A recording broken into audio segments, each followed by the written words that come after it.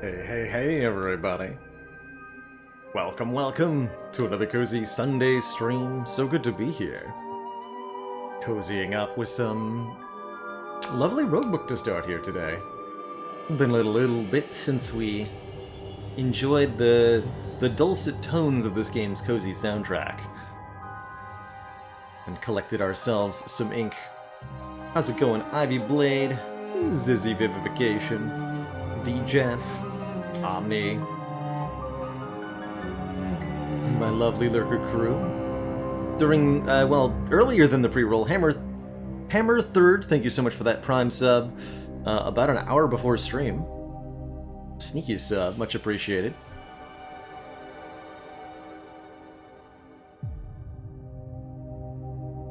Hey there, Shlu and Brainfist, hope you're having a good one today. We're almost to the top of the epilogue climb in Roguebook here. I think we just unlocked epilogue 14. Let's load up the old save file and have a look at exactly where it is that we are. We have a heck of a lot of pages to spend, 703 from the previous run. And I'm feeling like we're gonna play maybe an Aurora/Shara run? Something like that. 400 pages for the final max life upgrade. Wow. So, upgrades that we don't have all the way. Don't have the highest vault rarity, don't have the highest gold pile quantity. More super runes of sight, we can get more ink rarity. And we can get bonus rarity on various starting card effects. These are all cheap upgrades. Let's get one of each of these. Along those sound effects. Good stuff. That's 160, that's 135.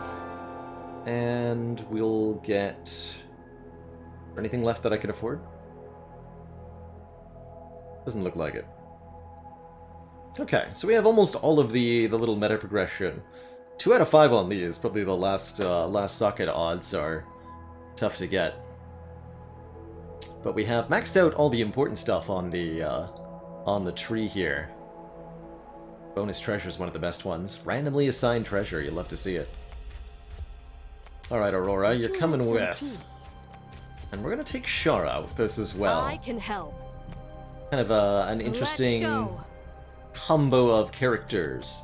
Both with very low max HP. Shara is all about the damage output, whereas Aurora is more of a draw card engine, and she can do her own pretty powerful things too.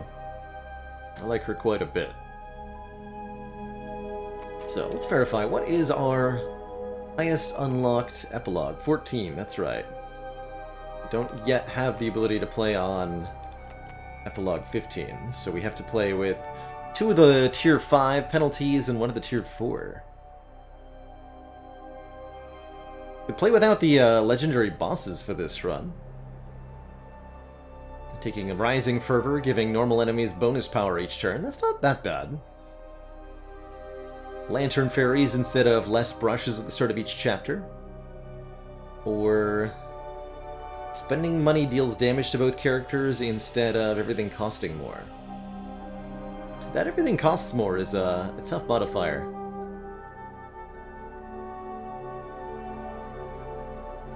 Yoa!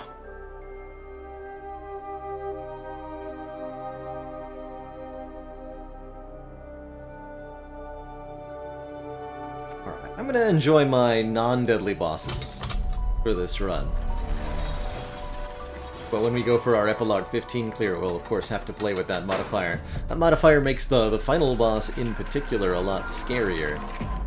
The Avatar of Mist, there's only 2, the Avatar of Mist and the Avatar of Greed.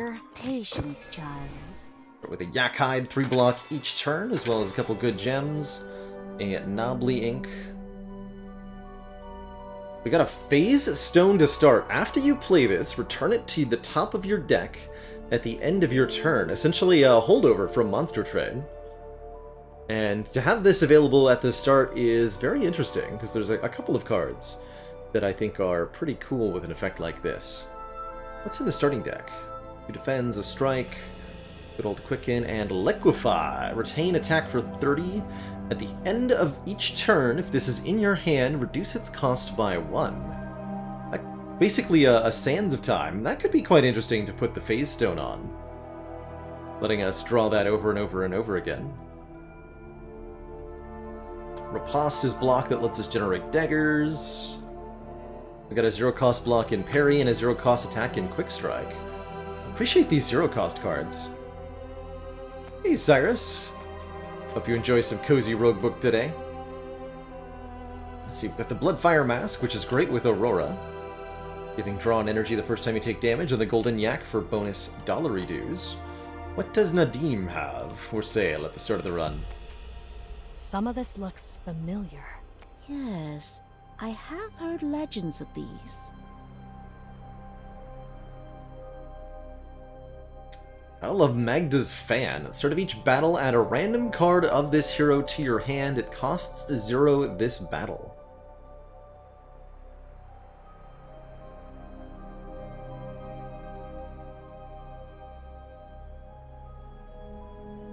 Whenever you draw or play this, the other hero gains 2 power until the end of turn. Interesting with Phase Stone.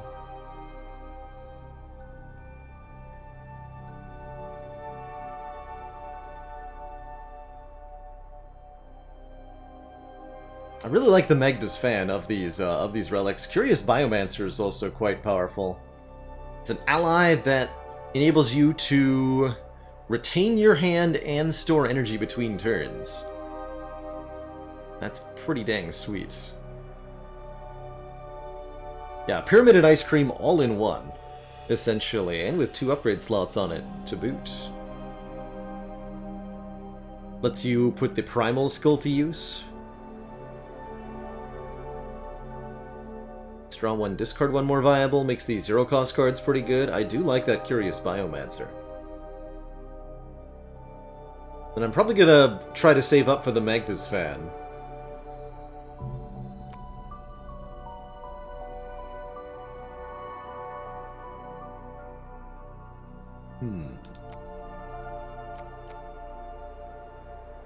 Let's take a look at our starting card.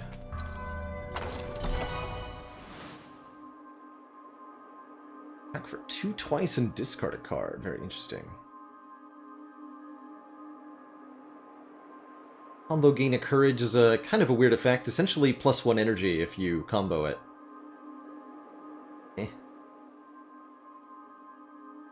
Toadsplosion summons frogs based on how much damage it deals.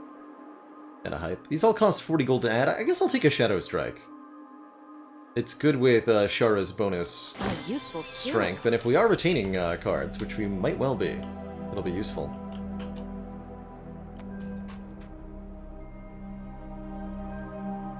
So, in Roguebook, as a quick reminder, the map starts mostly unexplored, and you must use brushes and ink, which reveal tiles from the map in certain patterns to explore the territory and get new tiles revealed. There's 2 colors of mystery tile. These light ones, light brown ones, or the non-shaded tiles, you can perceive those as, are traversable tiles that can potentially contain things, and the darker shaded tiles are impassable tiles. These tiles will never contain anything useful for us. So we want to avoid those for the most part. Bot down, probably. Let me fix that. Bot up. Alright. Good catch.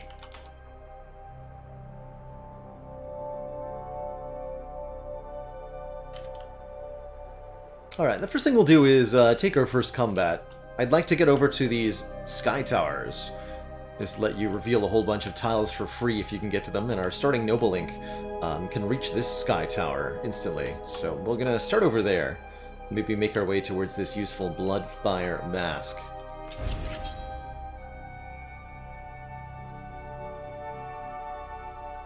These enemies are going to gain 1 strength per turn since we're playing that epilogue modifier. And that is going to make regular combats a little bit spooky.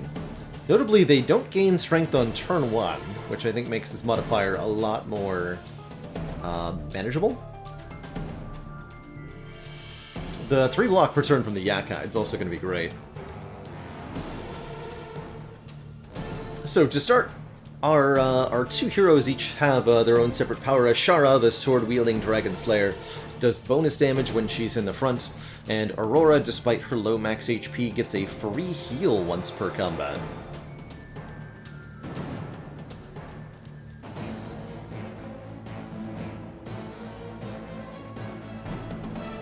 We can buff this to 7 twice, so we can kill one of them.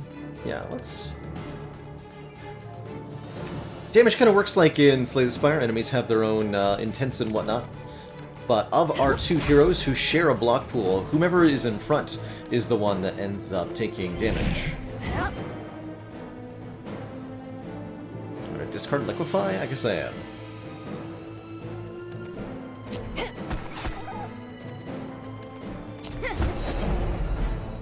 Donk that. That yak. Yak attack.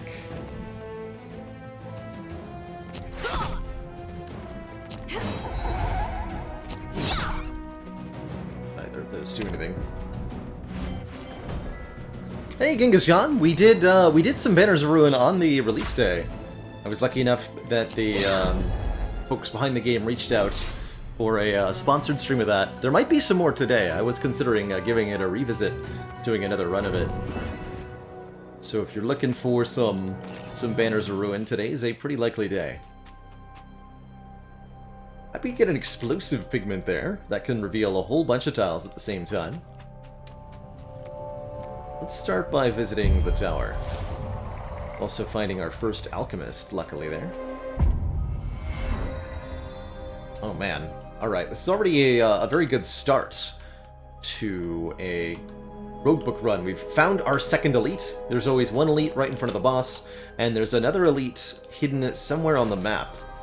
Elites are quite rewarding combats, so whether or not you find that second elite is a pretty big deal. Interesting. Clicking on that tile up tries to open the Vault of Wisdom. The Orb of Feria there will give us bonus energy on different turns. Oh, I love 1,000 Cuts, especially with two sockets on it. Attack an enemy for 6, 3 times. It's a great way to get Shara to do a ton of damage.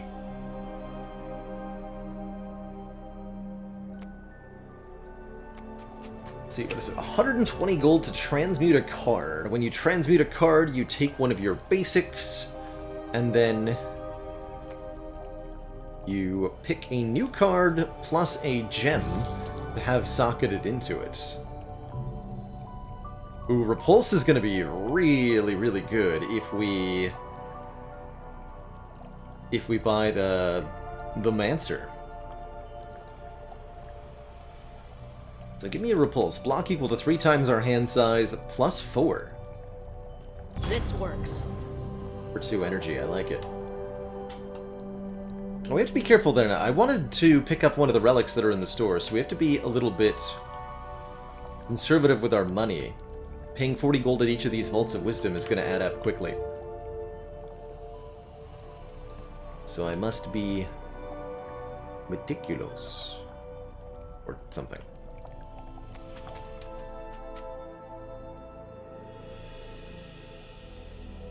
Alright, so we want to get access to more combats so that we can get more inks to explore more combats, so on and so forth.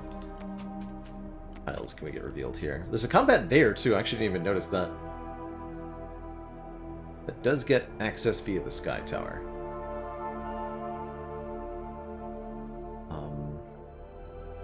Let's not use the Rune of Sight. We'll reveal a tile somewhere. Over there? Okay.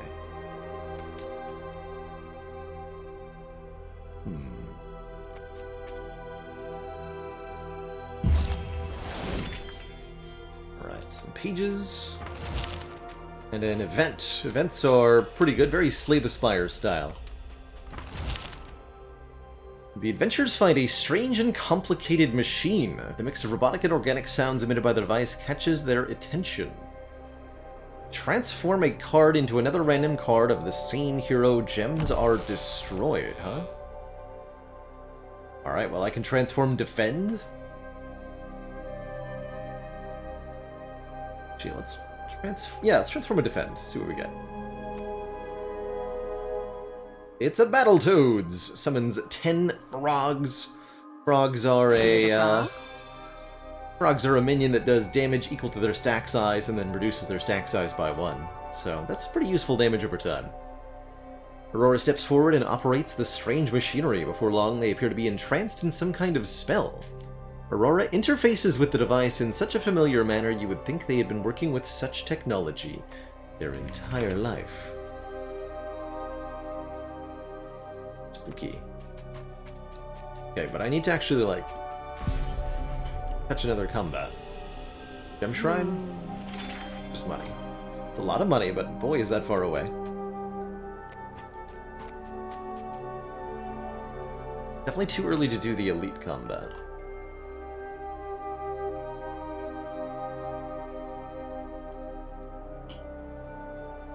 I guess I'll just use a brush over here.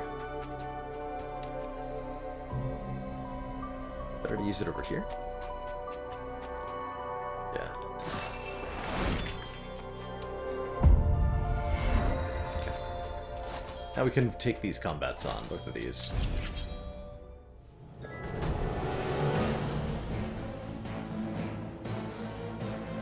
Hey, I appreciate the good luck wishes, J-Guy. I'm pretty hopeful about the place I looked at today. Seems like it might well be an option. Alright, 2 sleepy boys. Sleep for 2 turns, and then they attack for big numbers. Which only Liquefy is here.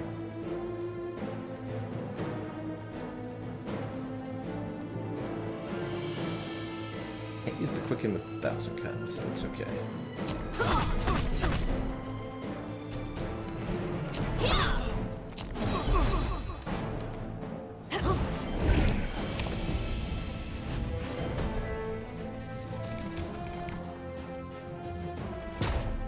Perfect.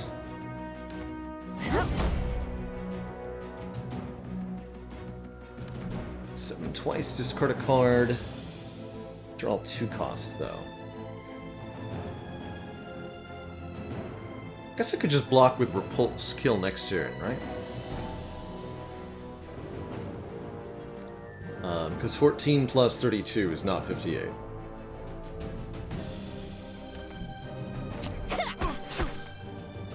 I should have. Doesn't matter though. She's healing full.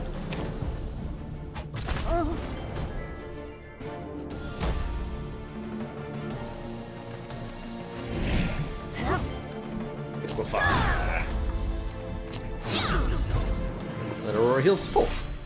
As she does at the end of each combat, we'll be using that a lot to ensure that we can just kind of take a little bit of damage here and there without having to actually worry about this whole dying thing over time. 1, 2, 3, 4, 5. Perfect.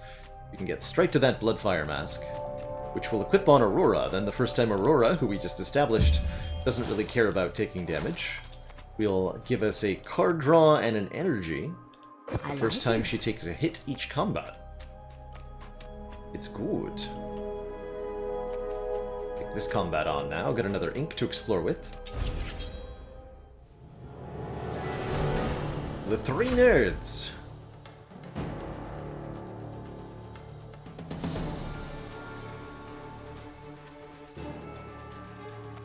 By 3 is exactly dead. Oof, oof, oof.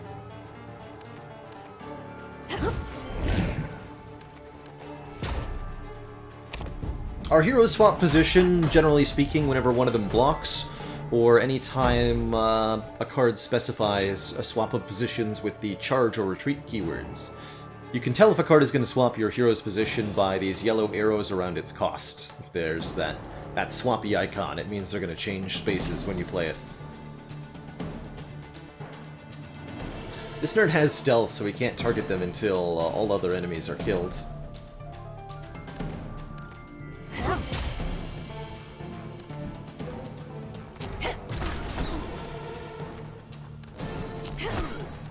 Have some toads.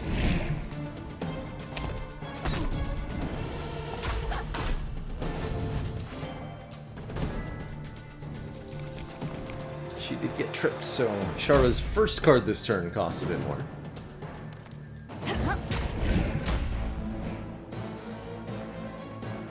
That's not a problem if she never plays any cards.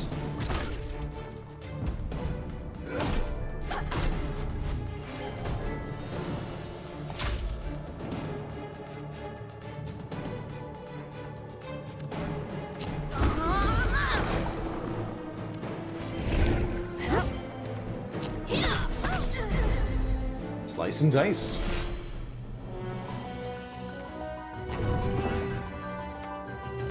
Another noble ink, 4 spaces in a straight line, getting us kind of towards that. Golden yak.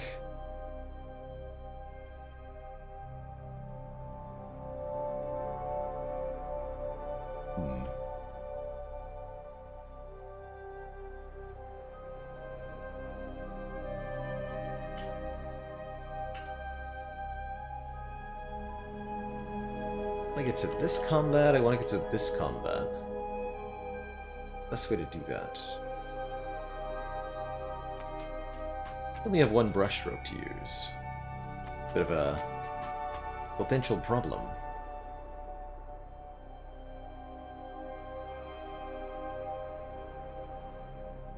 I guess it's probably elite fighting time. We should pick up at least the Curious Biomancer, right? It tells me I'm not going to be able to afford the Biomancer and the other thing that I wanted. Alright, well... I use a brush over here. I guess so. Oof. Whole lot of nothing.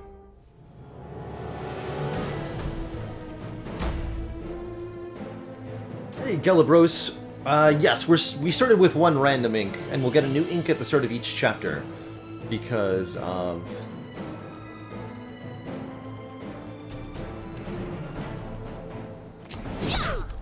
one of our unlocks that we have. Okay, can't kill them both. It's okay though.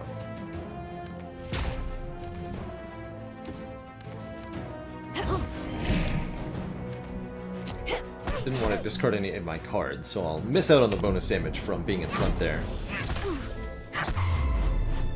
I can summon 2, you know. So this Tiki Man brings in reinforcements. Shouldn't be too much of a problem. Kind of just have to bop all the nerds and you'll have a good time.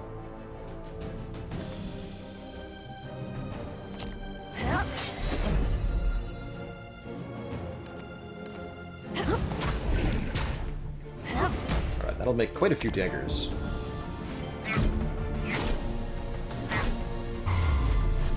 Return whence you came.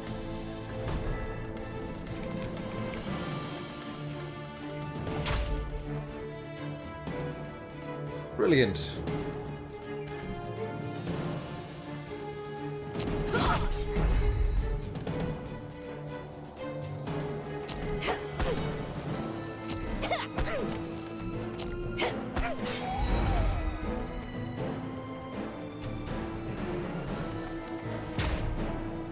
Excellent.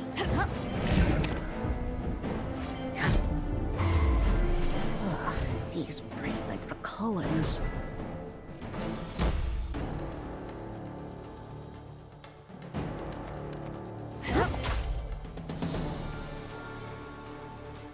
We only get +2 on one of these attacks.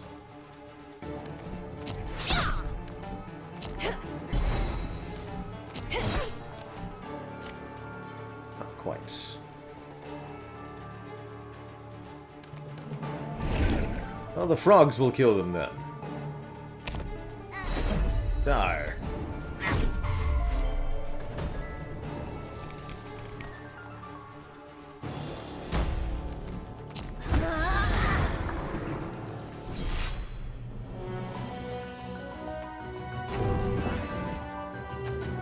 Oh, I know, Calibros. It would be really cool if they stacked it and say Slay the Spire. How many hours in this game? Let me check. What does Steam say here? Steam says we have played.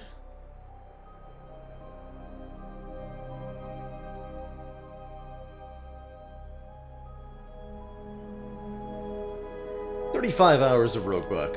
So not a whole lot exactly, but definitely enough to have gotten a bit of a feel for it. I think Roguebook is a really wonderful entry into the, I guess you could call them emerging Spire-like genre. Deck building, roguelites that borrow some inspirations and design picks from Slay the Spire.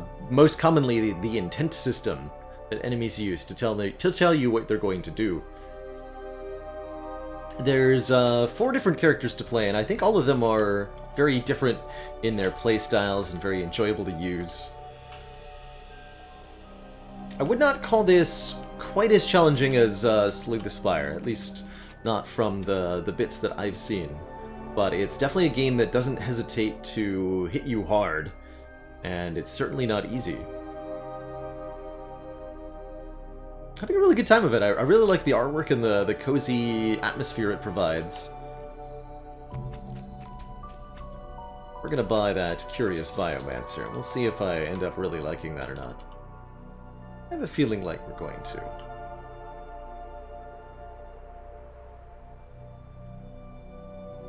Right.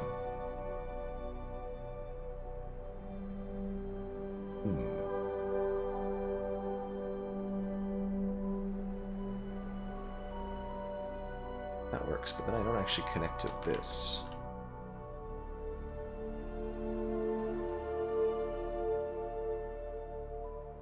Let's fight an elite.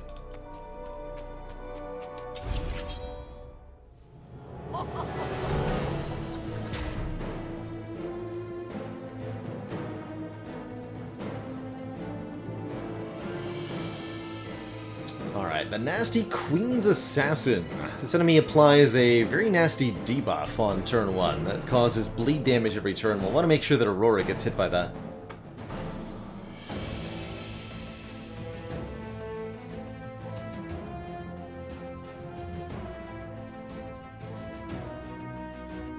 Okay, I have energy for the whole hand here. I think I actually want to kill the defender first if I can. What we can do 33 plus 7. It's unfortunately not quite enough. Well then.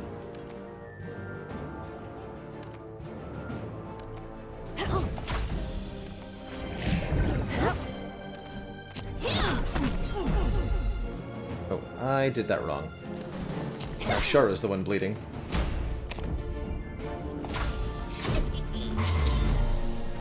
Seven life per turn. Unblockable. So we have to end the fight very quickly now. Or else.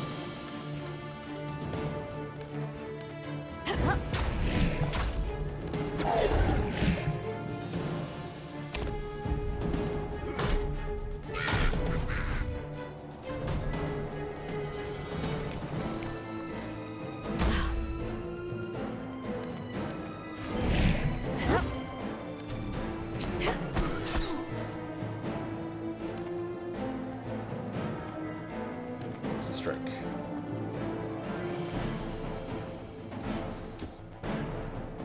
Oh, I have no way to put you back in front again. How annoying.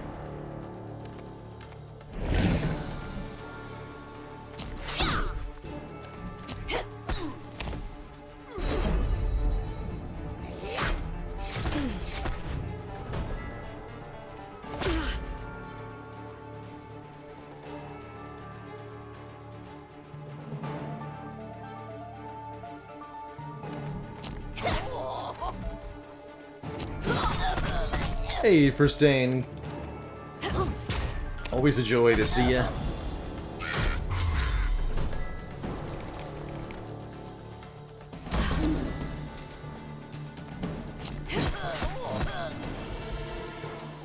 Get her.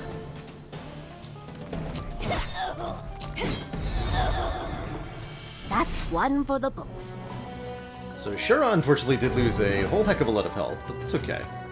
We can get it back. Gem of Breaking. This card's hits remove all enemy block. We've learned that's unfortunately not a very good gem. But that's alright.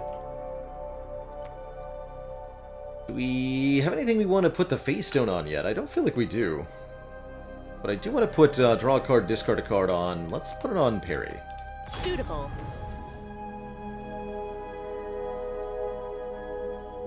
Alright, that gave me a brush stroke to work with, too.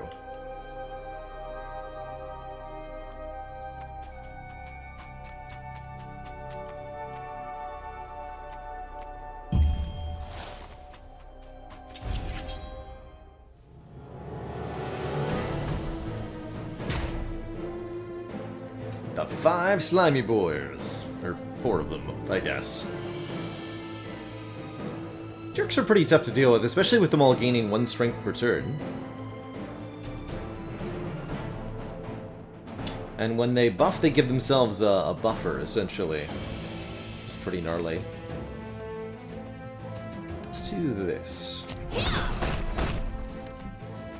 Kill the one that's blocking. Maybe repulsed first, but that's alright. Aurora will heal at the end of the combat, after all.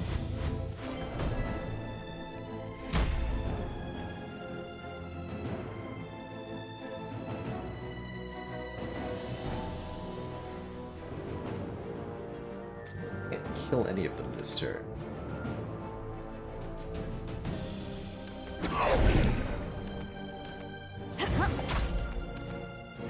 I'll just hold on to everything.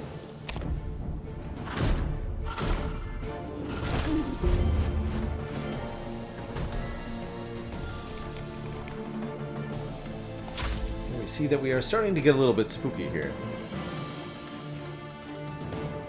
Spooky, spooky.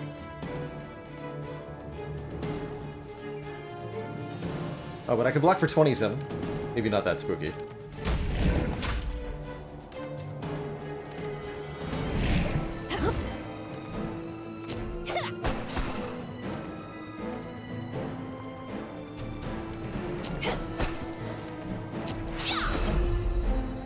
Alright, not too bad.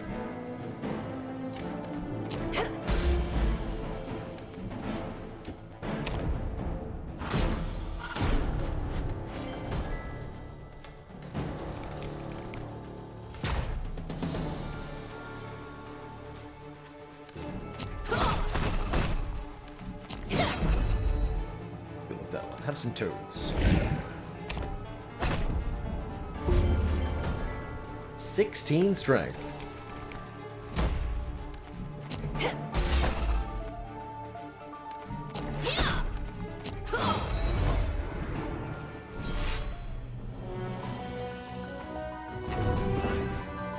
Well, we do get some precision ink. Okay, that means we can get over to the Vault of Wisdom if we want to.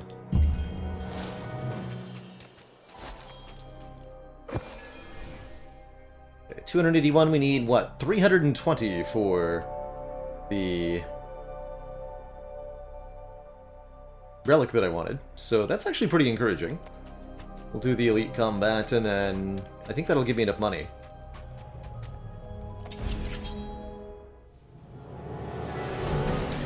It is the Voice of Hunger. This one's pretty gnarly. This enemy starts with 2 Tiki minions. Every time one of the minions dies, the Voice of Hunger will skip its turn, but also gain power. So, spooky times.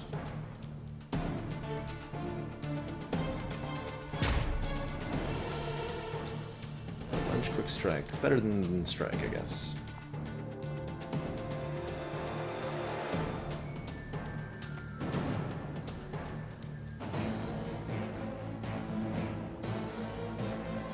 Kill that one.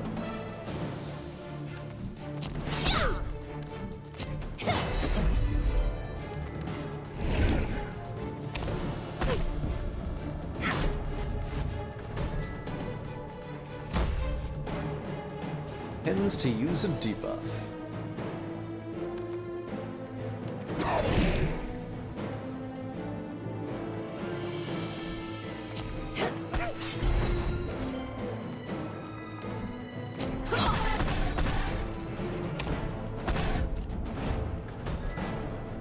Starts attacking for big numbers.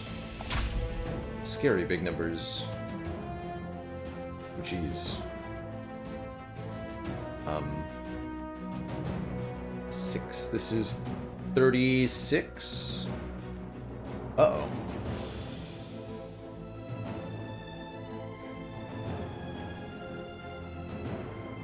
Crap.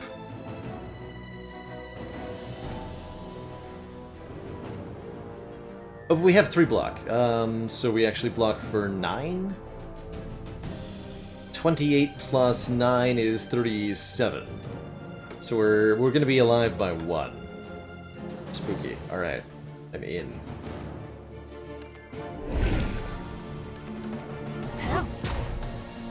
That's minus 27. Okay, I can live with that.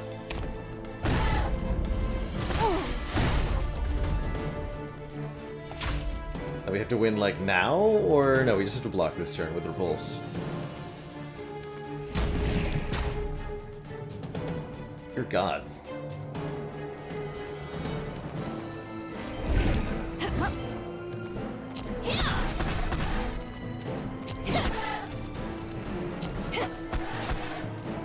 Looks like we might have been able to kill, actually. Yeah, we could have, instead of blocking.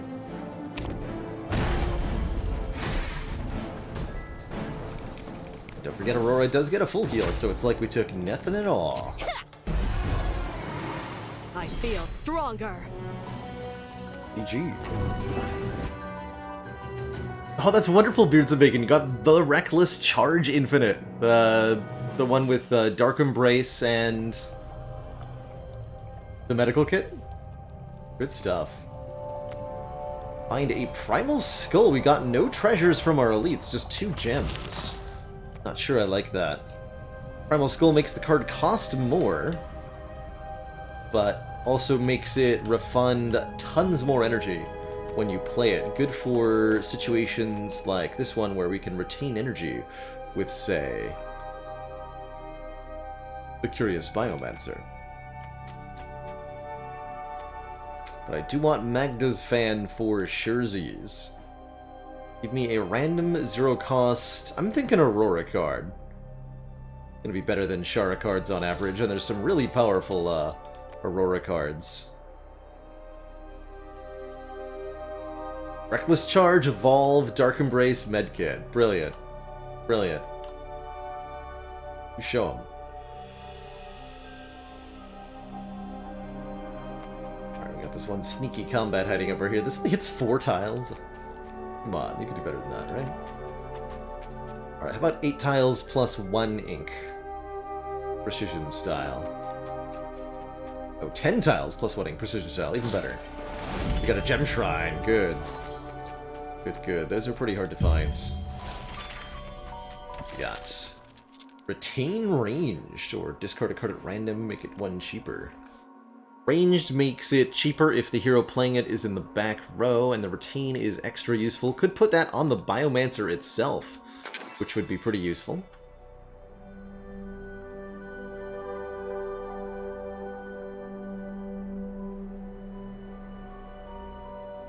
What I'm gonna do. Very well. But I never have to worry about being able to get it in play or not.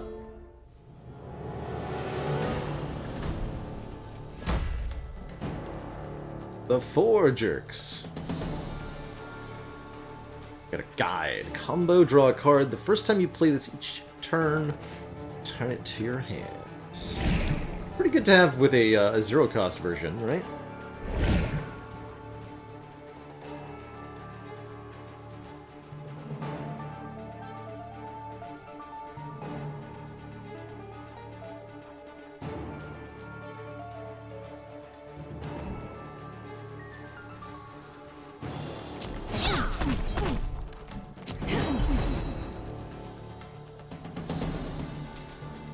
Gonna discard Strike, play the Battletoads.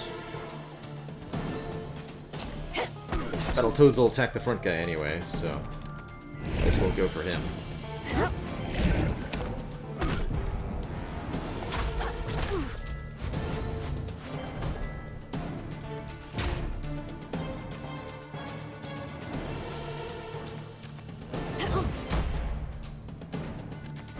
If Fjord Prefix, thank you so much for that Prime sub. Welcome to the Cozy Council.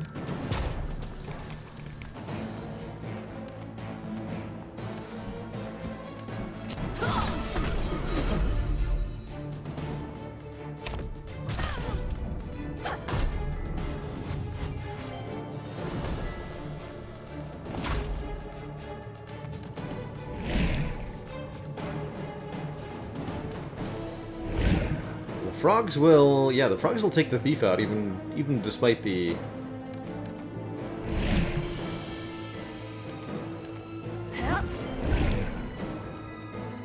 other effects.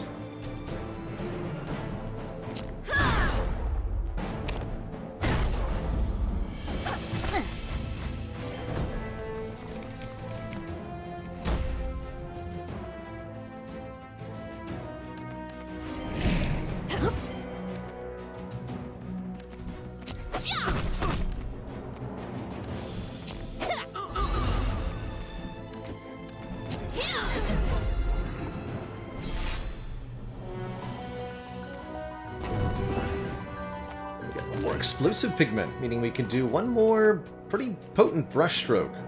Reveal a whole heck of a lot of tiles that we have yet to see.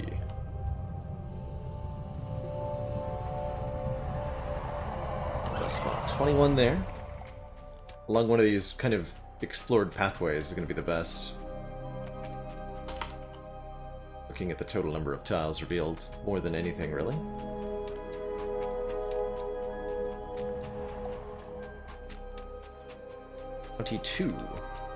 Slightly better, but this does get the gold tile too, right? Alright. I'd also carry this to the next act, where it would be pretty dang useful. Probably better than here, even? Especially having found one of our alchemists, having found one of our gem shrines, having found one of our wells of fairy. We have most of the things that are good this act already. So I guess in that case I'll just crack this Vault of Wisdom. See what's inside. Bravery is very good with what we're doing. Other Shadow Strike's okay. Excellent. Take the Bravery. That gives us enough cards to get our first talent tier. Every 4 cards we add to the deck gives us a passive. Longevity. At the end of each turn, Aurora heals life equal to hand size. Wow. That is quite something with the ability to retain our hands. Whenever Shara takes damage, we gain 2 stacks of courage, giving us more energy. Or at the end of battle, both heroes heal for 3. Not a lot of use in healing Aurora for 3, but healing Shara each battle sounds somewhat useful. That said, I think I'm going to take the end of turn healing for Aurora with the ability to retain our hand. That's got to be good.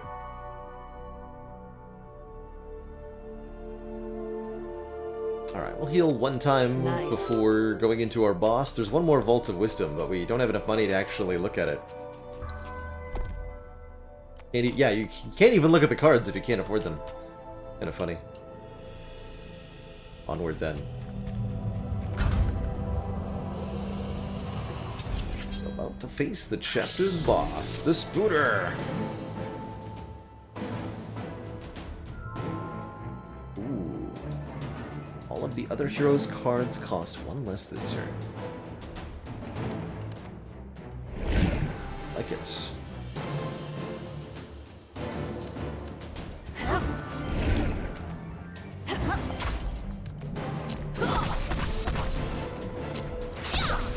And at the end of each turn, the boss reduces the power of the first hero by 1. So we'll have Aurora take the penalties for a bit. 21 by 2, good god.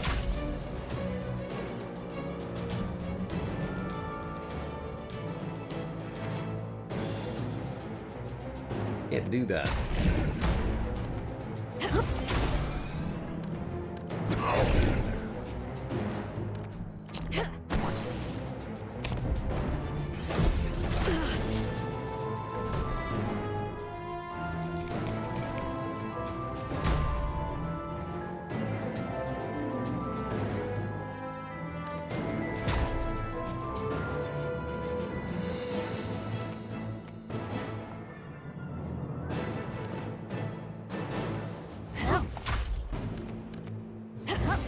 Purge for more energy.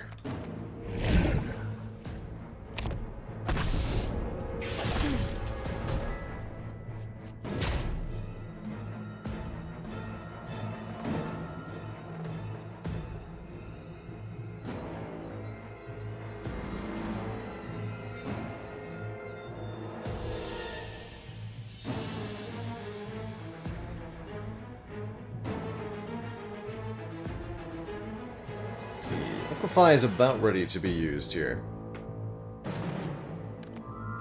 It's Aurora's promise, so we can just play a bunch of this stuff. Should have played this first, but this is fine. Still full blocking, right?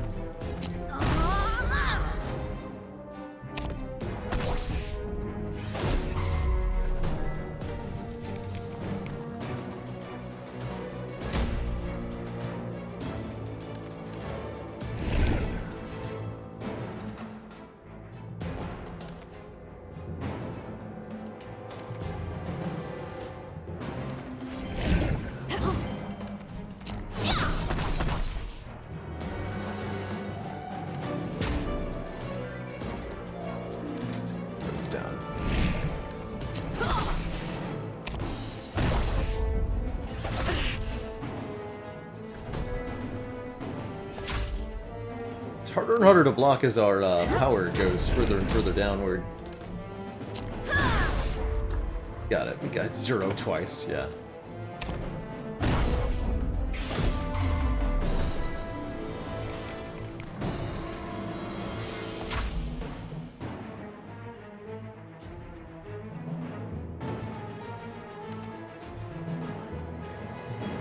That's definitely how I felt about Monster Train initially, Brain Fist, was that you had to scale into something very broken very quickly or you would fall behind hopelessly. With the last Divinity DLC, I felt a lot less like that's true, and that you get many more opportunities to survive the early game, almost no matter what you're offered. Rest well.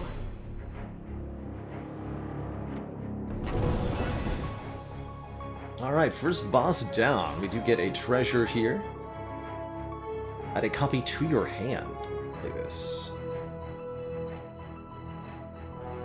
Don't want the set of cards.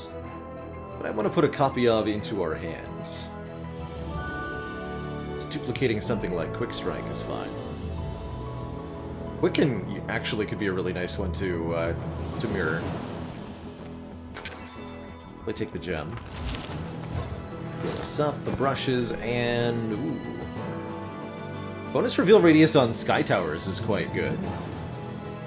Laws of the Predator. While this hero is leading, their attacks inflict 1 bleed, 1 damage per turn. Or if we ever do 20 damage in 1 hit, apply 5 bleed.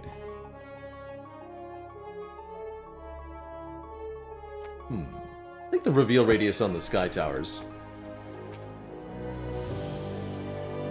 Getting a lot more tiles revealed is quite helpful in terms of how it lets us progress. Start out with an Imperial Link that can reveal into 2 different directions. However, the Sky... Oh, they have overlapping Sky Towers! What? This is... unfair. Whatever, I love the boots, so it's all good. Or something. Or something. Okay, what does Nadim have on offer for us? We do have some really randomly located battles here. Yeah, I don't really like these treasures that much.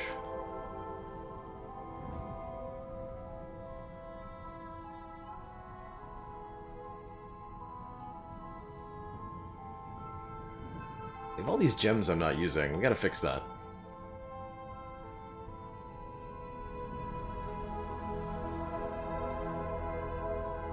I want to be putting back on top.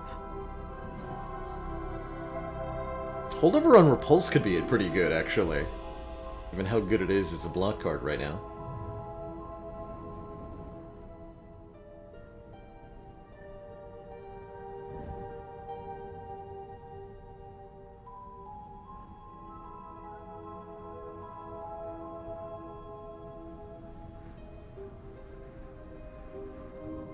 Okay, let's take the Mirror Moonstone on the Quicken.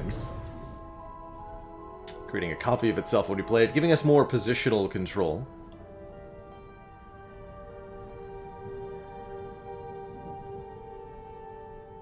And we'll put the Primal Skull into Quick Strike here, so that it's the minimum of 4. Suitable. And the idea is that once we have the Biomancer in play, the Quick Strike will be worth playing. And possible to play. And that'll fuel our energy needs. Should have looked at the cards before I did that, but that's okay. Ooh, a Wit Strike. Draw a card and attack for 4 times your hand size. Humbling Vision also extremely good, but I'm going to go ahead and take the Wit Strike here. Extremely good with our ability to retain cards with the Biomancer.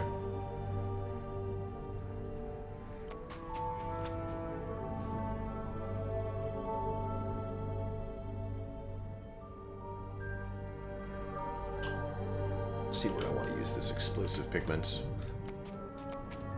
I'll get an ink for winning, which means I'll probably discard the Radiant Heart. That's fine.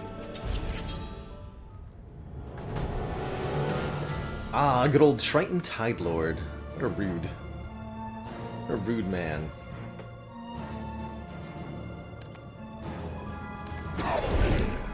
Triton Lord can't lose more than 1 HP at a time.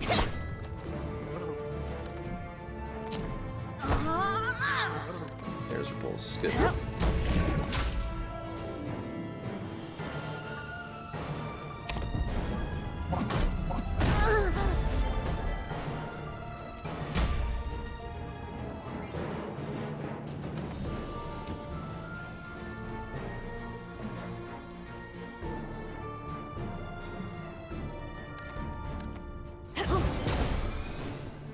We don't need the glowworms. Hey, congrats on that first C25 Monster Train run win, Rubbins. Good stuff.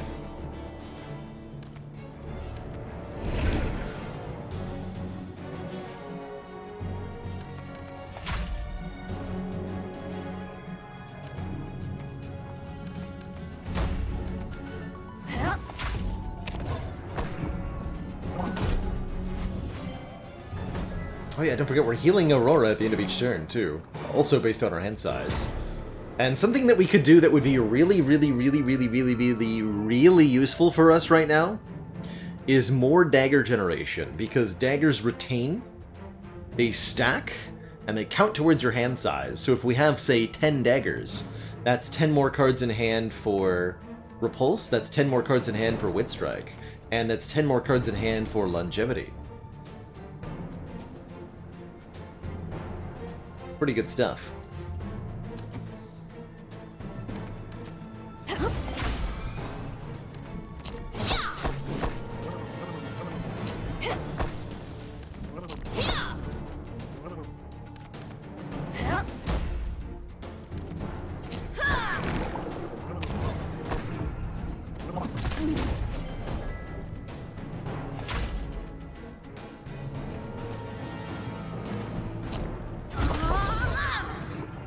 Well done.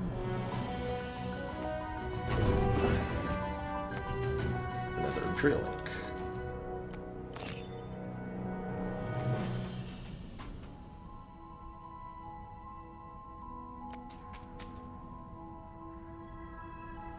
All the way here. Impassable tiles are a little bit annoying too. There's no straight path to the Sky Tower. Tragic, I know. Let's take a look. Okay, that's helpful information. Any good reason to want to Imperial Ink here, for example? Guess it would be better to open the Vault of Wisdom first. Yes! Fan of Knives! Dissolve up to 3 cards in hand, add that many daggers to your hand. Perfect! That's perfect.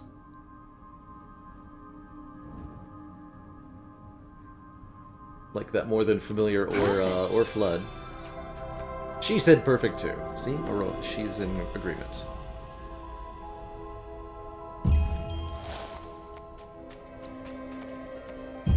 Oops. Precision ink.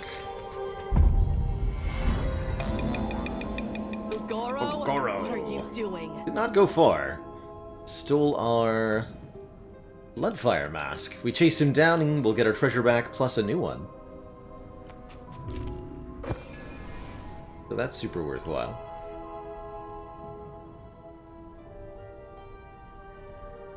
I hope that Roguebook gets more characters. I think one or two more characters would amplify greatly the number of different run combinations you could have with them. And I think it would be a very big boon to the longevity of the game if they were to do that in some fashion.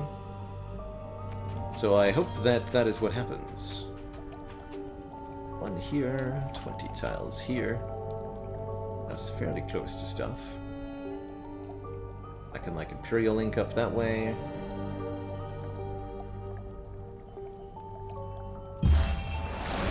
Got another Fairy OL. 1 energy every turn now. So pure. Sirocco? Why did Sirocco speak up there? He's not even here. Explain yourself, sir.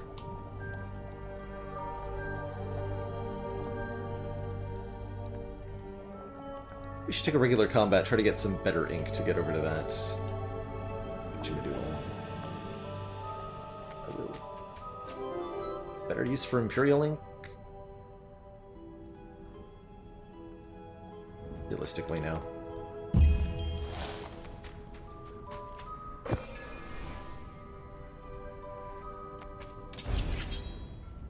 Yes, I think it also needs at least one more endgame boss, because 2 is indeed a little bit... not enough. It's just not enough.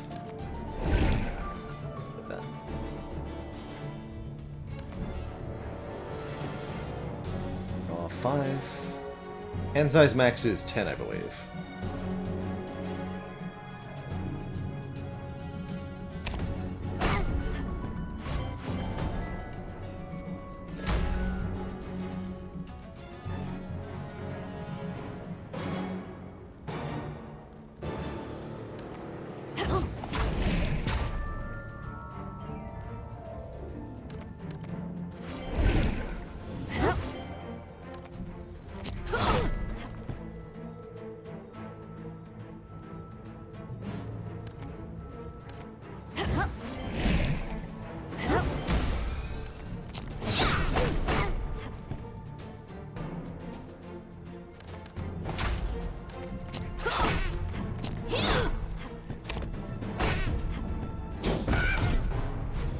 I'll block the cannonball. That's pretty hard to do.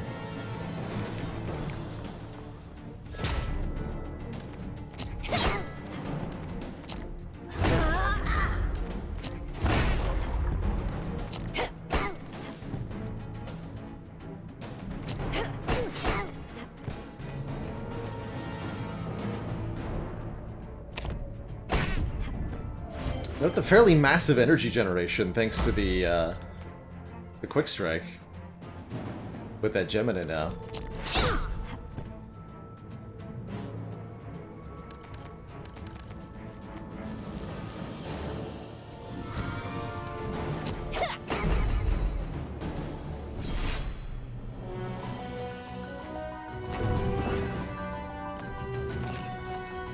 Little Imperial Link.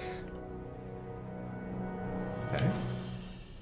Oh, I didn't even see the gem shrine here. Let's crack that gem shrine open. Yachts. When this blocks, deal twice as much damage to the leading enemy instead. That'd be a fun one to do to repulse. Turn repulse into basically an even more powerful wit strike. Or attacks pierce through for half damage to the next enemy. I don't think that's that useful. We'll take a red diamond, though I may not actually use it for much.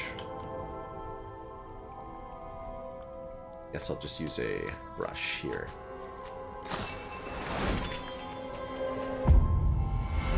Our second gem shrine. Get our treasures back from Fulgoro. Oh, Tiki Totem. Whenever this hero plays an ally, gain 1 power. A little bit misphrased. Whenever you play an ally, this hero gains 1 power. More accurate. Doesn't matter who plays the ally. But we want to stack power on Shara. We could use this. She's the one with the multi-hit attacks. Melee means the card costs one less when used from the front row.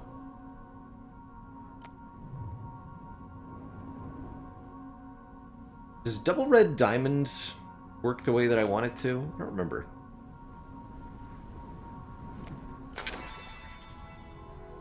And with the Spirit of the Guardians, that'll do 10 damage to the leading enemy as well. I'm going to use that melee card. Or do I want to be melee? That should be 1,000 cuts, Very well. I think. Okay, how we doing? Let's click on the Runes of Sight. Let's do a couple battles, actually. Figure it out from there.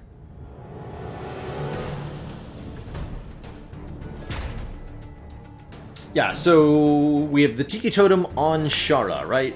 Which does have the phrasing whenever this hero plays an ally. However, if Aurora plays an ally... Oh! I think that was actually bugged originally when I first learned it, and it seems to have been fixed. So we in fact do not gain a power for that. Noted. Duly noted.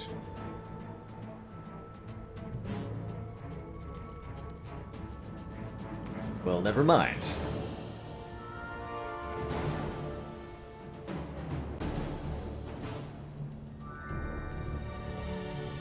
It's the draw pile. I think I am going to put the holdover on the repulse. The more I think about it. The more that seems like a pretty good idea.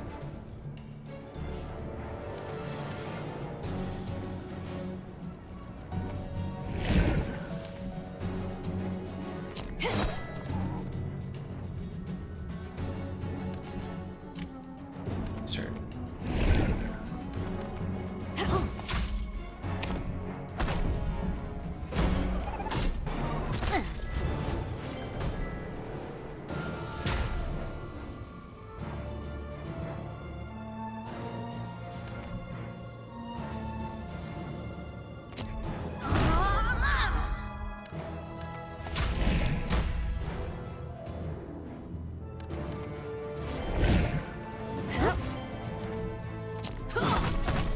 Gotta be careful. Once you kill one of these two nerds, the other one gains a huge bonus to their power.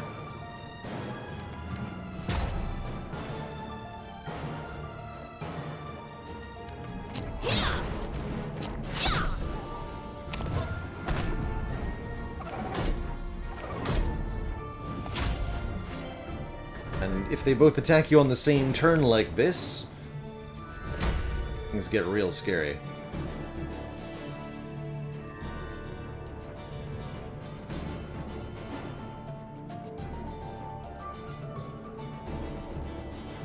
Kill them both? That is the question.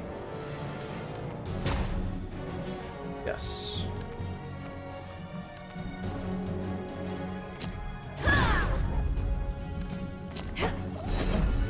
$25 by 2. How about nothing?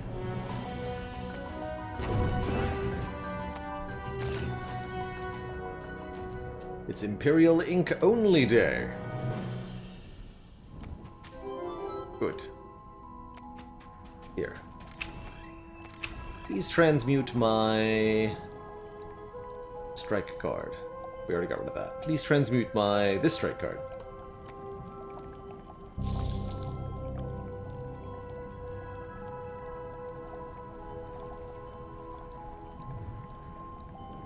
Double an enemy's speed stack. Ah! At the start of your turn, add a dagger to your hand. I think that's what we want. Be an outlaw with draw 1. This works. Be more cards in hand, basically.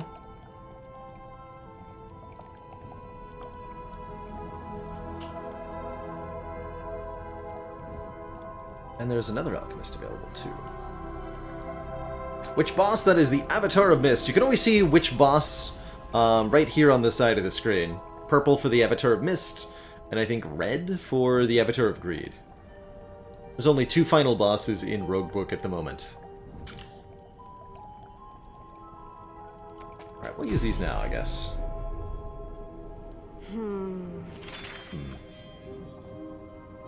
Or blue, rather. Yes, that's right, blue. Blue, red, what's the What's over difference, really? there? Small amount of cash. Why, thank you? Question mark? Thank you, question mark.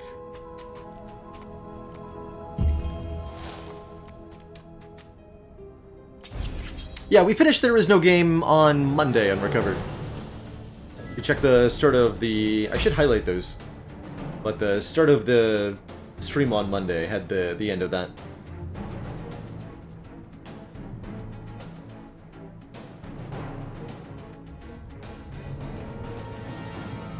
It was a nice little short experience, really enjoyable.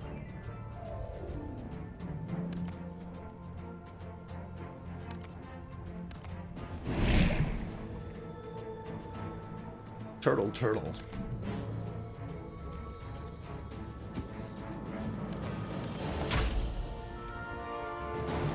Alright, you're going down.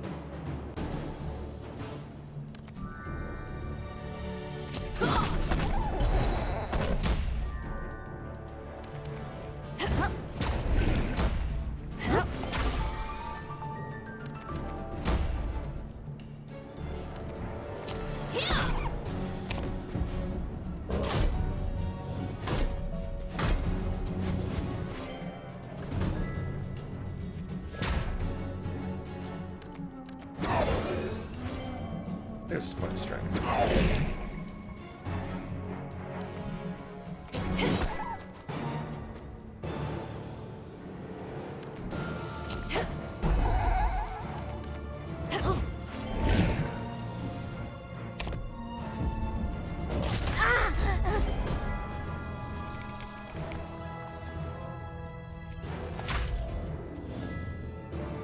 4 times your hand size, aka 50.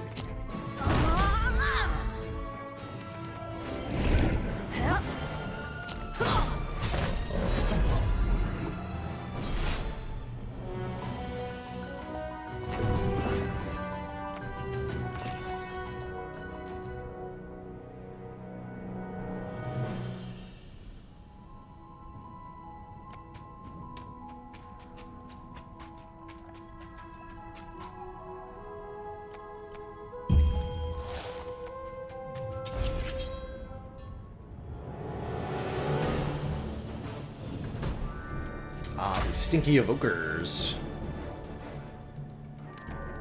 They lit us on fire, which is very annoying.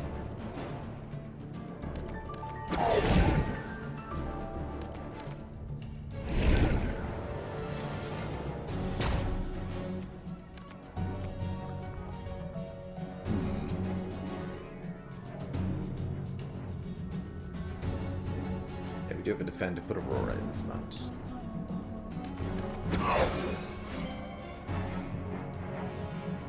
And it's not the card I wanted to draw at that exact moment.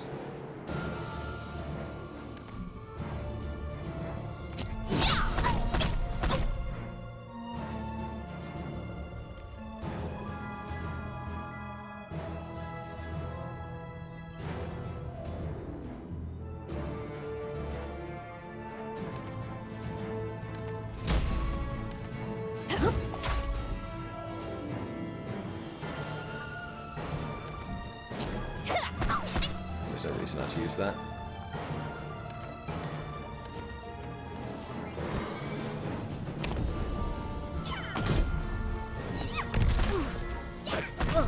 The 26 burning.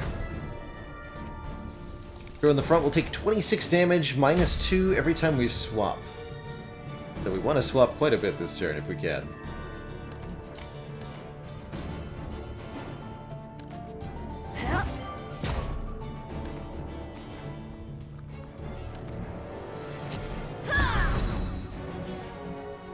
Dang it.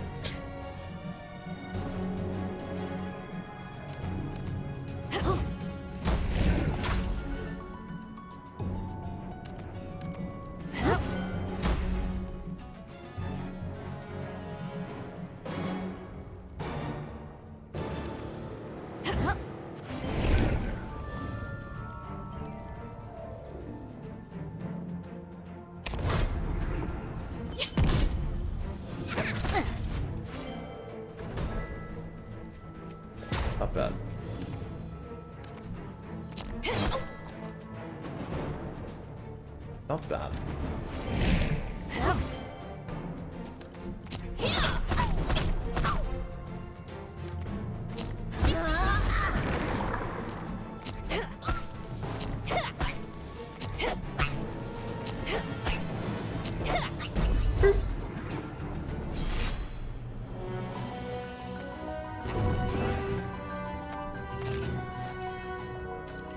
Precision ink is theoretically helpful.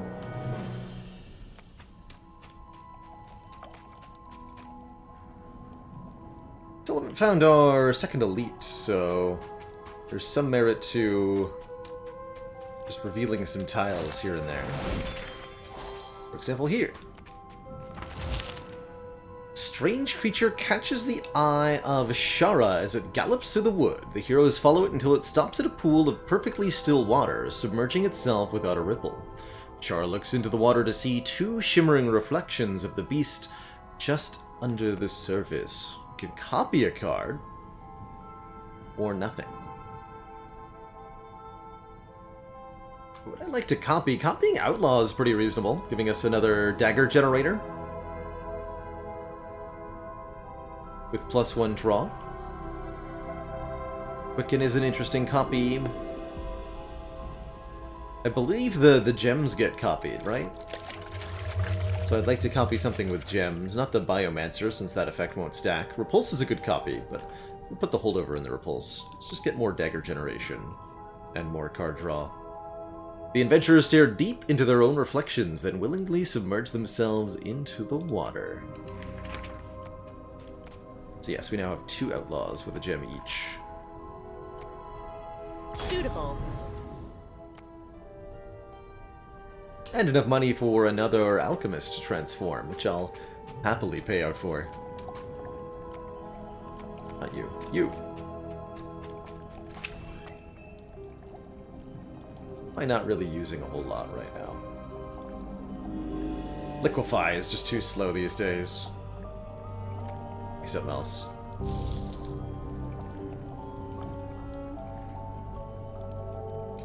Their melee keyword with the staff, that's pretty good. I love Wall of Mist in general. Block per enemy is quite nice. Yeah, it's a melee Wall of Mist. That sounds good.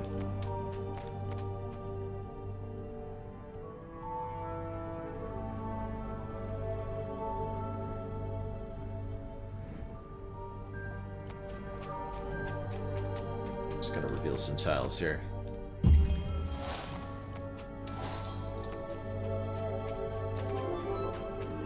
A lot better to do with the ink.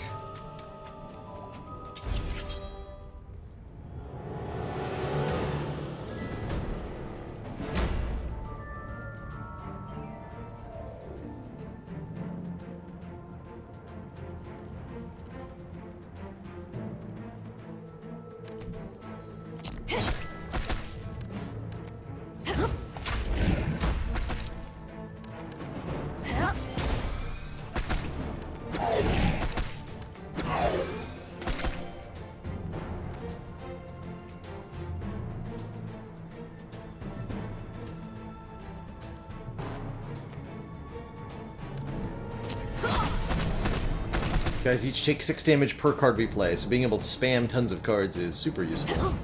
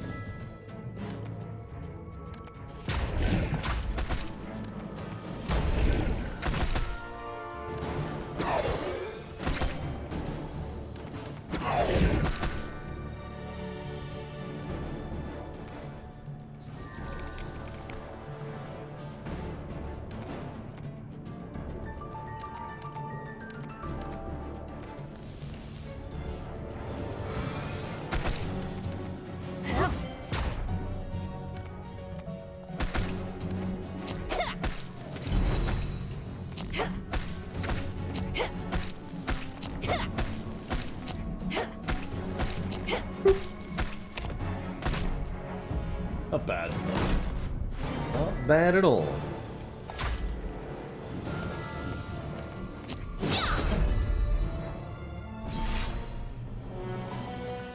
Deck really wants an X-cost card of some kind, since we have pretty good excess.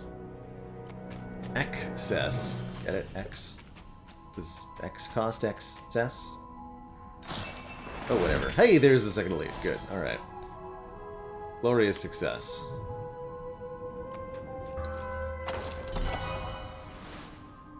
Blade Barrier could be good. Theoretically, Concentrate is good. In practice, I don't think it is. Nah.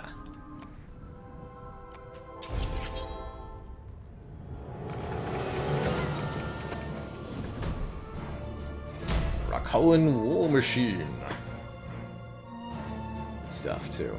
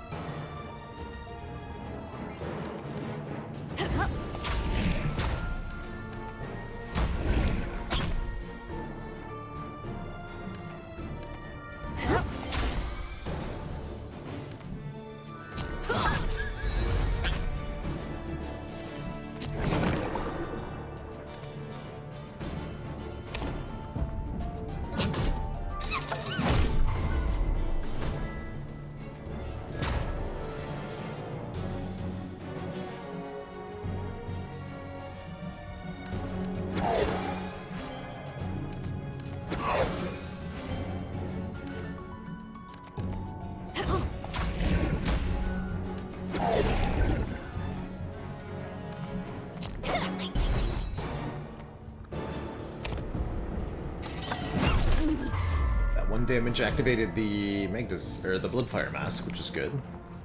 You're summoning more enemies, which is not going to be a problem.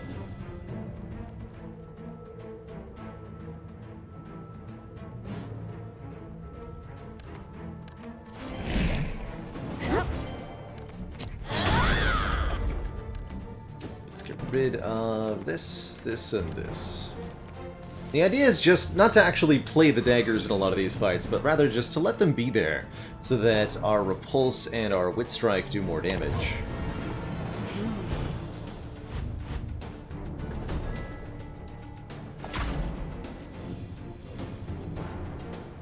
For example, Repulse now blocking for 39 in part because of these daggers. That T for 2 on Aurora? No, that's longevity. But Aurora heals life equal to her hand size at the end of each turn. Again, one health per dagger per turn, don't forget. So many bonuses for just stacking hand size here.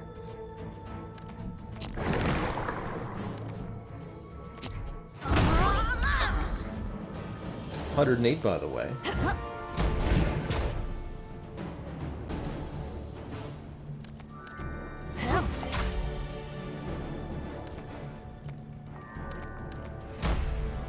Take some more daggers.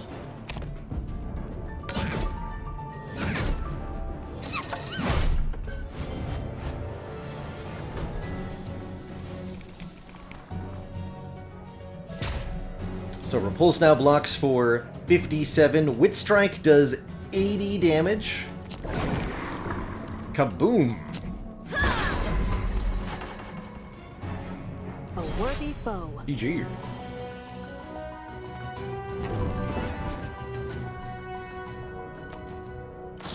Was it competing with? It was competing with 2 other perks that also heal, so it was the best of those 3. End of each turn, retain a random card. Not that useful, since we're already doing retain things.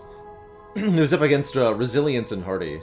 I guess Resilience is whenever Shara takes damage, get some courage or something. We did not need that.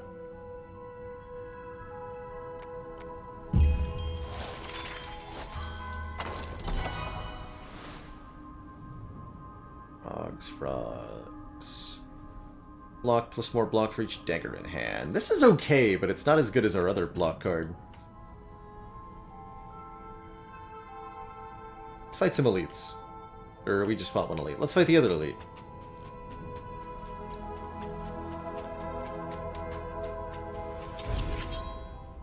Let's get crazy. A fish. The fish.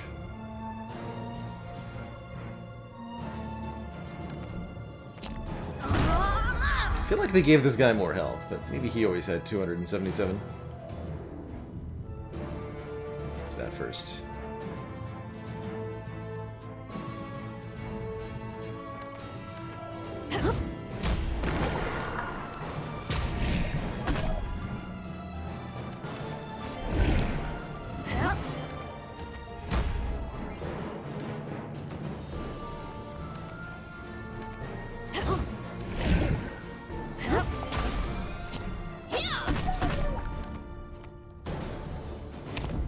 That at least.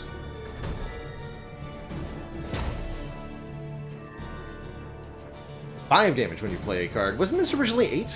I should look at the patch notes for this game.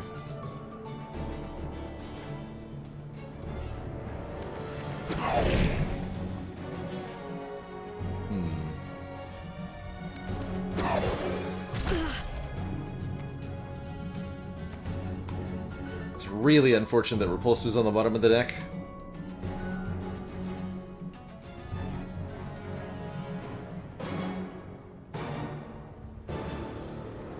Damn it.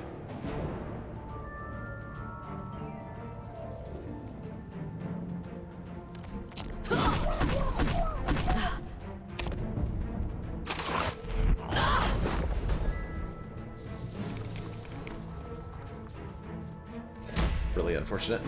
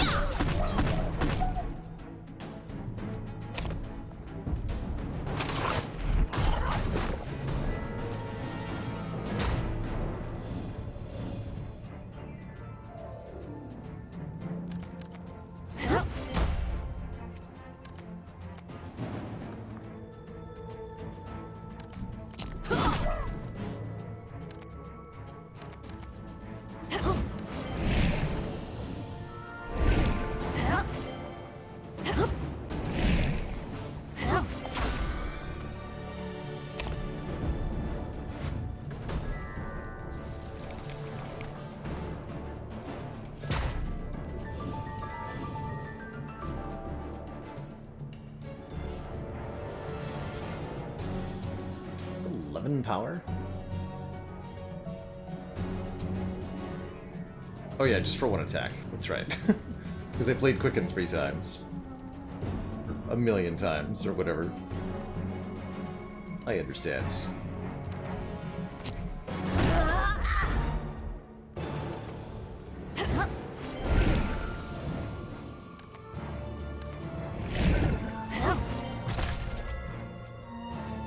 Yeah, more of them. 1,000 cuts beat million damage. GG. Thank you for your help. GG.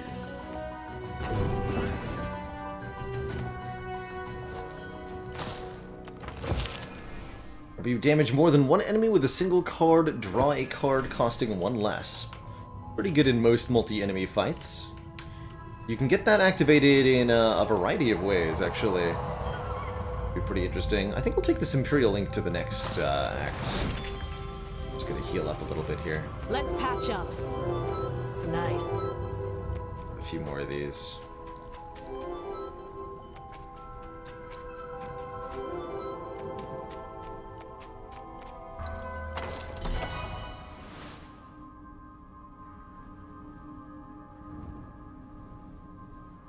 Guide is technically useful. Combo card draw? Yeah, we'll take that. Let me show you my moves. Gives me a talent unlock 2. Each turn the 6th card you draw costs 1 less. That's very good. Start each battle with 4 daggers. Hell yeah. Start each battle with 4 daggers. That means our hand size is always 4 more. That's really good. The Golio, thank you so much for the 19 months in a row. Crazy time support.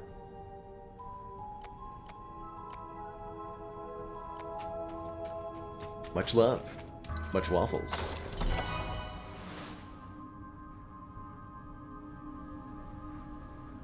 Unfortunately, both Split the Timeline and Trance are pretty bad because of those starting 4 daggers.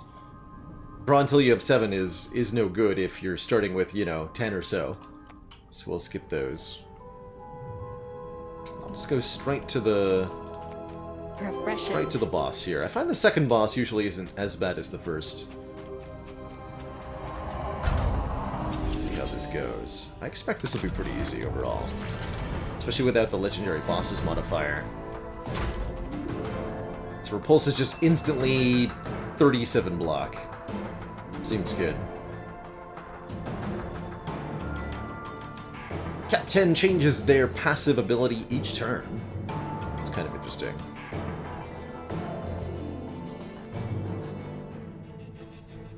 Good fight to dissolve our Wall of Mist in.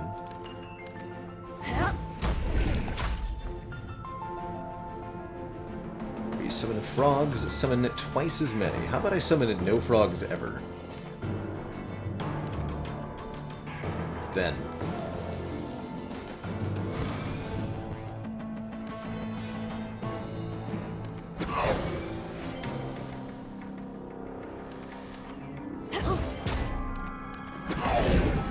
We'll get 3 more daggers for riposting this. Amazing.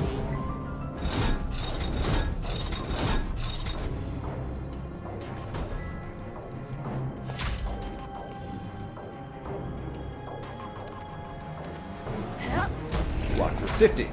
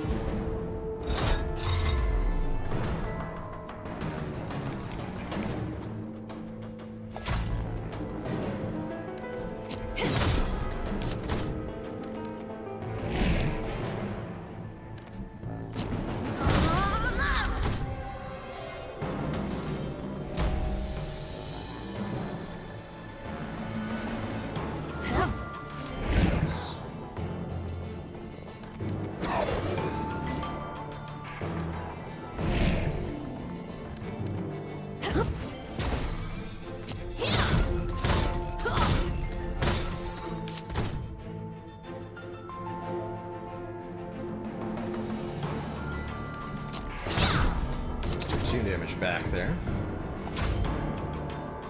Not attacking me again, huh? Foolish. Oh, we can use the Fan of Knives to get rid of these extra quickens that we don't want. I quite like that.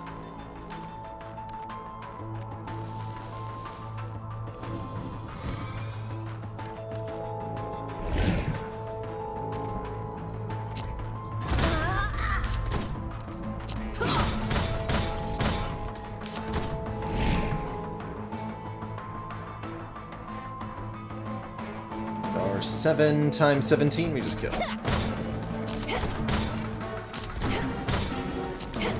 GG.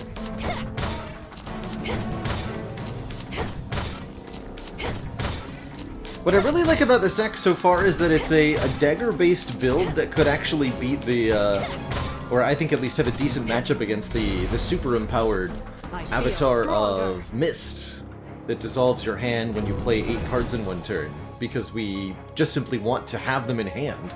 We don't necessarily actually need to play the daggers. It's kind of cool. 7 block. Seer is pretty nice.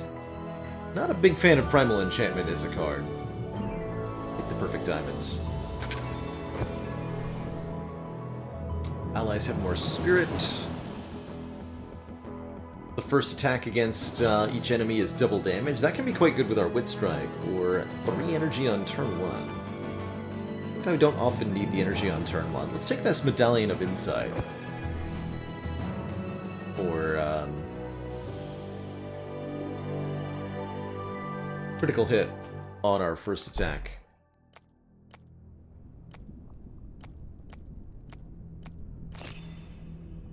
Let's see, what does Nadim have today? Double damage. Drop of Echoes. When you play this, add a 0-cost copy of the card to your hand with no gems. Oh yeah, I know what we're gonna do. Man, Magnus Rose is so expensive. 1120. Dear God.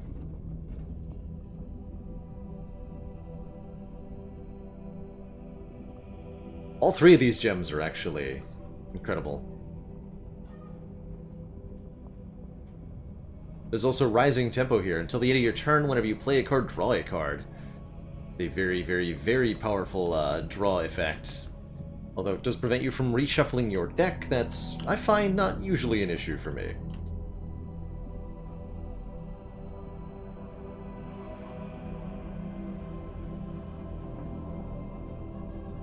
Not sure why the rose is more expensive there. Maybe a nerf to that relic specifically? Gonna have to look at the patch notes. That's definitely what I'm feeling. Look at the patch notes.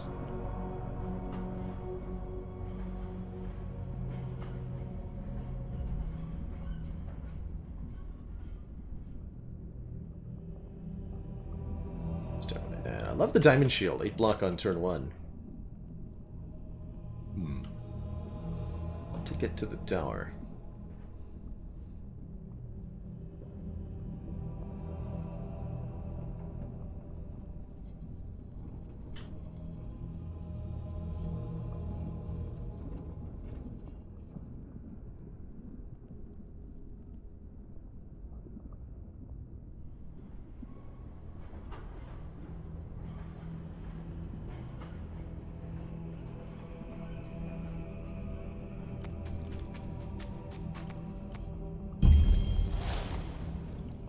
Easy every time.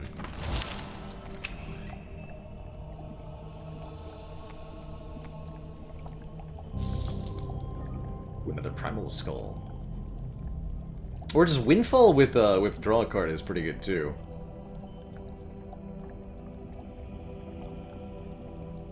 Ranged, gain 3, draw a card. This works. Seems acceptable.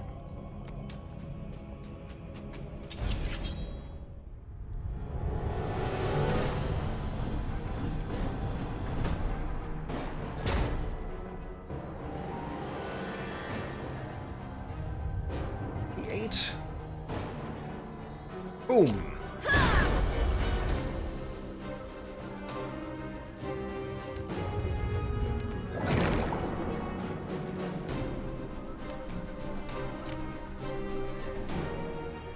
The question is, can I kill you?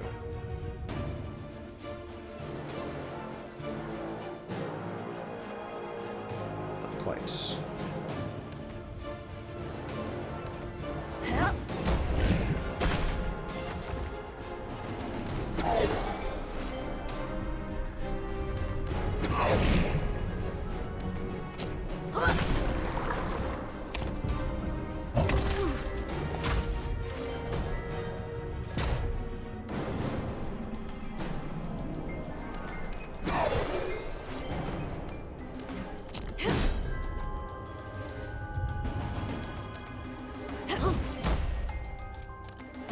Quicken.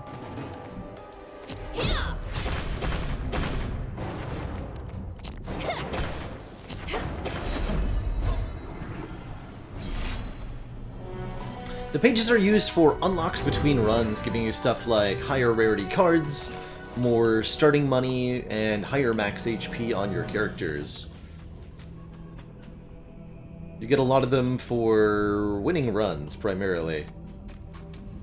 But you'll also find them as you explore.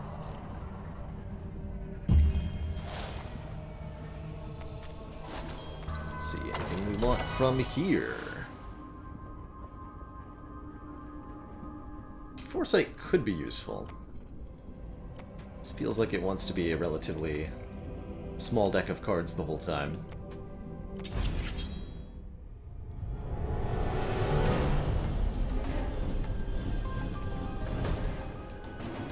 Ah, the Renovator bot. Good stuff, Renovator bot.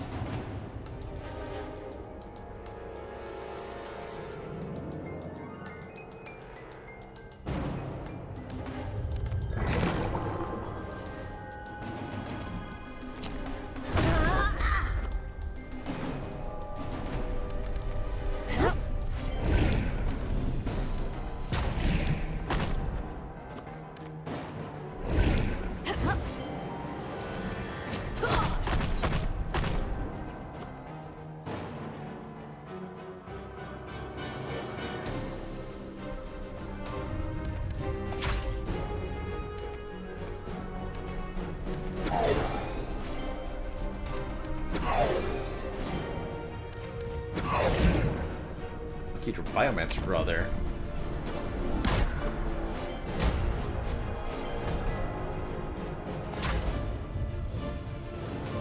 Casual full block.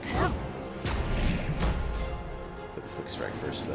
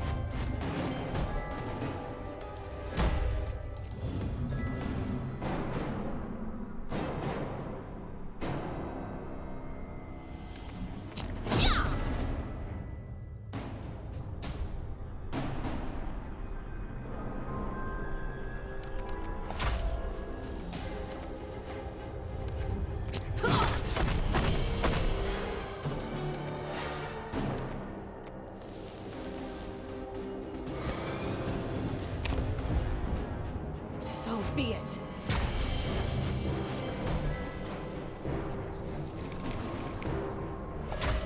$57 block. Seems pretty good. GG, nerds. We're gonna scale this Wit Strike so hard with the late game gems that are available in this chapter. Gonna, like, quadruple the damage or something really dumb. Plus 2 energy on the first turn. 8 block on the first turn. Hey, there's a double damage gem. Perfect. That means I can save 600 by not having to buy that. Another Phase Stone, too. I can't believe we started the run with one of these.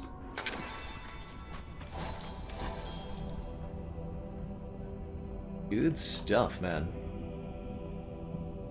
How do I even get over this sky tower? It's all impassable.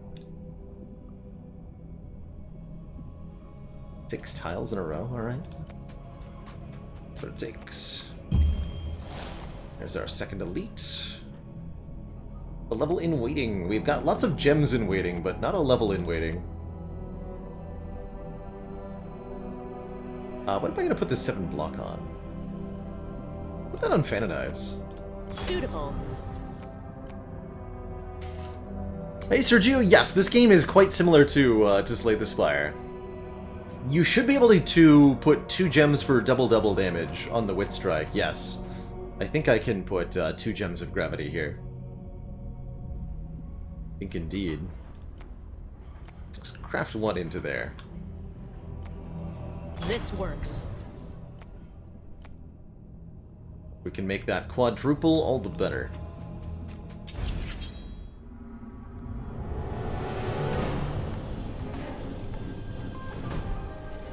Ah, the flamethrower nerds.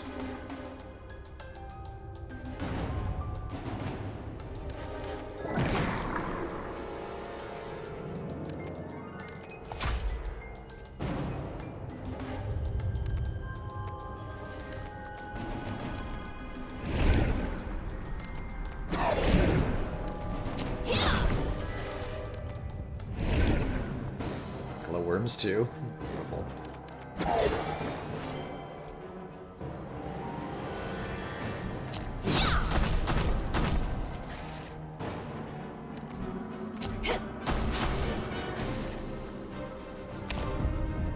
Should be quadruple if we get them both in there. We'll see though. 104? No. It's already a critical hit, right? So make it 208. Easy.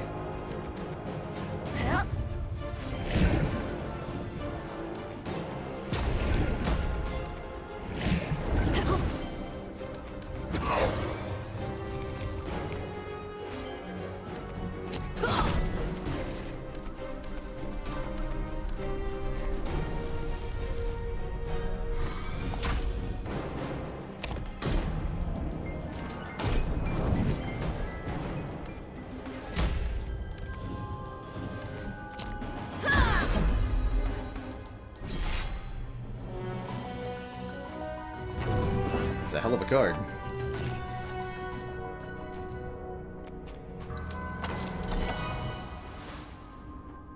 Ranged, add 2 daggers to your hand. Reload. Okay. Sure. That sounds great. A useful skill. It's only 2, but I'll take it. You got. Oh, an actual real glowworms. Yes. Is it a frog? Love to score critical hits on enemies. Yes, please.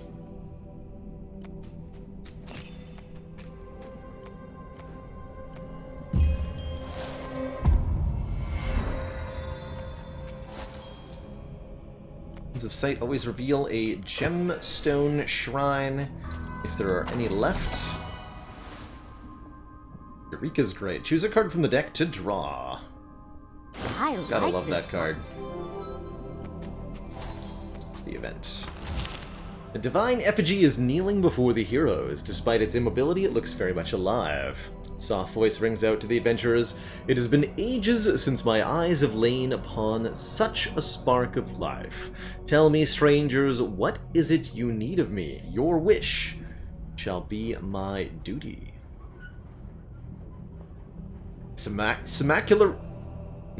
Simulacrum, there we go. The Simulacrum of Warfare. 12 damage per turn. Simulacrum of Resilience. 6 block per turn. My Shadow. Whenever you play a 0-cost card, deal damage equal to this ally's spirit to the leading enemy. Interesting. Or, I do not require your assistance. 0-cost card, huh?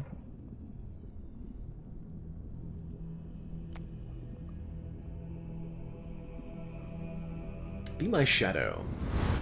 Yeah, daggers are 0-cost cards, although we're not actually playing the daggers, notably. Still, I wanted the cool thing.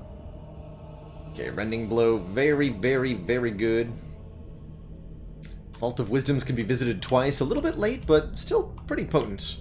But we're going to take Rending Blow, I think one of the best perks in the game. The first hit of each battle inflicts bleed equal to half the damage dealt. Bleed does damage each turn. And since we have the Medallion of Insight, our first hit is a critical each combat as well, and that means it's going to be a hell of a lot of bleed. Probably too much bleed, but oh well.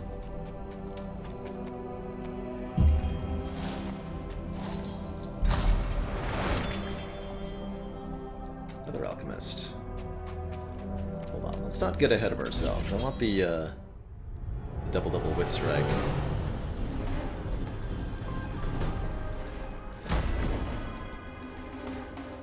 Okay, don't forget to play this time.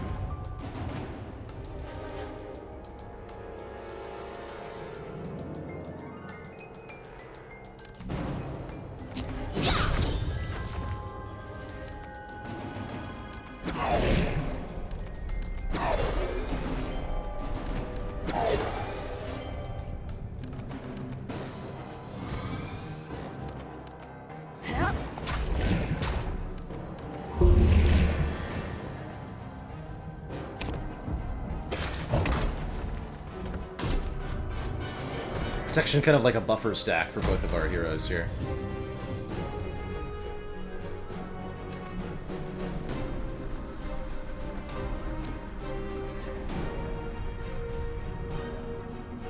That's right, you have taunt.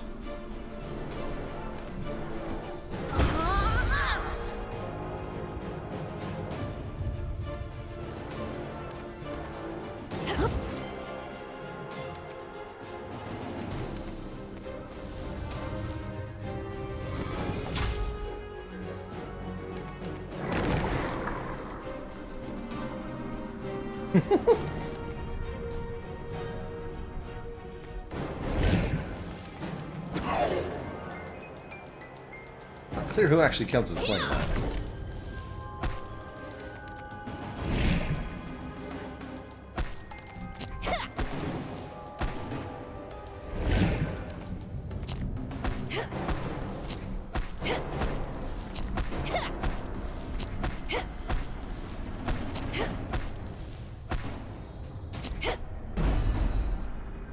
GG.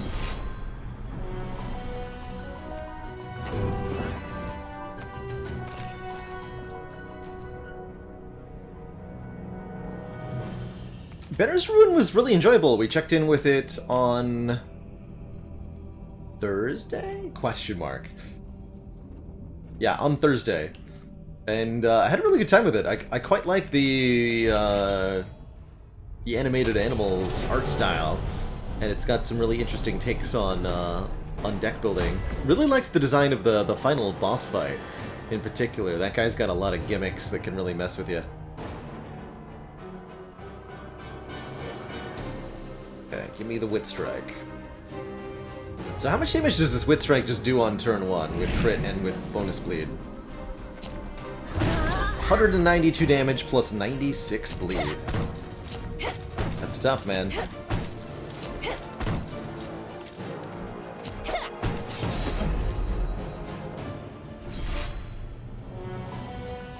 Much for that fight. Alright, give me the goods, Nadim. I know what you got.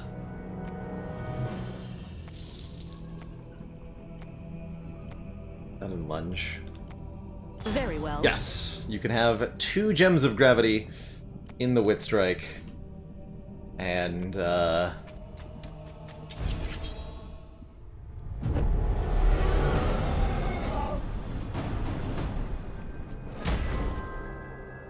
is it?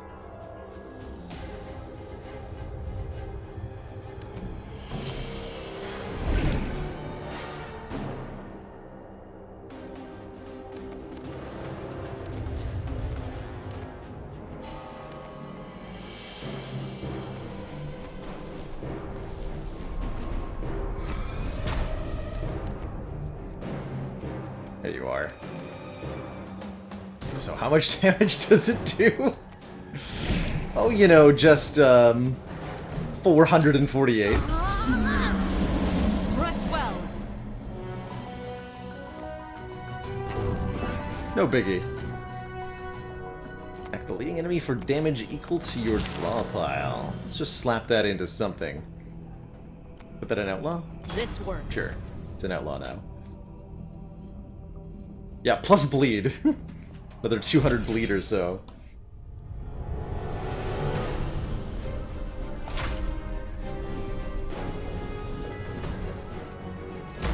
Ah, the centipede. Cannot kill this thing in one hit. We can sure blow it up.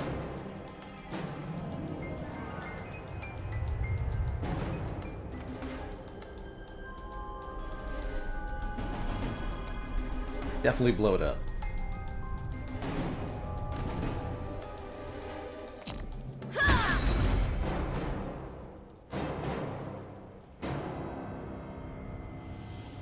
Fair enough.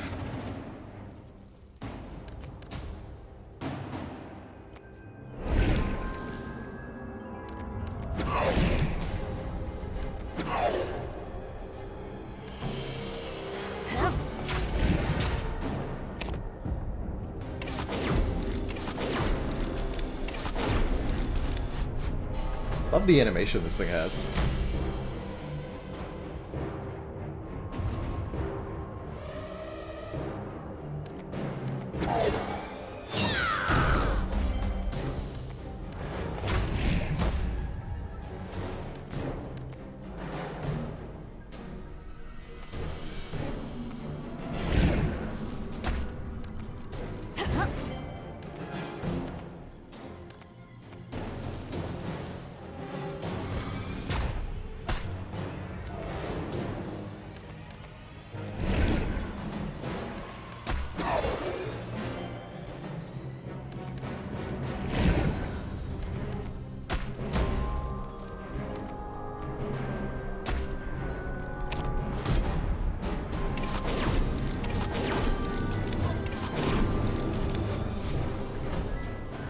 52? How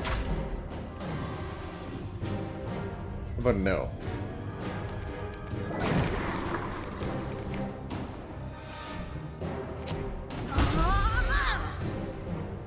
I should do that first.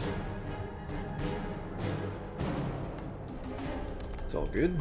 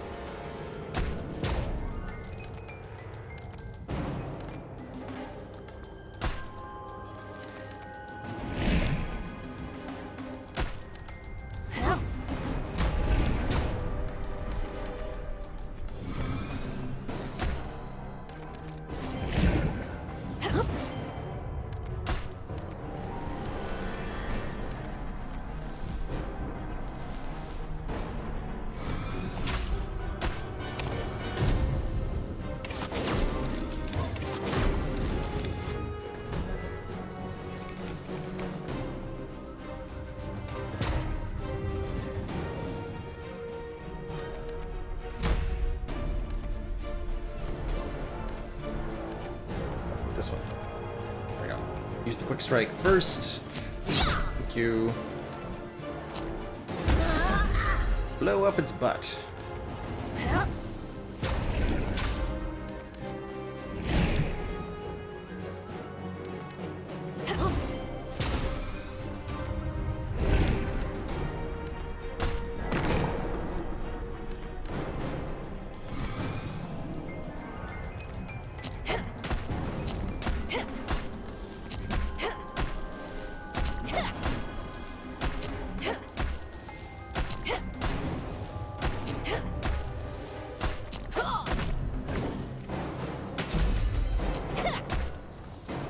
Oh, that was the... We activated the Garudan's Talon there. That's interesting.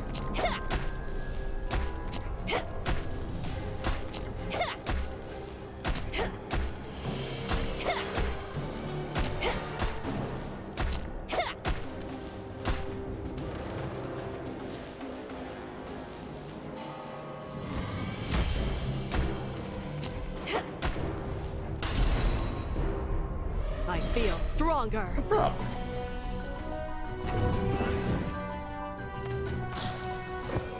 The Ogre Belt. Whenever this hero plays a card costing 2 or more, I'll find someone. gain 4 block. Not too shabby, not too shabby. Let's take a look. One more Gem Shrine. Gemstone. Another Gem of Gravity. No, let's take draw 3. Deck wants more card draw. Put that on a card. Oh my god, we can put that on Guide? Oh! Oh, that's what Guide is for. I understand. Suitable. That seems pretty good. So that returns to our hand. We can play it twice for draw 4. Seems good.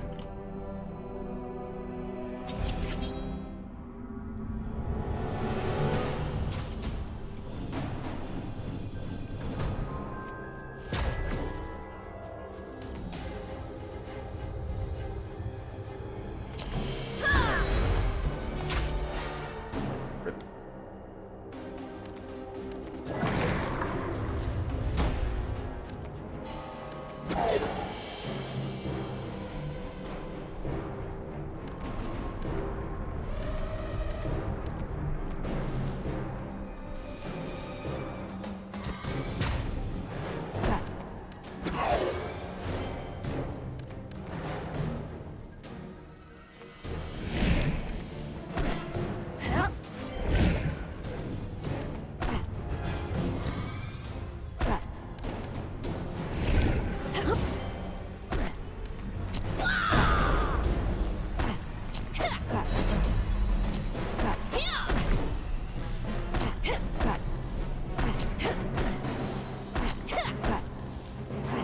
Good turn 1.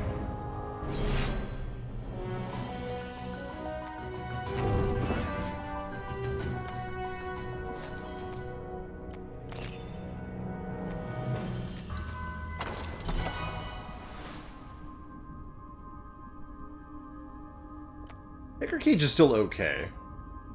Just don't think it's necessary. Okay, we've got lots of unexplored map and lots of brushes and ink to do it with. So let's get exploring.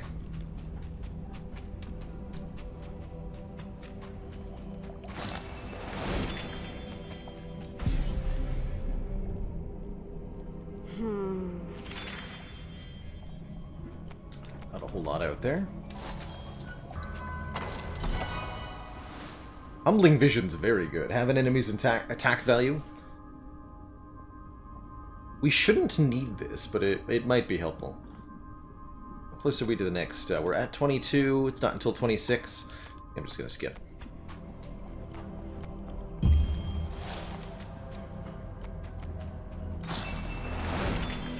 Got ourselves one of our fairy wells. Good.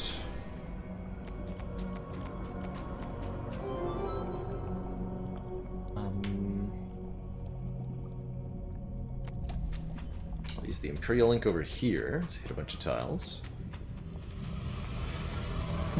Not so concerned with necessarily being optimal with the ink use at this point.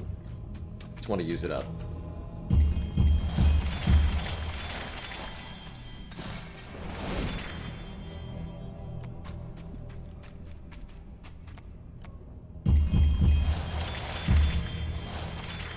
Hey, my brush.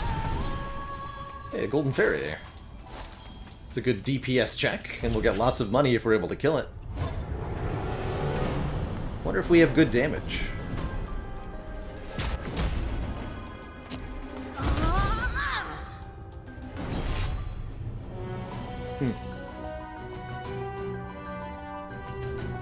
Guess that's a yes.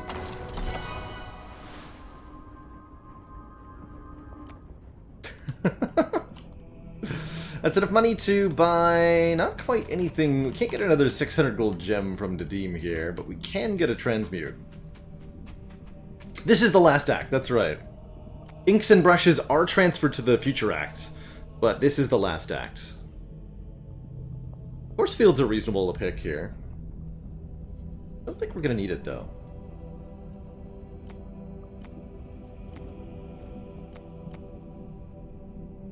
Let's just do one last transmute here.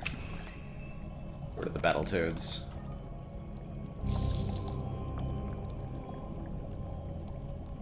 Another ranged gain energy. Can add, draw, and discard to that. That seems pretty good. Don't need any frogs. Equilibrium can be good if you can scale Aurora's max health somehow.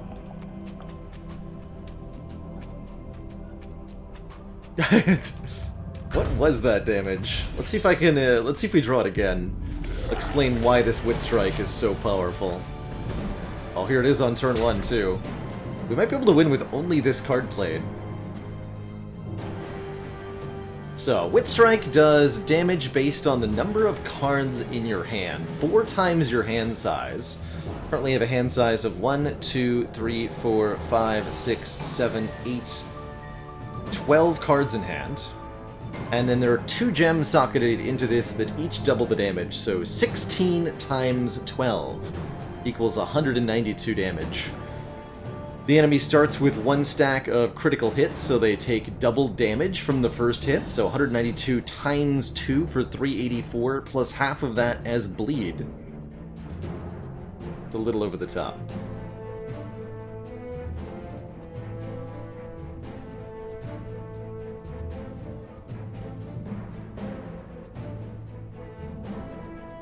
Oh, and we have Aurora's Dream for free, by the way.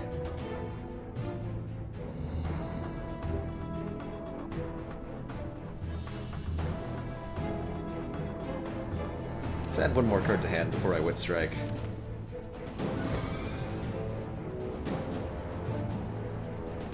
Oh wait, no, let's do even better than that.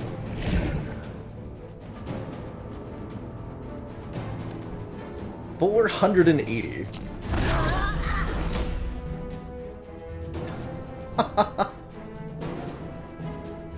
Got him.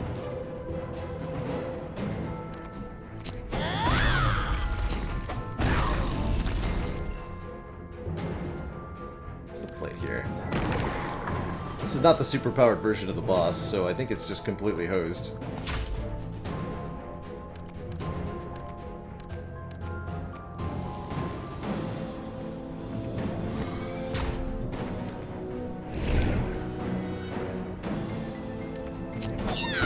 Yeah, at this point we could simply end turn 2 times to win. We could do better than that, too.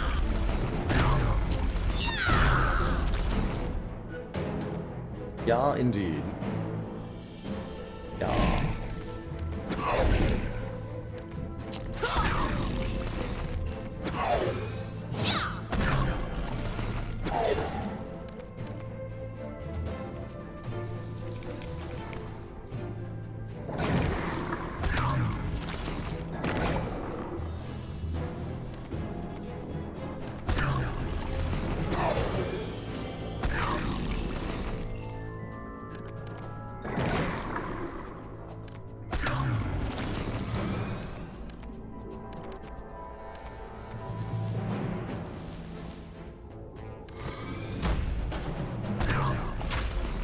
The wit strike again. Perfect. Get him.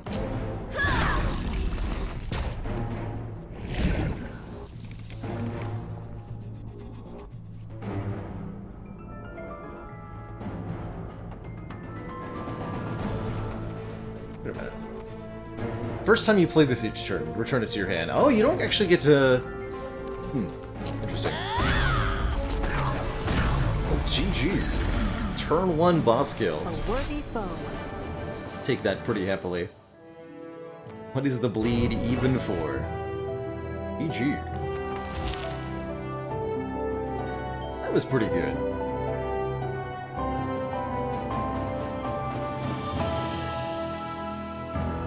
GG. Well, a fabulous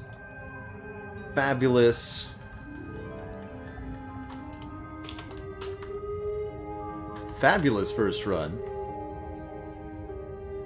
But now we have Epilogue 15 unlocked.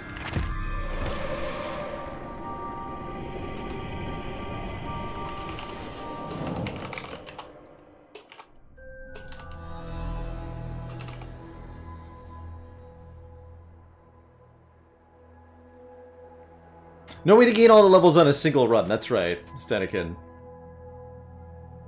That's right. Let me update my epilogue command here.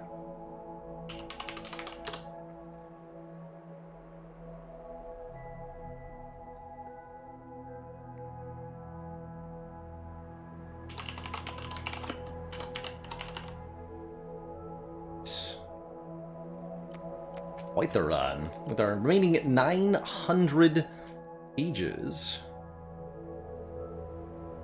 We're gonna grab upgrades on.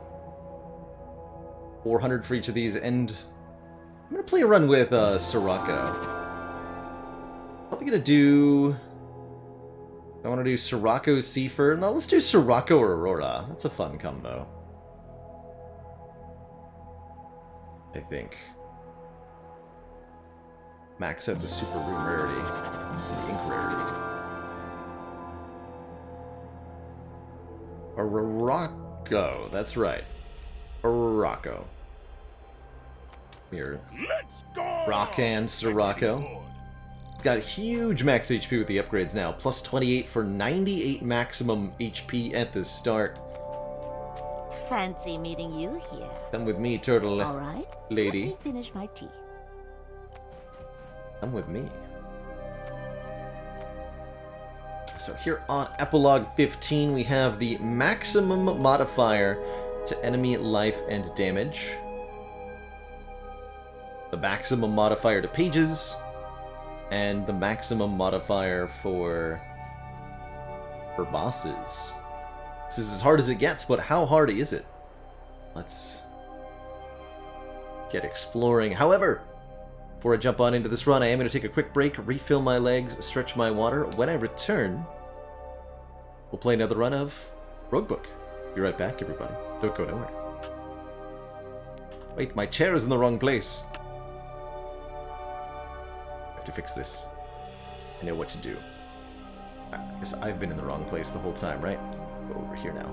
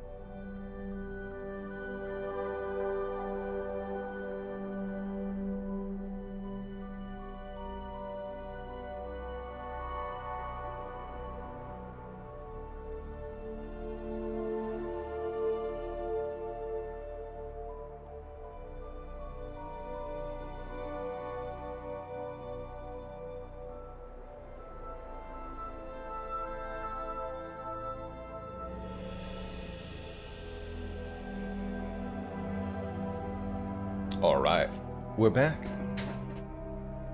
Thank you so much for your patience, everybody.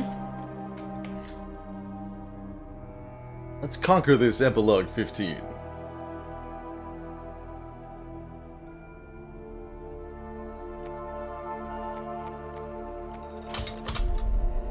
Shall we?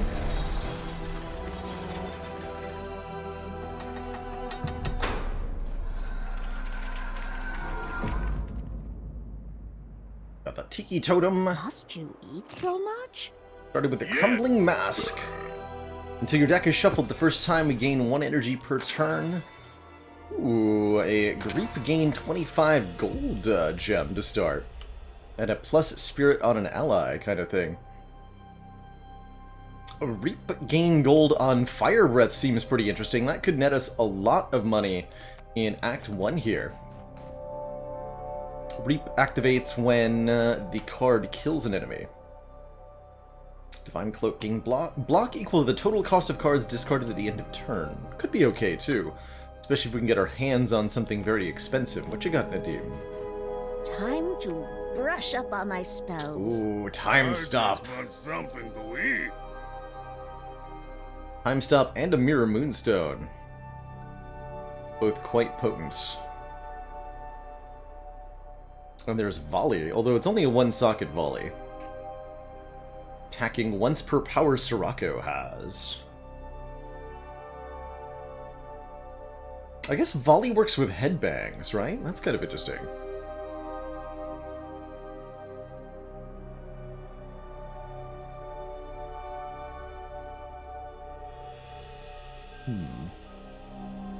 Think about some of the possibilities here. Love Clash, 7/7. Starting with a Fire Breath was lucky. Phalanx is pretty okay. Don't have any allies at the moment. I am gonna put the Gold Gain Gem in the Fire Breath. I'm gonna see how that works for us. Volley one-shot final boss kind of run. Tell me it involved the gem you get from hunting down the beast.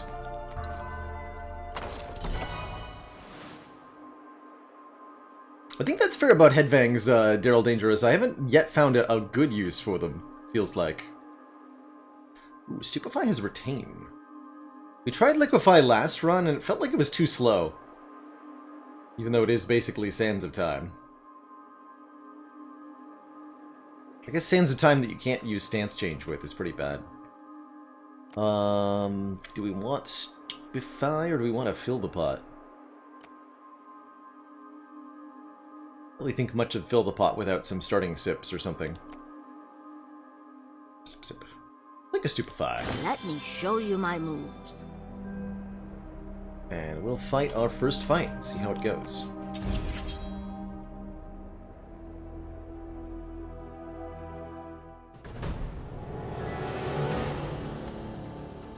The Homeland Defender. Just doing.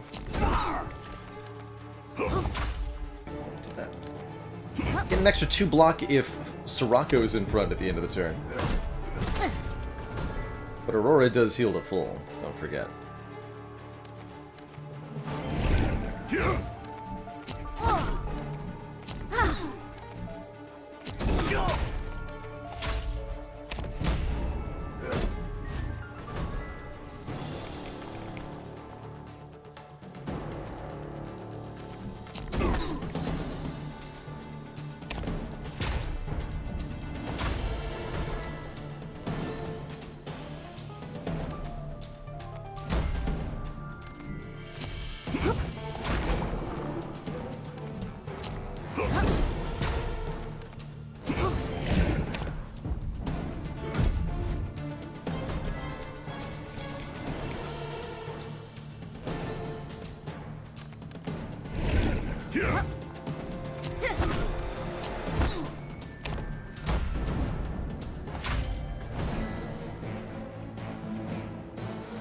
Perfect.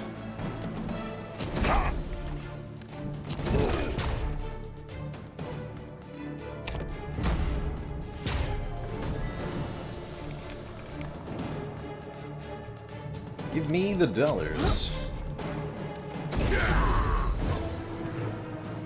was fun!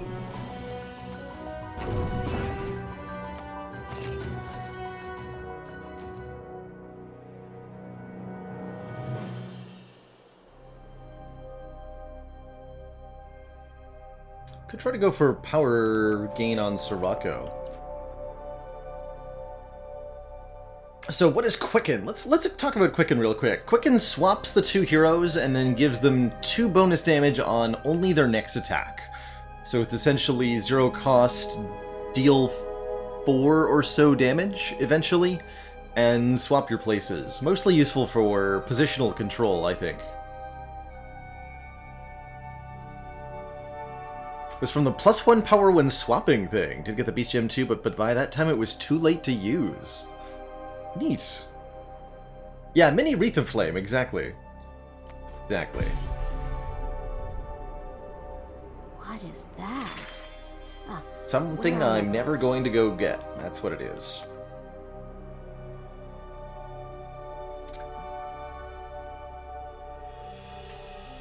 This one first.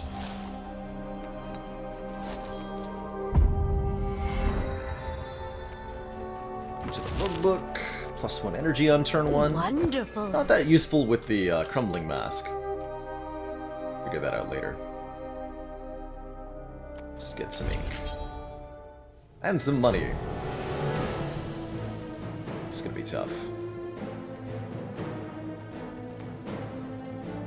Only being able to use Fire Breath once here is gonna really hurt, actually.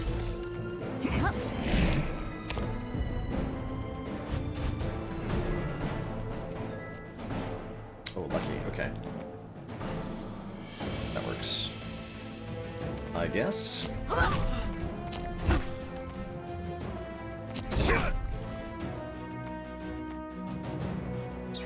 One amount.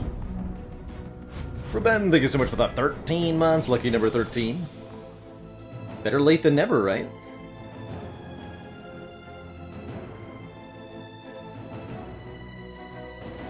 Seven plus 15 is 22. Okay. Still hurt a bit.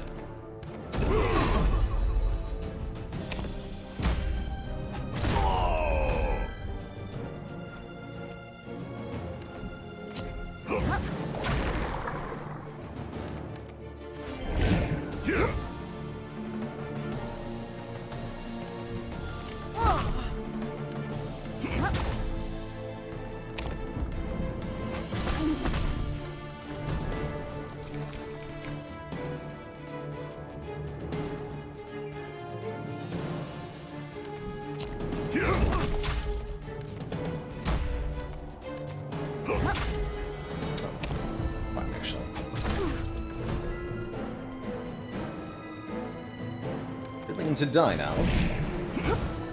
Looks like a no.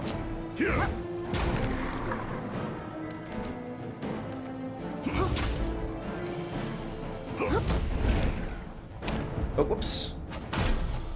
It's my time. My math! Well, that's gonna be annoying. We're gonna have 2 wounds for the rest of the act now. And Sirocco has to take a big hit here, too. Don't go into the light. How annoying.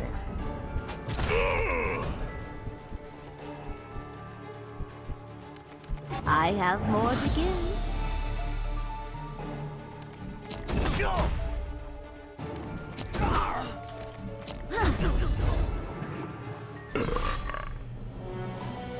So, if you have one of your heroes go down in a combat, they will be wounded.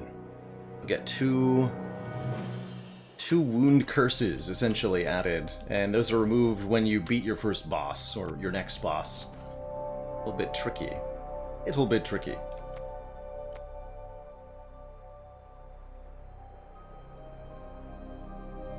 Okay, let's use this and a brush for that treasure. Good. Both will be removed. Yeah, when you beat a boss, all wounds go away. So even if we have more character deaths and more wounds added, it'll be fine. Let's draft some more cards in the short term.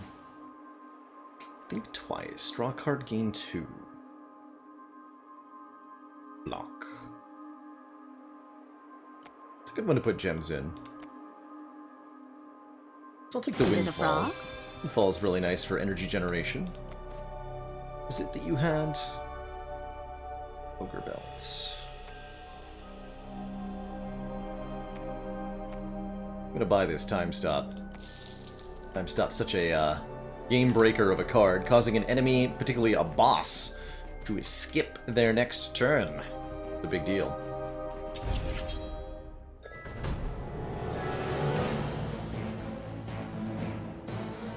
This fight is going to hurt.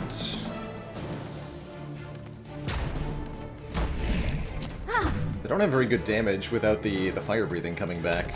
That's currently the big problem I'm facing.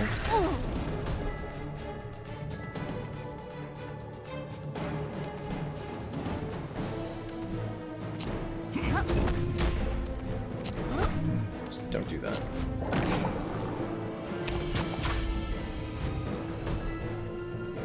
That's right, Vault by any other name is still pretty good.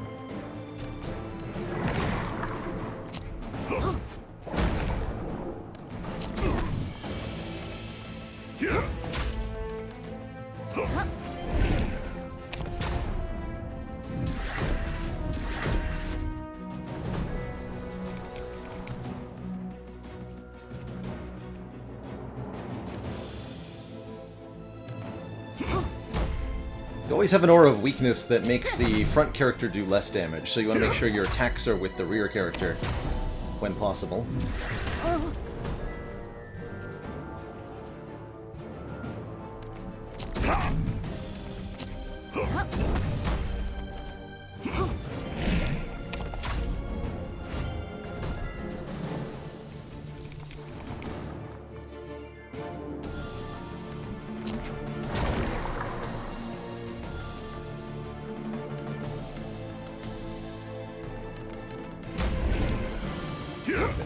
Too defensive. Oh, I forgot about my Divine Cloak there. It's not necessary.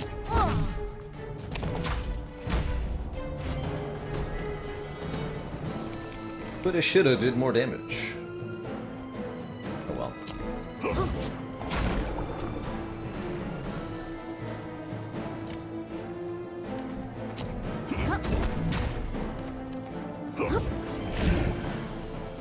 Did that again? I did that again. Alright, I'm just gonna restart this run.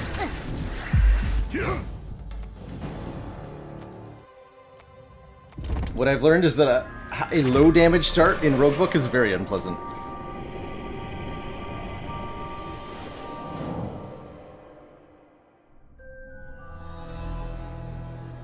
Let's play with Seifer instead of Aurora. Need some help? But I was not having any more of that.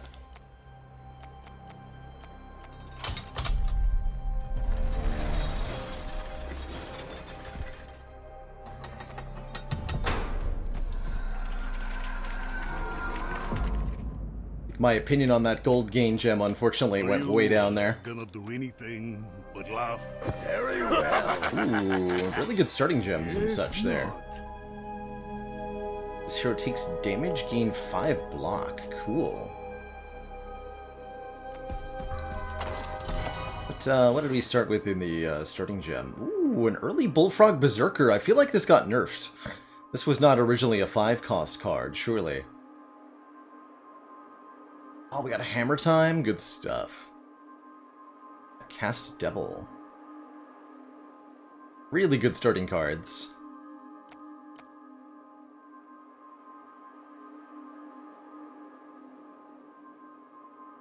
Don't want any of these. It was always 5? Interesting. That's what it was for. Don't eat this one, okay?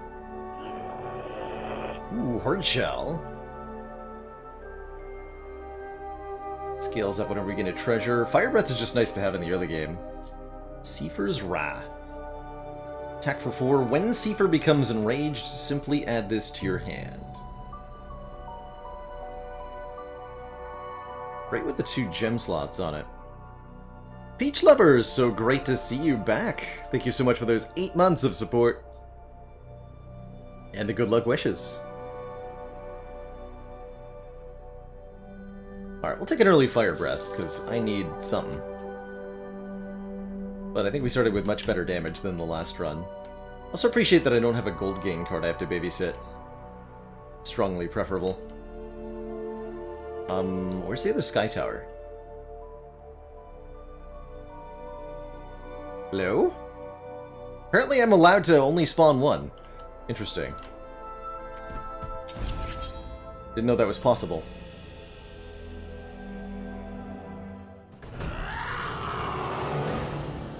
So strange.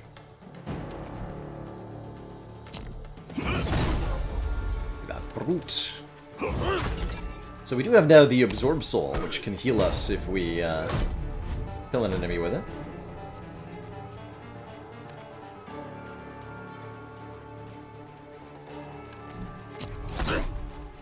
Oh, I see, that's the weekend.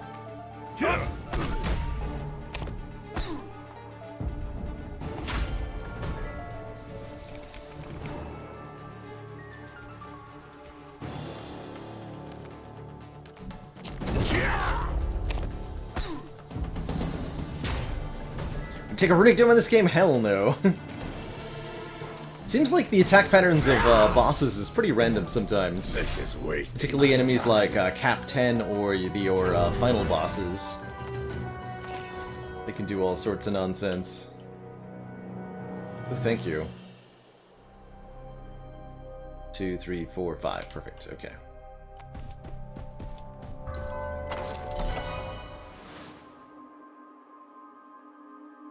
Bold Bargainer. Activate to discard a card and gain an energy. Flame Blast is just efficient. Take a Flame Blast. If you say so.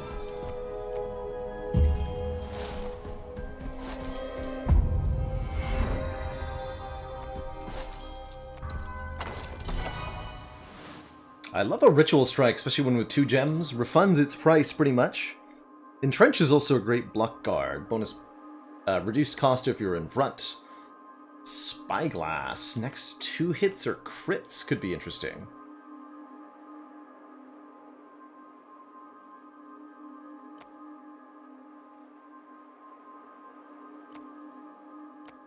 Take the Ritual Strike. Perhaps. So many gems that work really well with Ritual Strike, and it's a good Ogre Toe card, right? It's a high cost card.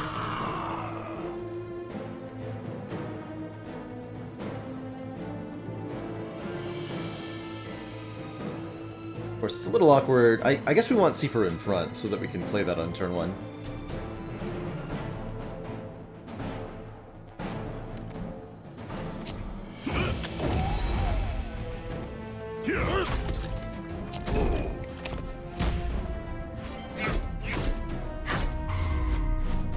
Welcome to the party!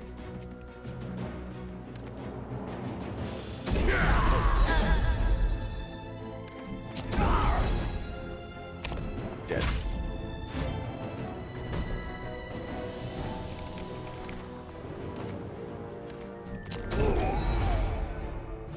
What's next?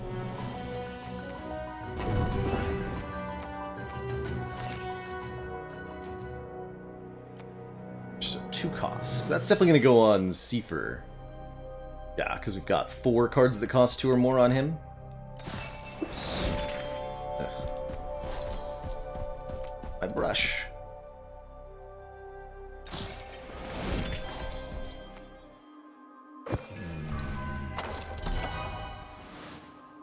Gain at 10 rage. I like that. For 0 cost? I'll definitely take gain 10 rage as an effect. Sounds grand. I guess our first talent tier. Receive no wounds when Seifer dies. Interesting. 5 block the first time Sirocco takes damage, or if we ever have nothing in hand, draw a card. But let's give 5 block the first time Sirocco takes damage, and we'll combine that with the Sturdy Shell, so he'll gain 10 block the first time he takes damage, and then 5 block on subsequent times. That seems really good.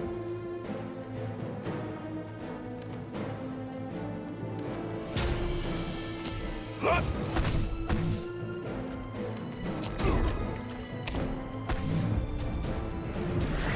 a little bit of a hit here.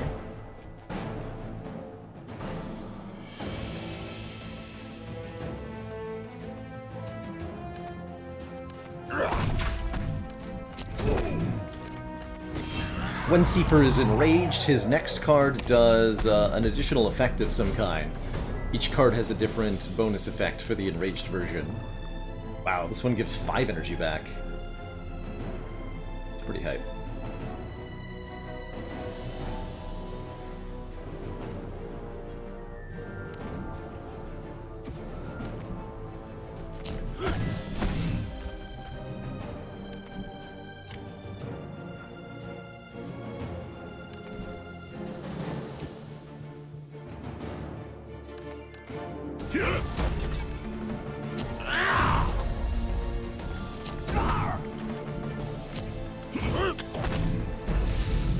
Don't get the healing because it was the Ogre Toe that got the kill there, unfortunately.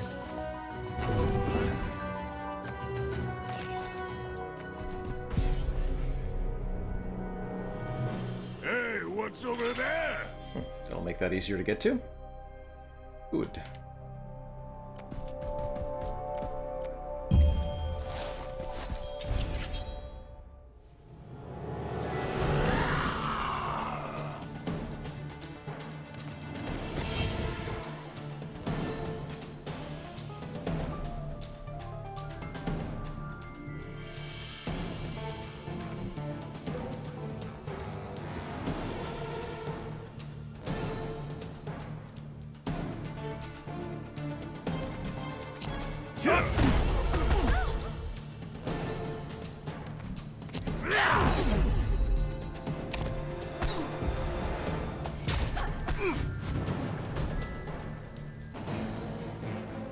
Oh, that was fake block. Understood.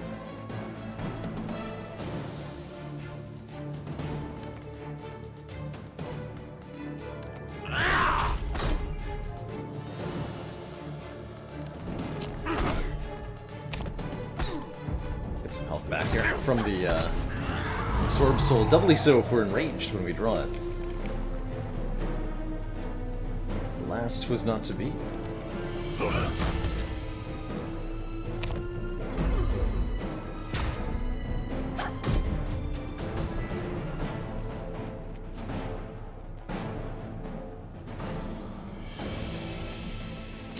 I guess I should use the time instead. It.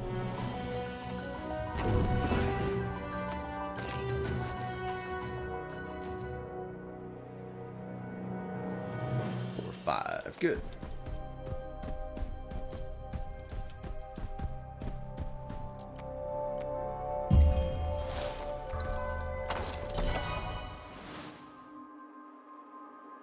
Another way to apply a crit. Attack combo enemies for 15. If you played a card costing 2 or more last turn, this is 1 cheaper, and we do that pretty often. So I'll take a barrage. A little bit more area damage into the deck. This will go nicely with my earring. But now we need more ways to get Sirocco into the front, I think. Frenzy's really good. Especially with both the Ogre Toe and the Gauntlet of Might, and 2 sockets on it. Attack the leading enemy for 8 damage 3 times. Let's make that apply bleed, too. Nice one.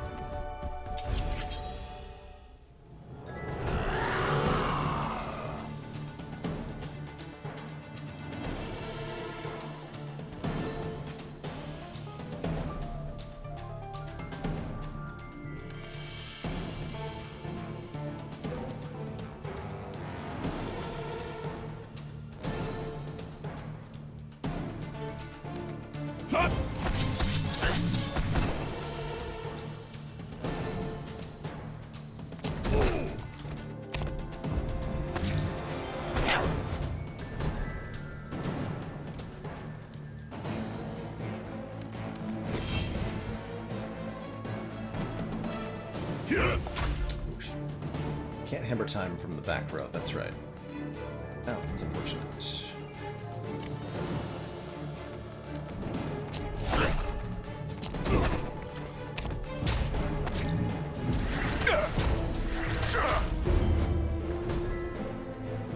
Sturdy shell and adaptive hide preventing almost all the damage there. That's pretty cool. Unfortunate order of operations here, though. Damn it.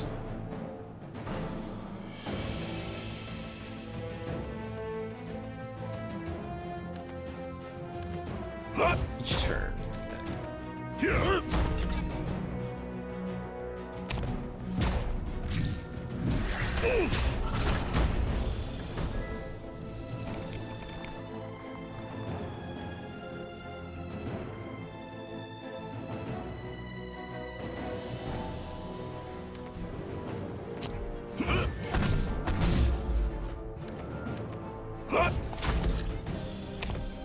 She didn't want to take the 2 block this time.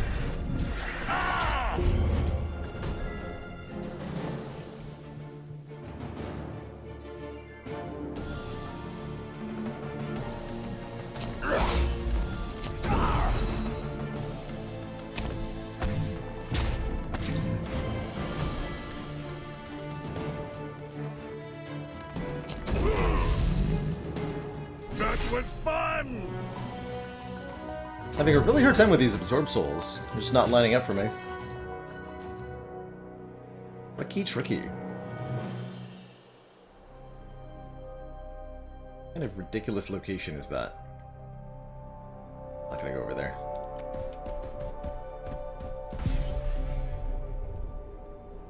Where's my spyglass?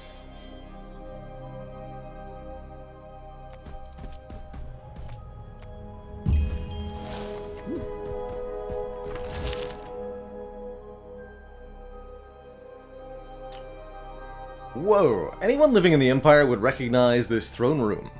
The adventurers stand before Magna, the Queen of Meroval. She has summoned a mighty hero to be her champion. Only one may be granted this fate. Sirocco steps up to the throne, replacing Fortifying Brew with Berserker Brew. Instead of blocking, Sirocco's cards deal twice as much damage to the leading enemy. Or Seifer steps up to the throne. Seifer is always enraged, but loses 3 life whenever he plays a card. Wow. Always enraged? You're kidding me. It says loses 3 life, not takes 3 damage. I'm gonna take that. Give me that Eye of Insanity. Seifer saunters up to the throne, smiling wickedly. After some hesitation, Magna lays her sword across his shoulder, and a torrent of magical energy pours forth into them. Go, my champion, bring glory to the Empire. I beg you. Seifer tilts his head backward and laughs maniacally. Magna looks concerned. As she probably should be.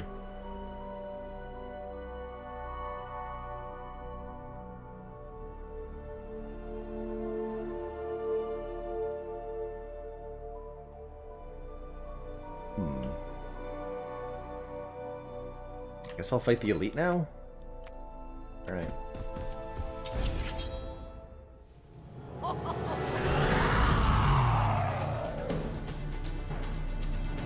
Right.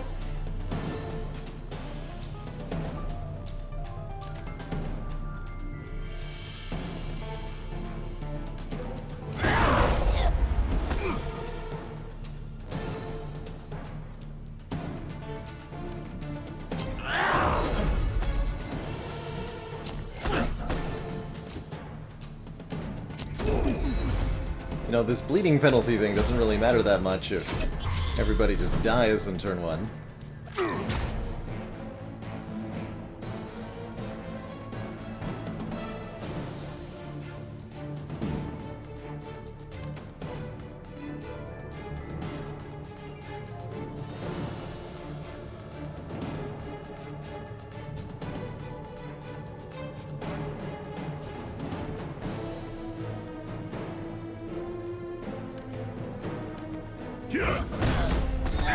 And yes, that can't be blocked. That's right.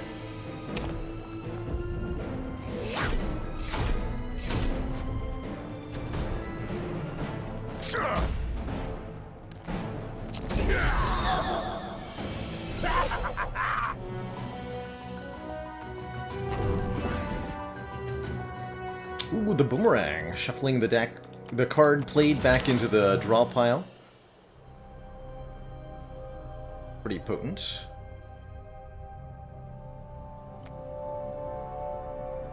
Definitely gonna take a heal here. Oh, that tickles. Give me a brooch. I haven't found a lot this chapter yet. Continue to not find a lot.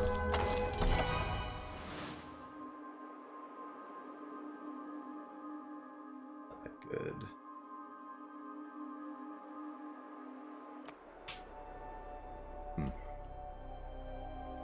Pretty stinky overall. We got no gem shrines, no fairy wells, no alchemists. We just got nothing. And no elite.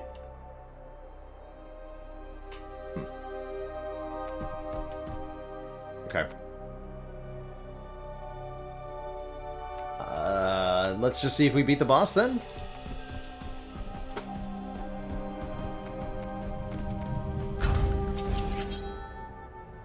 Oh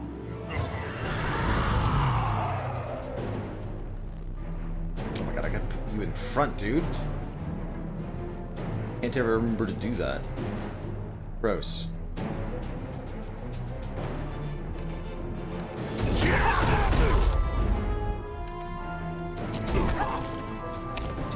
Quinn's a tough customer.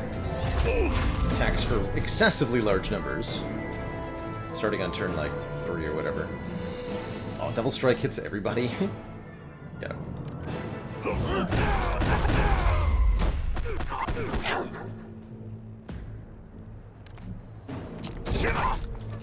Should be overall pretty easy.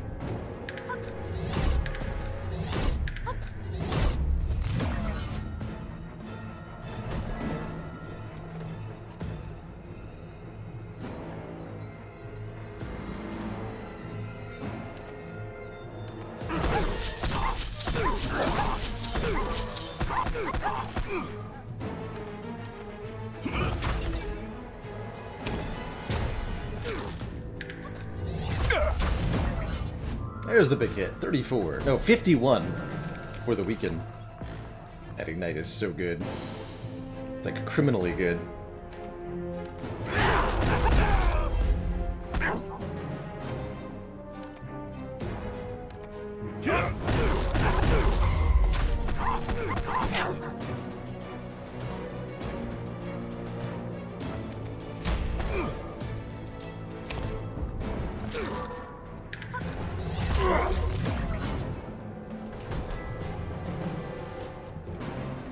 GG, fools.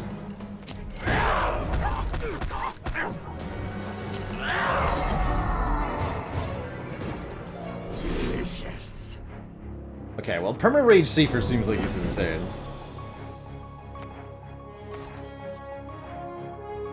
First attack for 25, 2 roots. Eh. Take the Snipe Stone. Ooh, I like Figuro's hat, but Kalim's Prayer is one of my favorite, favorite relics, giving you a bunch of free card draw.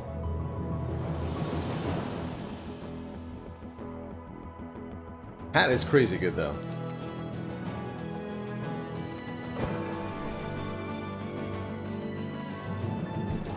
Well, let's put Seifer in front.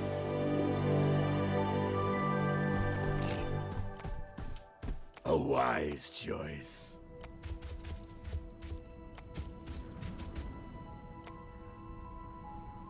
Or life at the end of battle, that's probably nice for Seifer. Normally, Hate is a very, very cool card, I think. Letting you, empowered version says, stay enraged until the end of your turn, but we're enraged forever anyway. I think Magda's Fan is extremely good.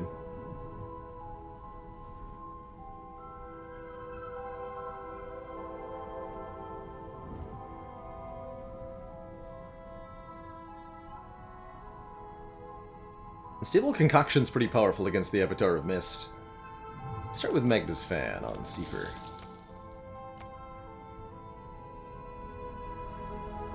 Should probably go get to the Nadim's purse before I do more stuff at the shop. It's like 2 different relics that require you to end your turn with no cards in hand. If you're playing optimally, you pretty much should never do that. Maybe not optimally, but generally speaking, you want to have options for what you do on your turn. If you play all your cards, you don't have options.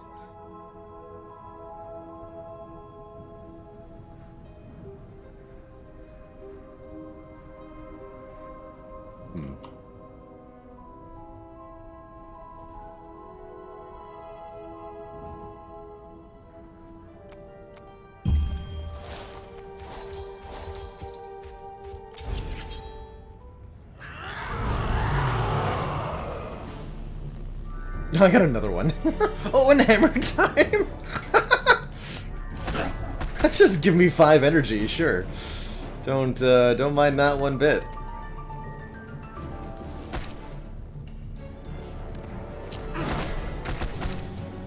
One hundo. Dang.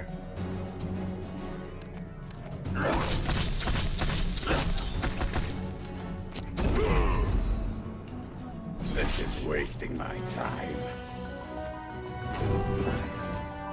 Easy.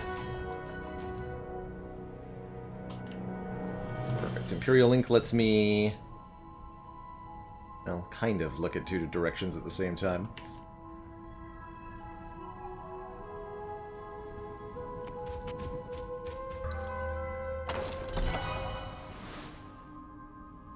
Ooh, here's Drain Strength. This heals for 8. And reduces an enemy's power by 8. That's pretty good. Take 1 Drain Strength, please. Useful, perhaps. Tom says, Hammer Time is one of the best targets for the Crystal Skull because the X cost overrides the +4.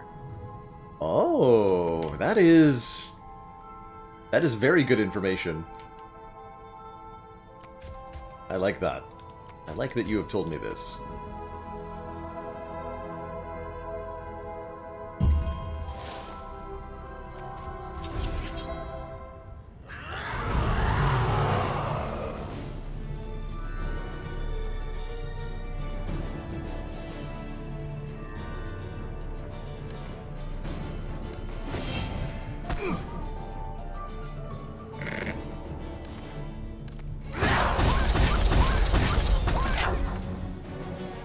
God, man.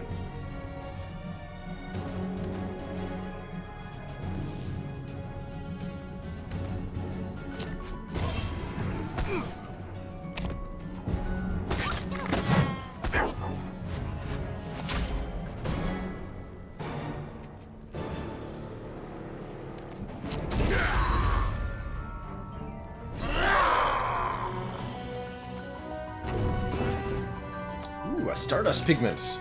Enables us to stick our brush pretty much anywhere we want. Here seems good.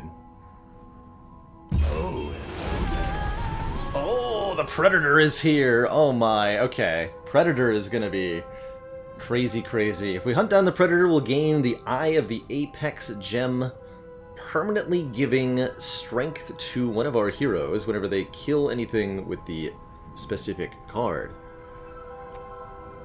And that is going to be pretty game-breaking. Probably just stick that in Frenzy. Or something. We'll fight the Predator. The heroes dash forward, weapons at the ready. Creature seems to delight in this game. The Predator itself is a relatively easy fight as long as your damage output is sufficient. And trust me, we have that much damage.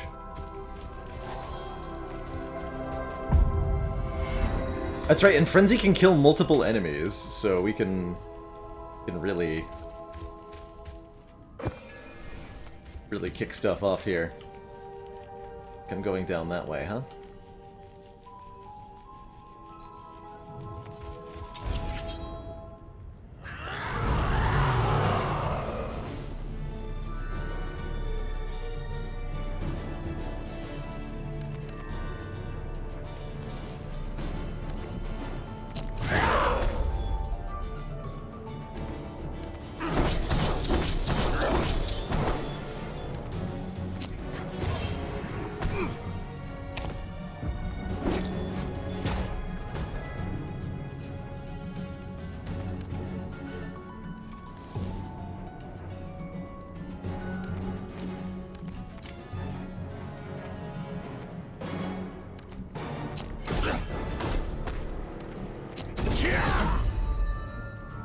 Is that it? Ching.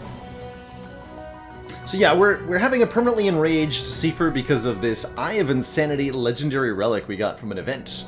Seifer is always enraged, but loses 3 life whenever he plays a card.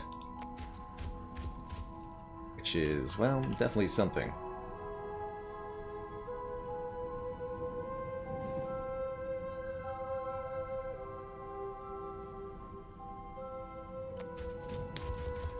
Admiral Stonebreaker, thank you so much for that Prime sub. Welcome, welcome. To the council. There's the Predator. Want that gem immediately so that we can start gaining our reap bonuses.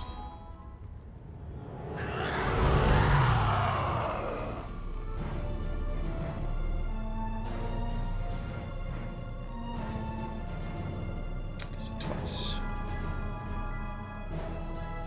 So, it's 1 creature with a combined total, which makes it pretty easy to do lots of damage to. If you do more than a certain threshold of damage to either half in 1 turn, you'll stun the boss, preventing it from taking its turn. I can also just completely shut it down with Drain Strength here.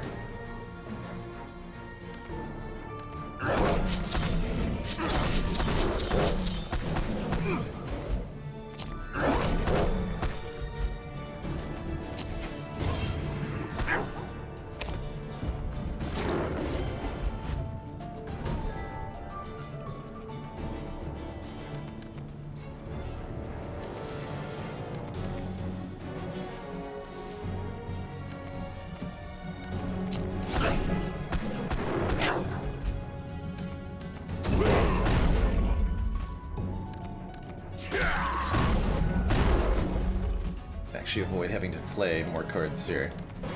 We're just stunning both halves of the Predator, making it unable to do anything, really.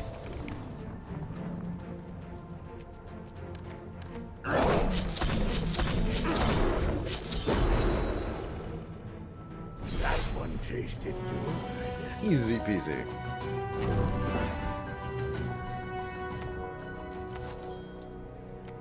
So, the Eye of the Apex Relic says Reap. So, if you kill an enemy with this card, then the character who played it gains 1 power permanently. Also adds Dissolve to the card, which means it'll make our Frenzy do triple or whatever damage to the end boss. So, we're just going to go ahead and socket that into the Frenzy. The idea being to destroy everything with Frenzy forever. It'd be pretty good. Yeah, Fazarko just gets increasingly worried. He should be.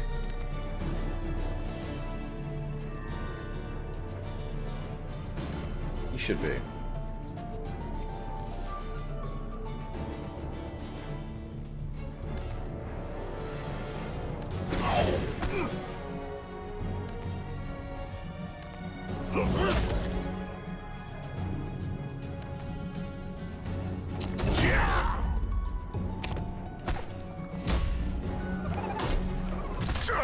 Worrying frenzy draw there.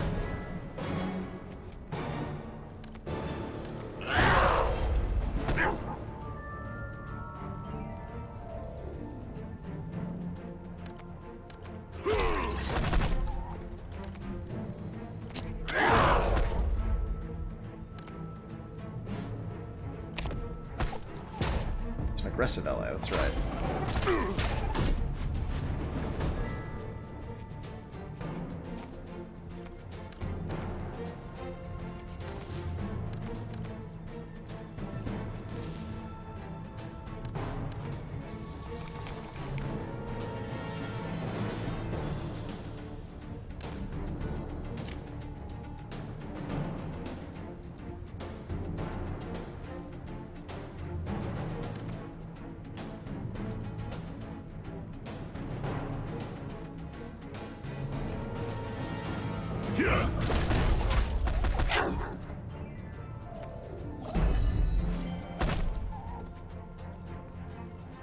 So So we could kill it, but I really want to gain the power here. Take a little bit of damage to make that happen.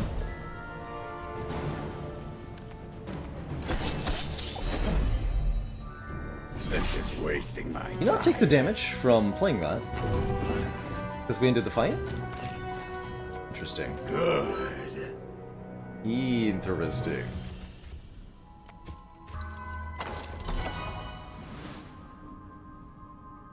Now, we want to keep the deck relatively small so that we can draw Frenzy at the appropriate time.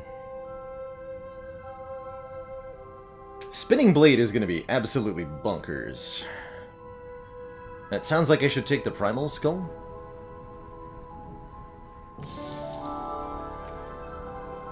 $15 more gold per battle, more block. Shop charges less. I think shop charging less is better than taking 15 gold per battle. Take those prices.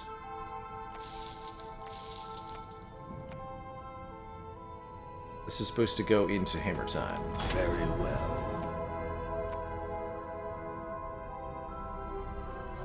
And blood.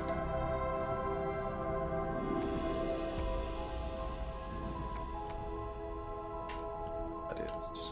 Should have gotten the Nadima's purse first, though. Forgot about that. We'll get that now. Ooh. Gemstone. Turn it to the top of your deck. I like to put back on top. Dissolves. Ritual Strike going back on top is pretty decent. I think Boomerang Spinning Blade is probably OP too. The direction we're headed. You attack, gain block equal to this ally's spirit. Yeah, like 25 block ain't bad either.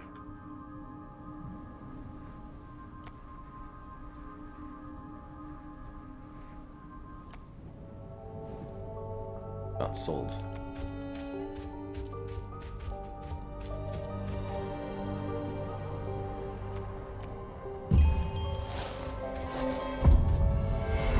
Ooh, a Super Rune of Sight. And another event. Participate in the chanting. Adding a mode of energy to our deck, or create another Fairy-O-Well for more energy. Don't really think the mode of energy card is that good relative to having another orb, giving you more energy on more turns.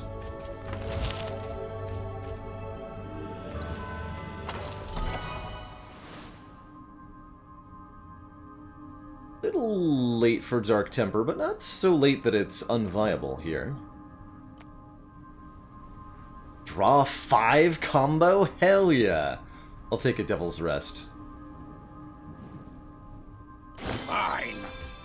Yeah, we can put, I'll retain ranged on that. You know, it's a combo card, right? So we want, we would just want that to boomerang.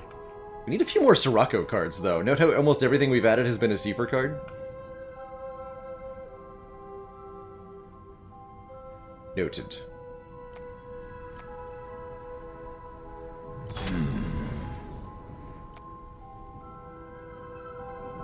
Duly noted.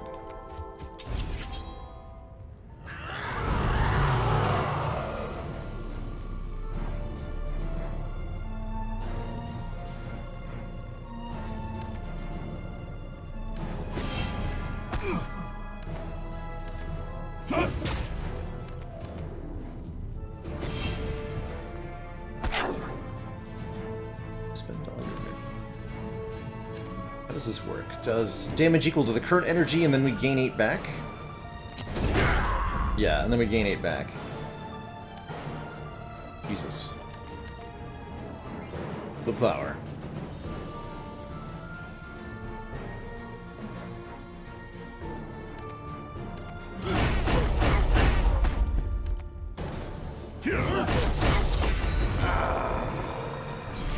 Wow. That was pretty savage. Who's next?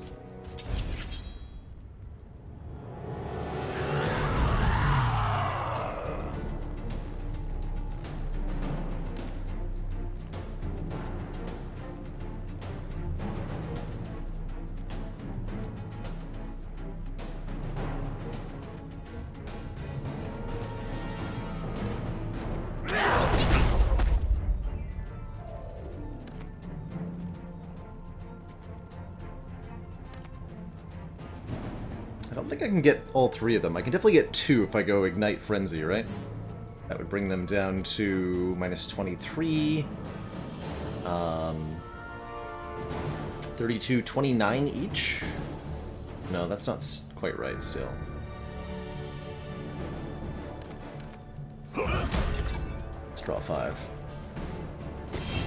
There we go.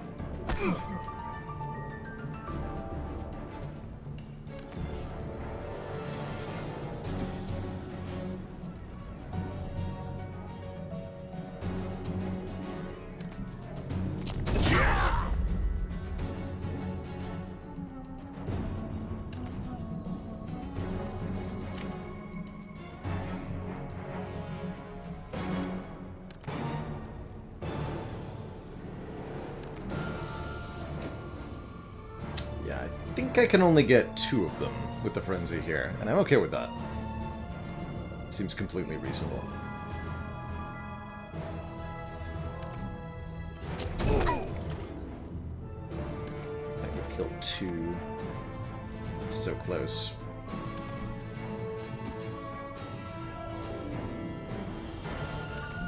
It's 5, yeah, that wouldn't do it either. Okay.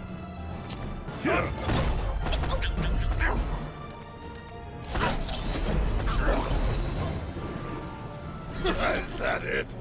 More power!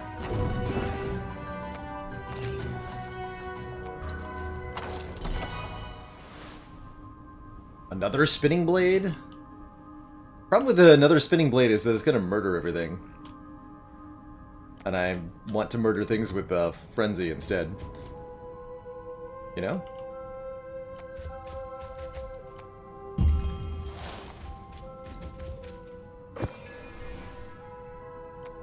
You know. I see.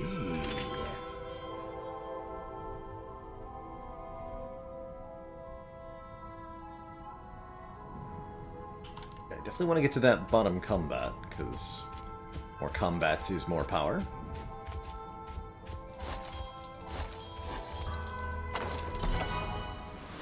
Another chance at Spinning Blade. Gonna keep skipping them, though.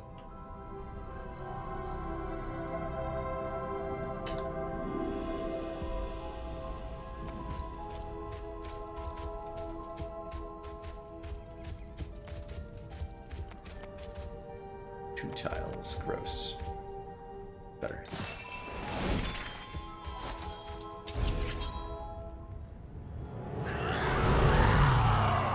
Okay, getting both of these would be pretty tricky.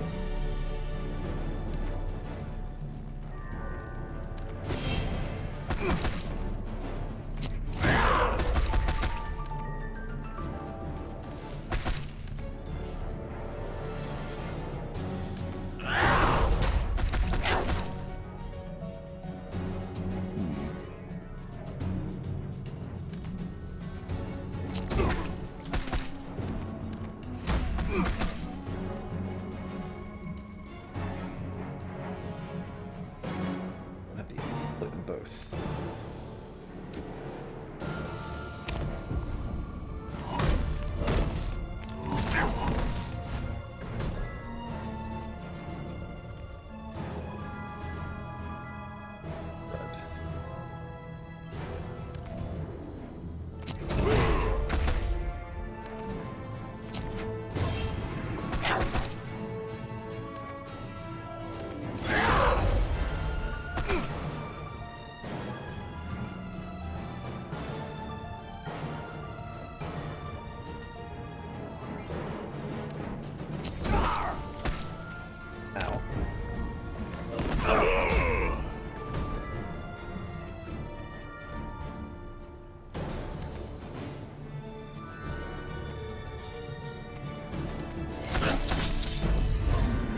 Don't take the self-damage on the card that kills. That's pretty good.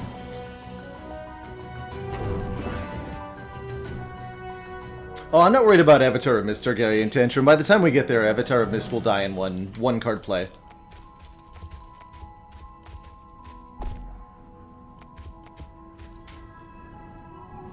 All we have to do is play Frenzy, probably. We need to make some room.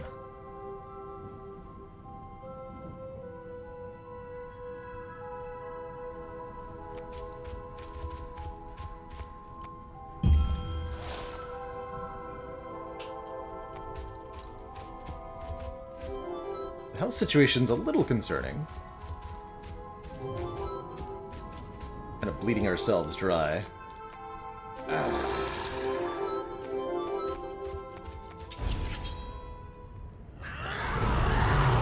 Ooh, Berserker Boy.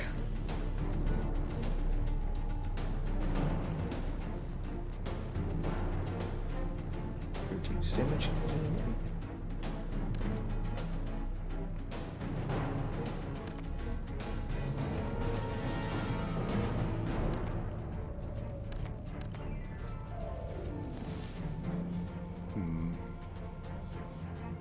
It's not good.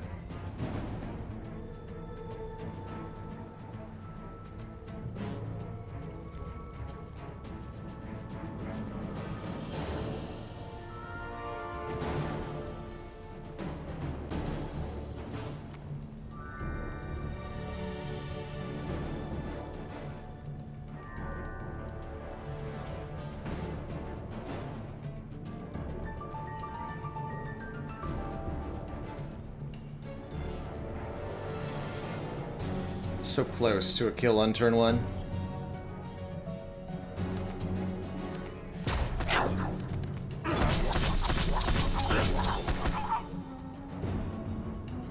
It's 30. Okay, I can't play any more cards at all. Understood.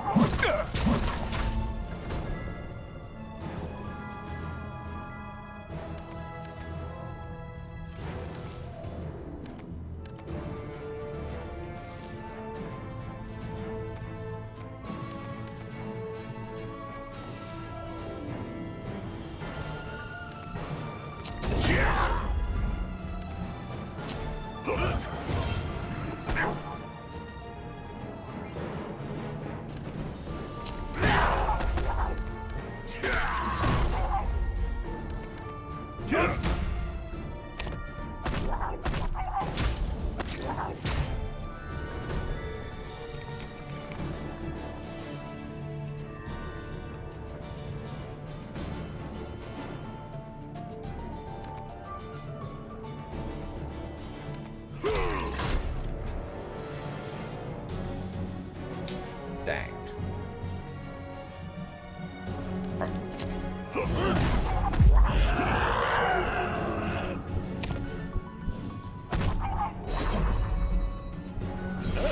What kind of loot did we get? Draw this card at the start of each battle. Ooh.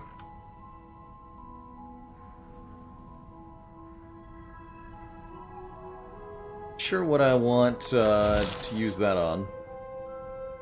But I do. I do want to use that on.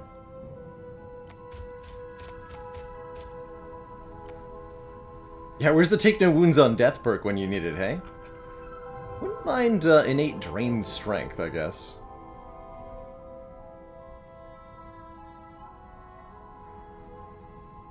The other option is, of course, to make Devil's Rest innate, which is pretty good. Interesting.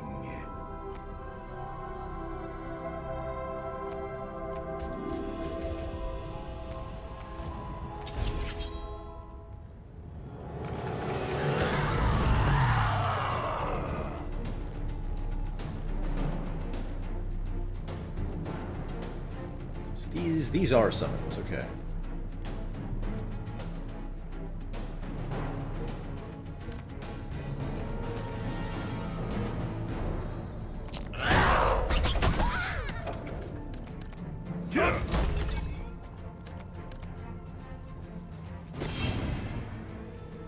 Let's see.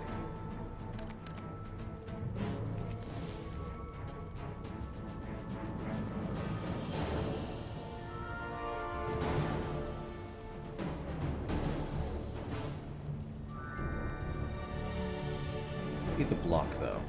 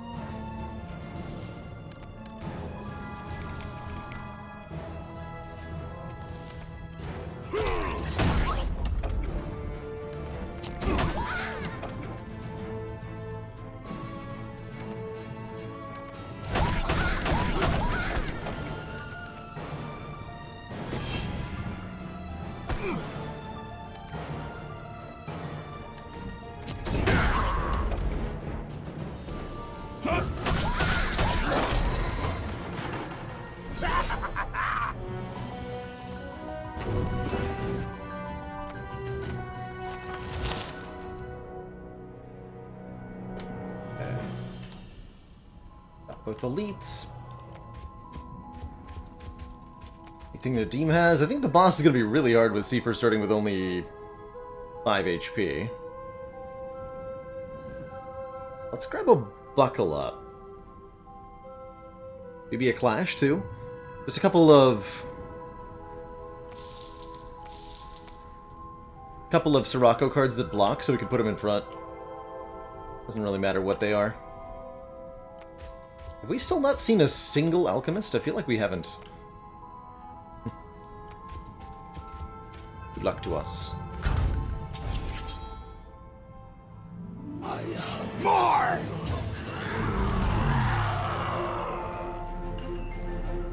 The Soul Eater, that's right. Yeah, I started with only 5 HP. I should have actually perished. I'm not going to be able to do a whole lot here, am I? In fact, we're just unavoidably dead on turn 1? No, we have Devil's Rest.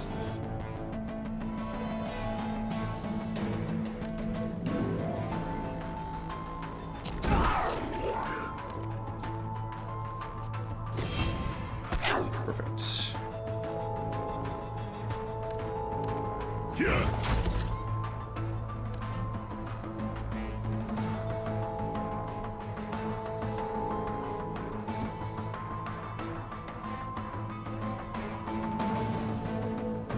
Put him in front, though.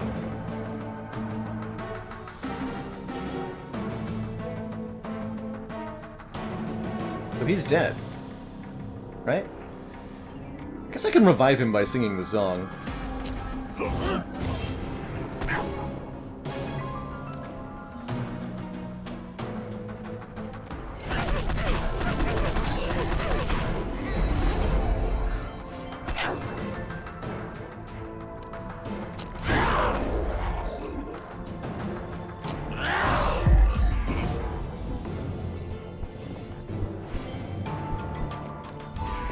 Stop being useless.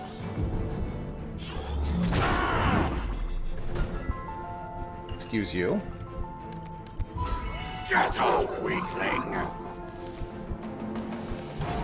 Up now.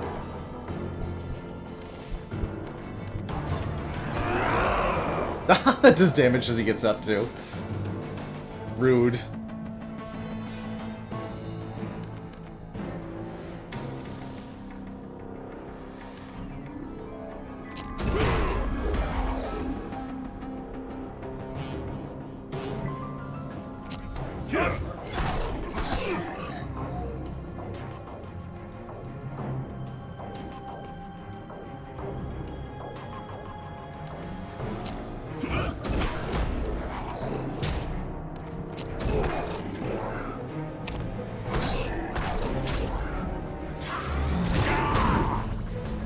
We revive with no strength?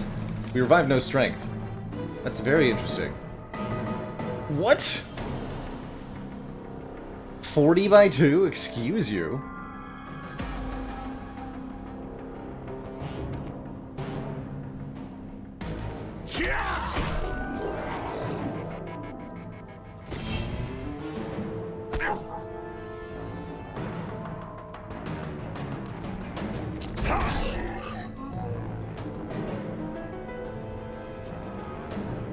I have no strength.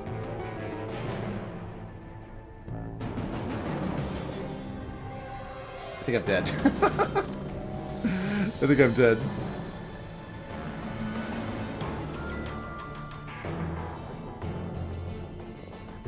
Could not get enough sustain this act. It's real.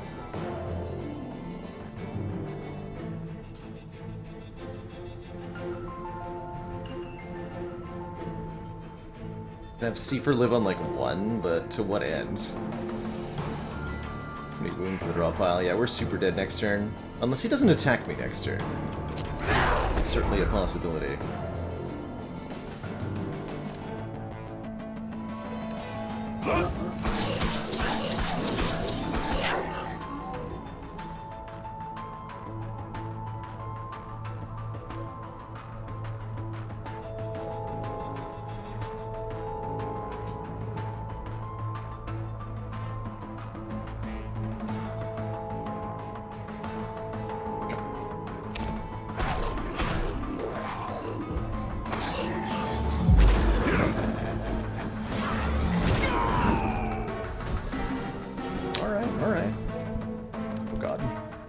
Get off, weakling!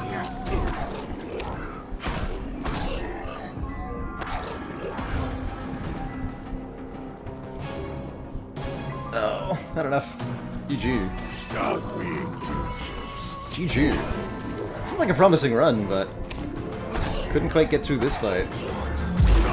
Tough times. GG. GG. Defeated.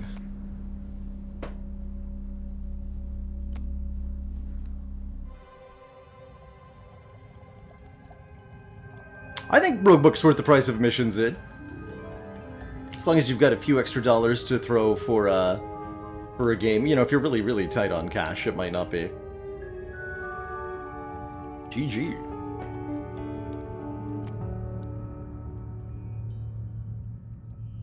GG. Alright, let's swip. Oh. I think I missed your dad joke, Burned. I guess you could say that this streaming transaction has left you, Admiral, burned. Didn't get a joke. 11 is the max level, that's right. Yeah, for unlocks. I have found that with the legendary boss modifiers, it really is just the bosses, especially, that seem to be really, really, really tricky.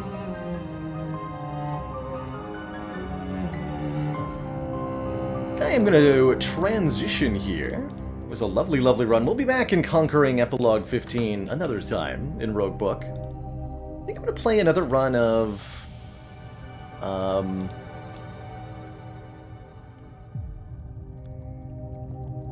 Oh heck, what's the name of that game? Something of... Banners of Ruin. That's right, Banners of Ruin. We checked this out for the first time on... Thursday, as part of a sponsored stream. I'd like to revisit that now in a non-sponsored context and just kind of have a fun time with it.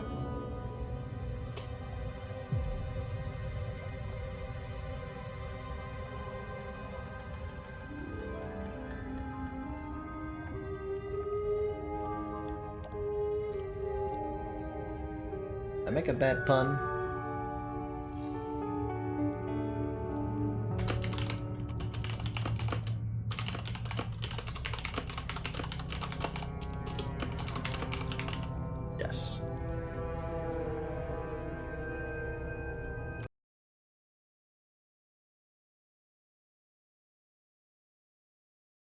Banners of Ruin. I am also going to take a quick break, refill my legs, stretch my water, and all that as we transition to our second game for the day.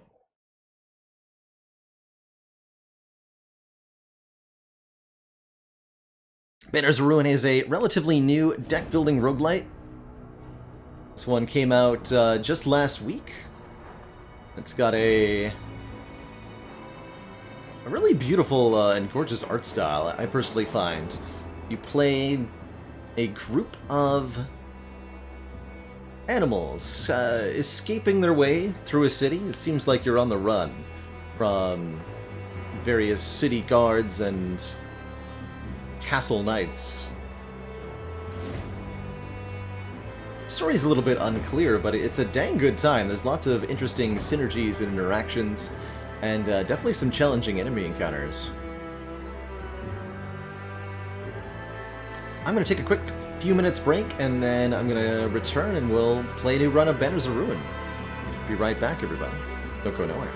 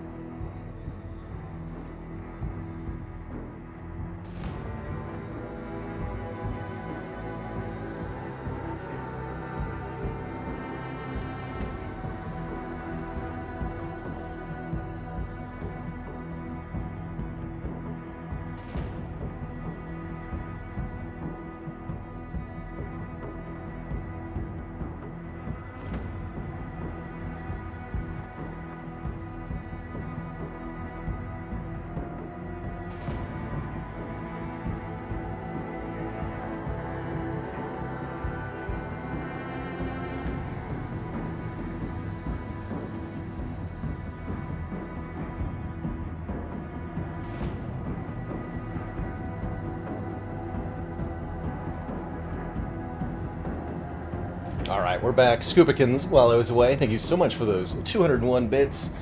Wanting to be top of the leaderboard, that's fair reason to throw some generosity around. Don't need any reason at all, really. So, let's begin a new campaign. In Banners of Ruin. I think I'll play without any of these oaths. They seem pretty brutal.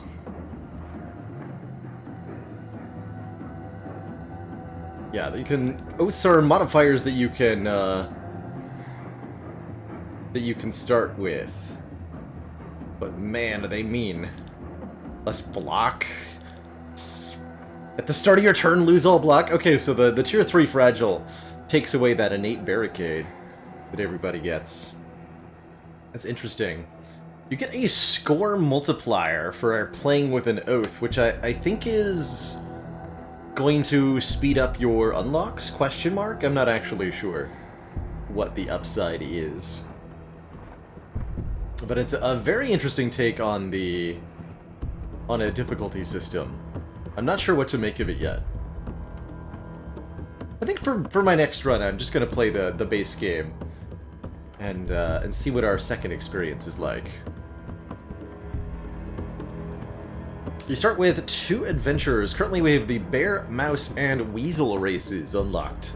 Each of the different animal species has a different passive effect, and a different active ability that they can use. I think also maybe a different set of cards.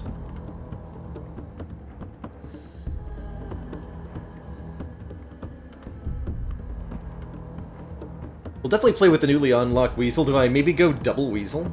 Let's go double weasel. We're gonna weasel our way out of the castle. Weasels have talents and passives focusing on poison and card spawning abilities. Let's go.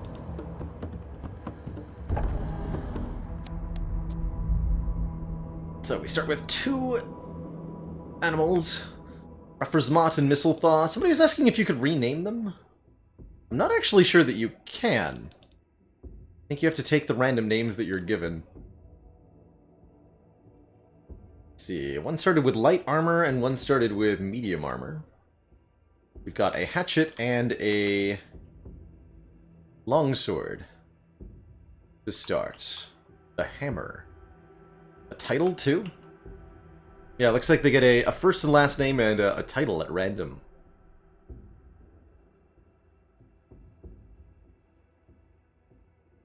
So, what is our starting deck of cards? We start with 3 guards. Our item cards. Each character's equipped weapon adds a card to the deck.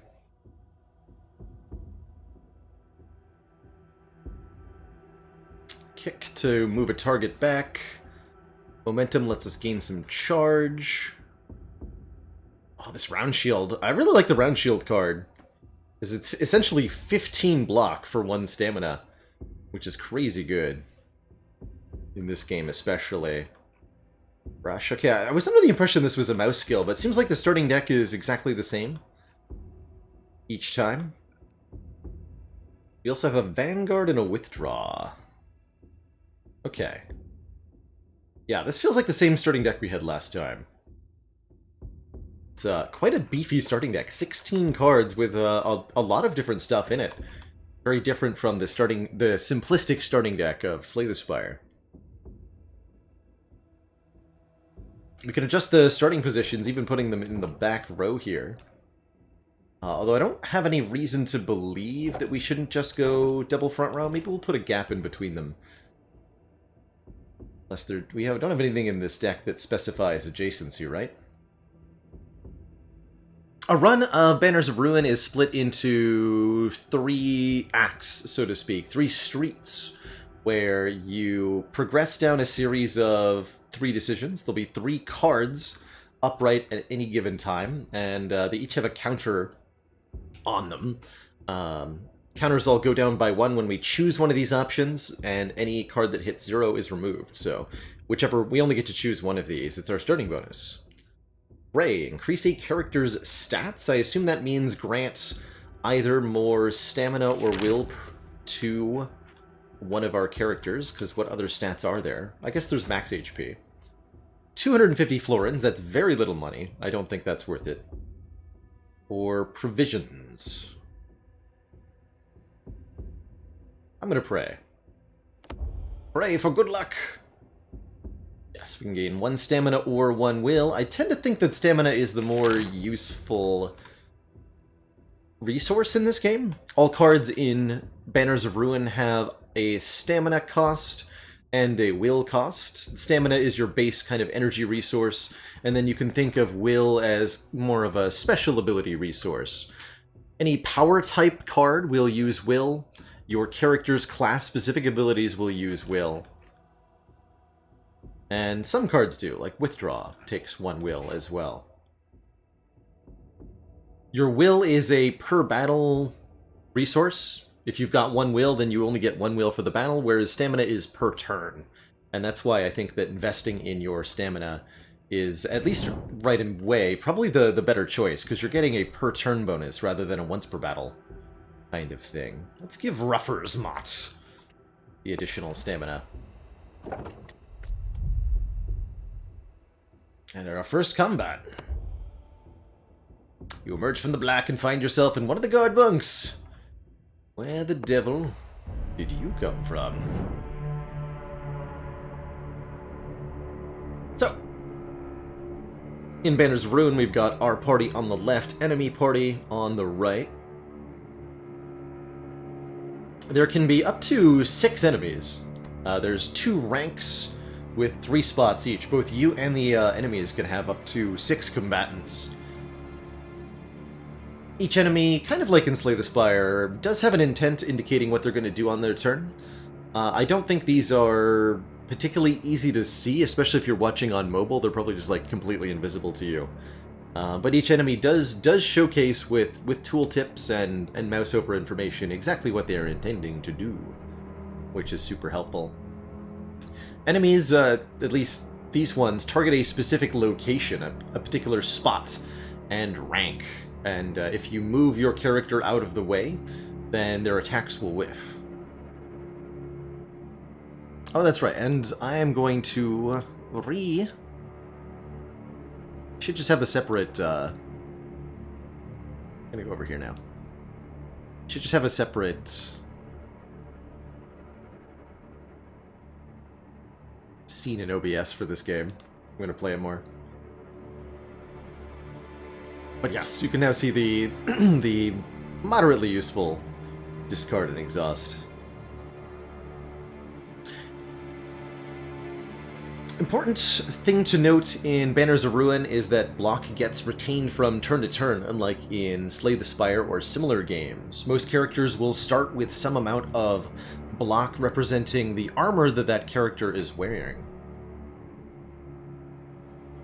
My first run of this Zero Man took about 2.5 hours. I imagine as you get more practice, you could get it quite a bit faster than that. Alright, so we should probably just kill one of them outright, but let's grab... Let's see. Each character gets to spend their... Oh, that's right, you have to play that on yourself.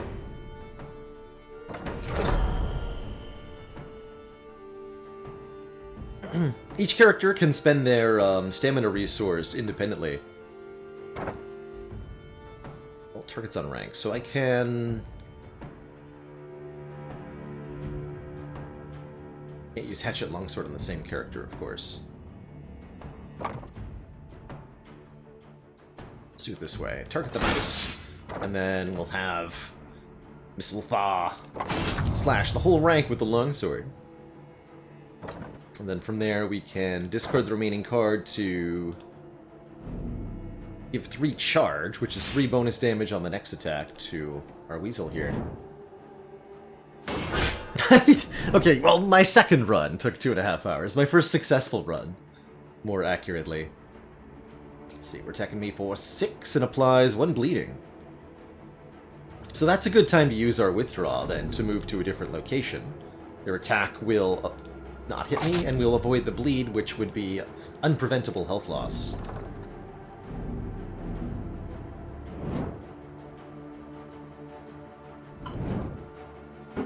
divided. Okay, so an easy first combat, as it should be. We're offered one of these 3 cards. As far as I can tell, there's no way to upgrade or really improve cards in this game, so there's not a huge amount of incentive to take cards a lot of the time. I think it might be effective to build small sometimes. We could maybe start working towards a ruin build of some kind. That'd be interesting to try to spec towards.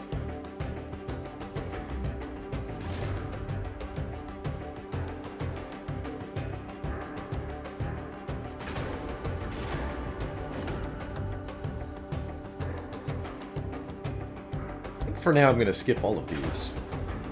So, ruins are kind of transformed cards you can create.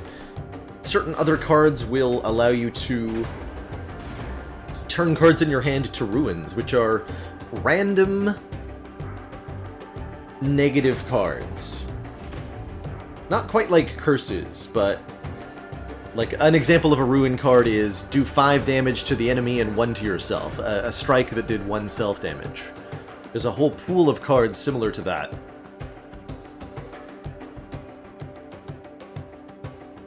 And some of them have really interesting effects. So they're not at all like statuses, but more like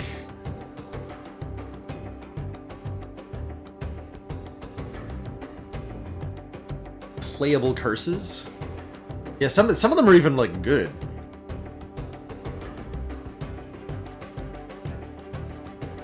I think I do want to tend towards a ruin build. I'm not going to grab this ruination, but I do want to explore ruins as a concept on this run if I can. Actually going to skip that first card. Maybe I should have taken the heavy blow. Informant. Negotiate. A hooded figure looms in the dim light. As you turn a corner, you find yourself confronted by a wiry figure, their identity masked by the dim lights, but their noble birth betrayed by their fine robes. I know why you've come to Dawn's Point, the low, dry voice echoes off the cold stone. I can help you reach him. My family are being held captive in Old Town. Help us flee the city, and I will arrange you entry into the keep. Find a boat and free my family, then meet us in the sewers below the royal court. Do as I ask, and you will have your blood. You exchange a solemn, understanding nod with the old wolf before he sharply hurries off. Now that's interesting. I don't believe we met this fellow before. That new to our second run. Alright, and we open with the second combat. Let's see how we do.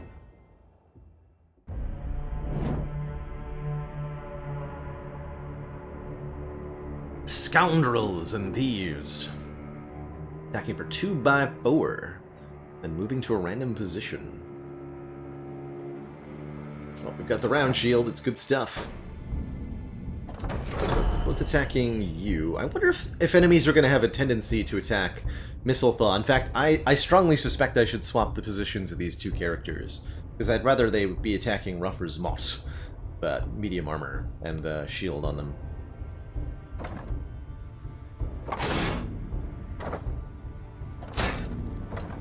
Guard. Damage on characters is persistent between combats. Healing's relatively hard to come by, but you will gain levels as you fight, and your HP will increase. The Weasel's hero power... Oh, that's right. The Weasel's hero power is to create 3 concealed blades. 1 cost, 2 damage, 3 bleed cards. So at any time, our Weasels may click this button up here to spend 1 willpower and create 3 of these.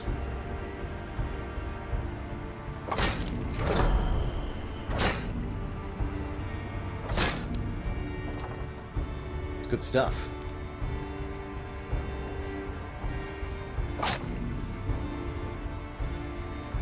More.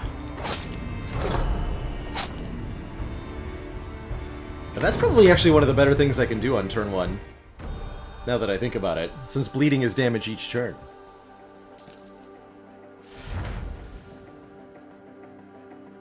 Hey, there's that Colossal Smash from before. Such a strange card, right? Think about the corresponding card, Body Slam in Slay the Spire. It's 1 cost, and it doesn't remove your block when you play it. This is a crazy, crazy card, but I think it's indicative of how easy it is to get lots of block in this game.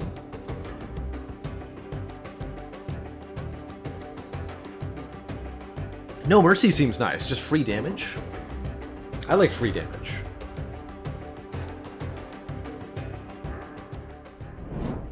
That's right, Inspire you also don't start with Barricade. A Crazy Weasel.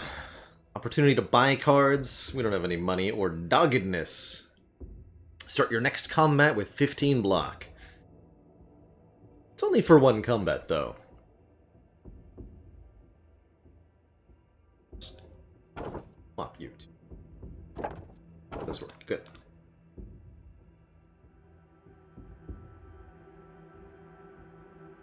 Let's talk to the Weasel. Want to change a piece of yourself? Wheezy can help. That's right, you can transform skills, which includes our strike cards, which are arguably one of the worst cards.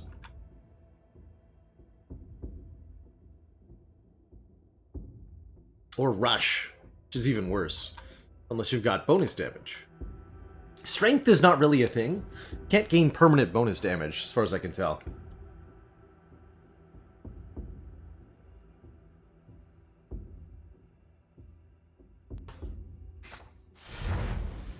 And when transforming, you get to choose one of 3.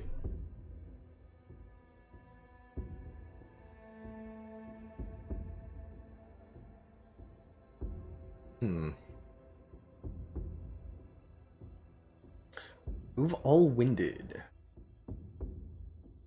For every stack removed, gain 3 regeneration. It's quite a powerful healing card.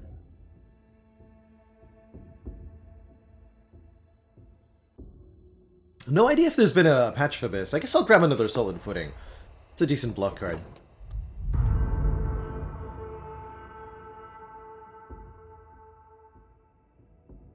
Discard from each other lane.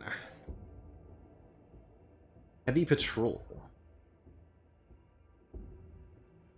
An Elite Combat or a Back Alley. Select a lane, remove the next 2 cards. So we're offered the ability to avoid this, or we can charge headlong into what looks like a pretty tough fight before we've really done anything.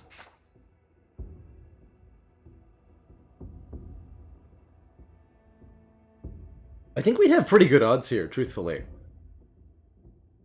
Of coming out alive, at least.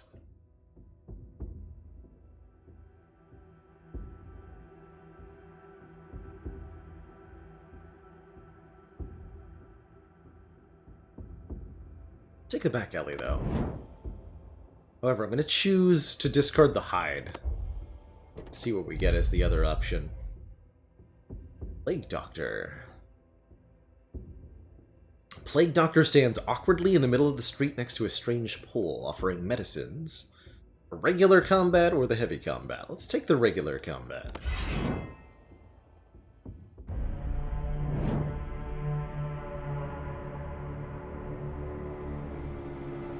Eight to you, 8 to you. This guy's not going to get to attack.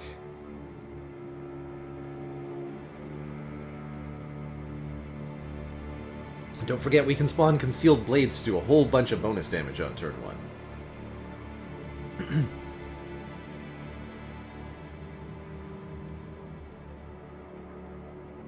Hey, Laureate, if you're looking for the Banner of Ruins, that'll be midway through Thursday's stream. For the first time we played this. And thank you so much for 4 months, by the way. Bleed does work if the enemies have block. Yes. Yes, let's go ahead and spawn these. So they do 2 damage and 3 bleed, so effectively 5 immediate damage.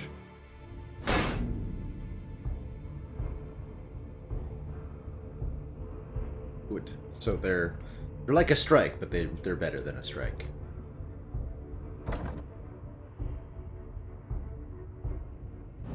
Discard a guard. To empower with 3 charge to make this strike do exactly 8. Kills you.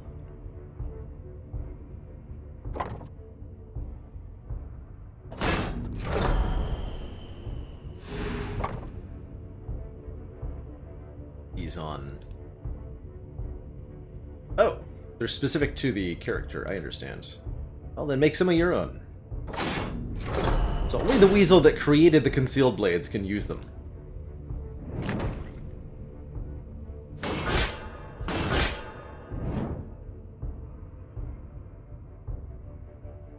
Oh, and he's played the block card on the wrong character. Oh well, we lost 2 hit points, not a big deal. And you will bleed out. Good. Damage 1 bleed. One thing we can do is kick this man, sending them to the back row. That will prevent them from...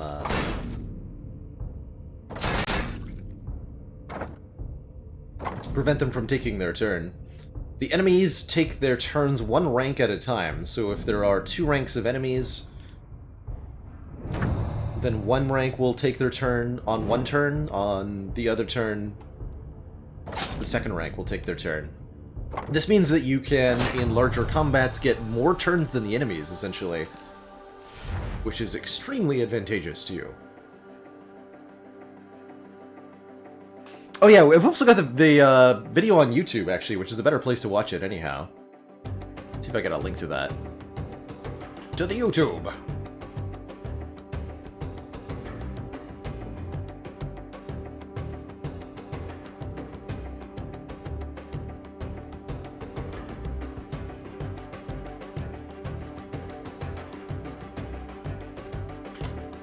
There you go. So that's the full Banners of Ruin first playthrough from Thursday.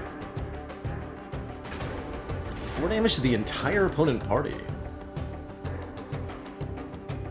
Flanking Strike does 10 additional damage if it's the opponent is the only one in their lane. So if there's no one behind them or in front of them. That's okay.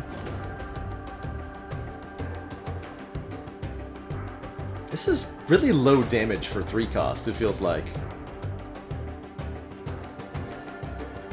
You'd have to find some way to modify the damage of this before it'd be worthwhile. I'll pick up a Flanking Strike, I guess. Just so we have another reasonable damage card. But both of our weasels leveled up. When you level up, you can upgrade either your stamina or your will. I actually feel like upgrading will on both of them at least 1 time is probably going to be worthwhile, because I expect to summon Hidden Blades quite a bit. And we get a Talent, which is a new card that they add to the deck. You are allowed to forfeit your Talent card. You did not realize that you could just forfeit it outright. Oh, here's a Runic artifact. Runic card, apply 8 stacks of Crippled. Character takes damage when they move. Spawn a Concealed Blade. Sulfuric Bomb. If you're in the front rank, the target rank gains 5 poison. If you're in the back rank, then the target rank gains 10 poison next turn. Wow. AoE poison. Poison in this game is damage over time, but unlike poison from Slay the Spire, in Banners of Ruin, poison ticks up by 1 each turn, getting stronger and stronger and stronger. Or Unscrupulous lets you turn ruins back into Concealed Blades. Now that's interesting. I'm gonna take the Sulfuric Bomb. That sounds heckin' fun. Give me AoE poison, please. I know that that comes with a max HP increase. You get Rotate with target ally, spawning 2 Concealed Blades. That I like quite a bit. Whether Unscrupulous, or if this character has no block, deal 5 and apply 3 bleed to the opponent's rank. Let's take a Slippery. Being able to swap around sounds good, especially if we pick up a beefy party member later on. And I'll upgrade your stamina to 3.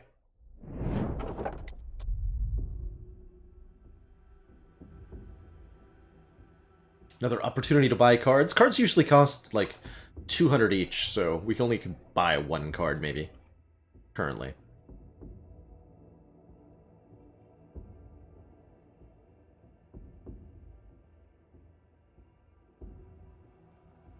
Yeah, that's a pretty good summary, Yars, that will is the number of times you could use your hero power per combat. There are other things that also cost will, but essentially will is a per combat resource, and it's used for special cards. Get some weapon and armor, or now that we're leveled up, we could tackle the heavy patrol, which would also give weapons and armor as part of the reward. I'm feeling brave. Let's fight this heavy patrol. Okay, this doesn't look bad at all. We can definitely win this fight. We've got a Weasel Archer in the back. And 2 Malicious Spearmen and a Guardsman in front. This Guardsman is doing 5 damage to the entire rank. Whereas these guys are both stabbing Missile Thaw here. We did draw 2 solid footings, but we can't play them both on the same character.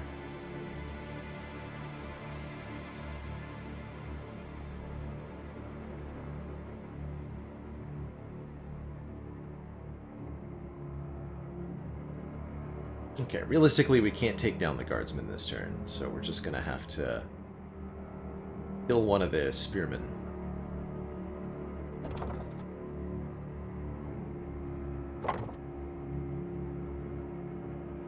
$22. This is 12. Perfect. Alright, give me some Concealed Blades.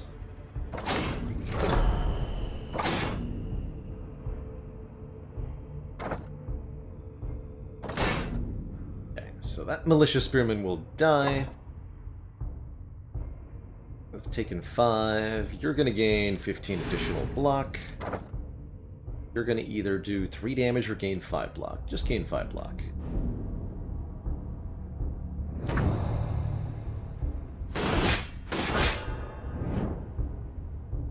So note that the bowmen did not take their turn. Now on this turn, the bowmen will act, and the front 2 don't get to do anything. For this reason, it's imperative that you keep... that you prevent yourself from finishing off one of the 2 rows until you're ready for the fight to accelerate. For example, if I were to target the bowman in the back first in this combat, I would have a very bad time, because then the front guy is going to be taking twice as many turns, comparatively. And this is only doing 8 damage and applies 1 winded, so we'll have 1 less stamina on the following turn. Not a problem. Not a problem. Let's throw a Sulfur Bomb.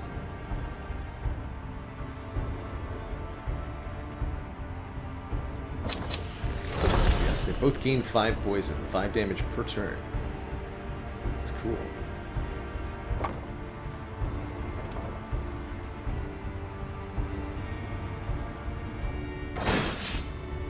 Okay.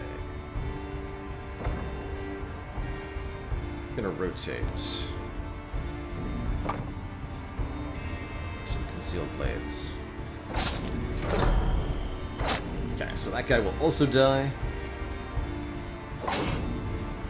And we might as well gain a little bit of charge.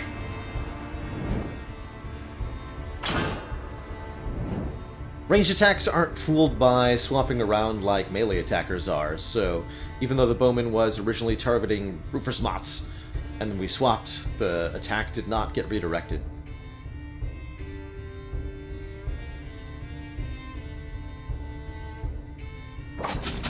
Slice and dice.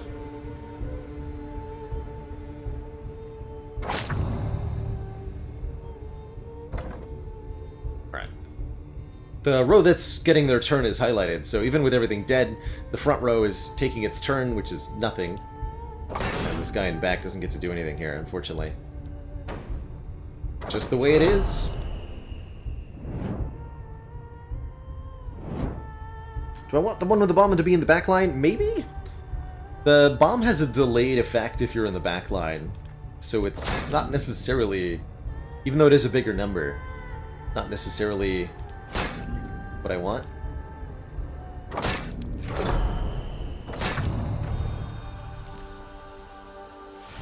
It's a card. Ooh, tight formation. Each character in your rank gains 8 block. That's kind of cool. Oh, the character's next talent card, also kind of cool. So this is 8, 16, or 24 block for 2, depending. What equipment do we find? An exquisite sword.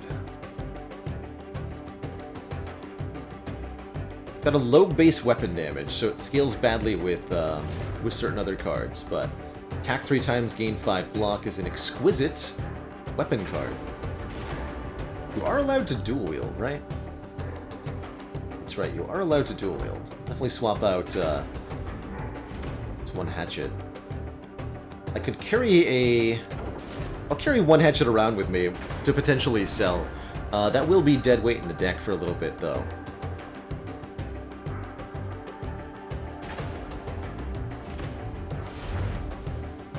Let's grab the type formation.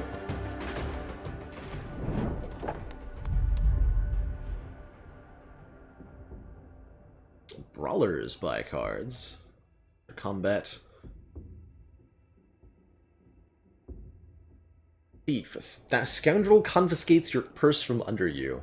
I think this is a negative outcome, so ideally you're avoiding this card.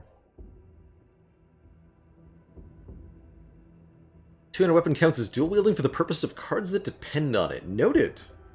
So noted. We'll probably science that if we get the opportunity to. Alright, I'll take another combat. Doing very, very well in the combat so far. Now here's one for the poison bomb. What are we doing on turn 1? 8 to missile thaw. 2x4. Okay, our starting armor will reasonably cover this. We should just look to take out one of these nerds.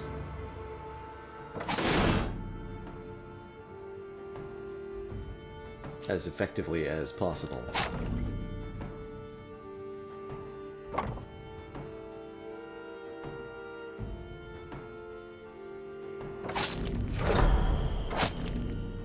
Let's just do some concealed blading.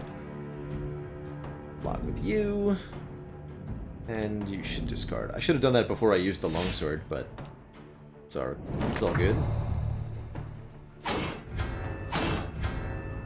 That made us vulnerable.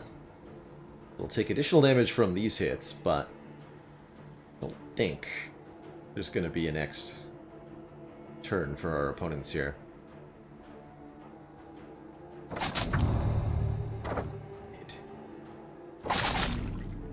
Super dead. Very dead. Apply for marked. Marked is a weird effect. Marked actually doesn't make the marked target easier to kill, which is kind of what you'd expect, right? Instead, when the marked thing dies, it makes everybody else vulnerable. Kind of odd.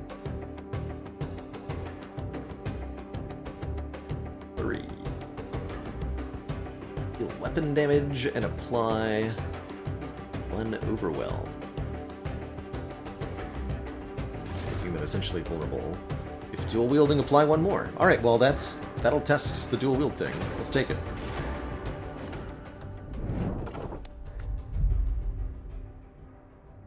Level up. Crossroads, which let you clear other cards. The streets each have different depths, like the stack of cards that's on them are different. So this lets you discard cards off the top of one of the stacks, but I think ideally you're looking to get as many of the good cards in each stack as you can. Let's take a level up. Who do you counsel? It's you, Ruffersmott. With their advice, you narrowly avoid an open combat. They seem proud of their achievement, acknowledging their wits. On even-numbered levels, you gain talent cards, but on odd-numbered levels, you gain a new passive. Essentially a permanent, like a relic. You know, a permanent effect that maybe a specific trigger, or maybe just a useful kind of turn-to-turn effect. So Minimalist gives this character a stack of essentially regeneration whenever they discard a card. Healing. We don't have the ability to discard stuff very much, though. Patient. At the start of their turn, if this character has any will, they draw one card. So as long as you have at least one will point left, gain +1 draw per turn. I think that's extremely good. Or Pestilent. On turn 9, double the poison stacks on all opponents. That seems extremely good for specifically the final battle, which is definitely a long affair. That's really funny. But let's take Patient. I think that will be extremely good. And that's good incentive to upgrade their will one more time. That way we can use their will abilities while always having the requisite will for patience.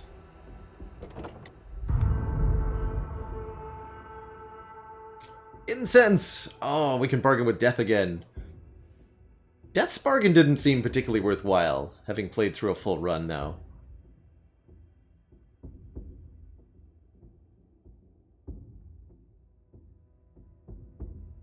So I'll mess with this heavy patrol.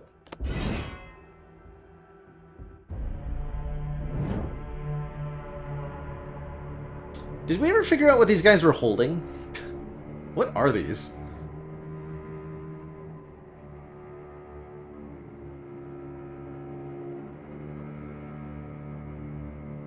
It's like a big flat metal stick.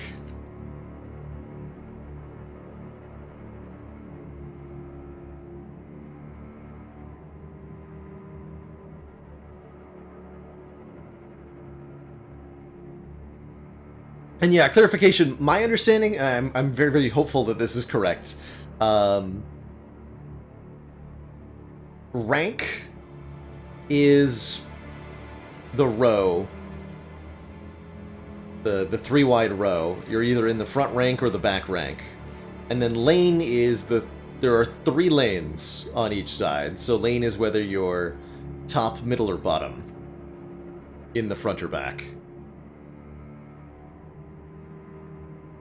So cards will separately specify lane, meaning horizontal adjacency, or row, or rank, meaning the vertical adjacency. It's a slapping stick.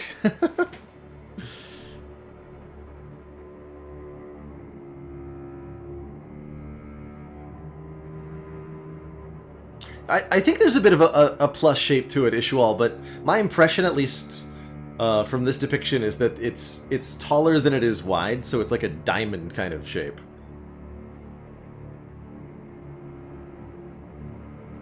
Yes, May Jester, you can get more party members as the game goes on. Usually at the end of an act, you'll have the opportunity to buy one at a tavern.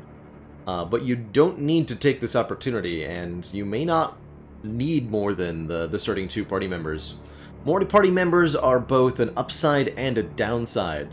As you get more party members, you will get more stamina and will to spend, but more party and more total hit points and armor, of course, too.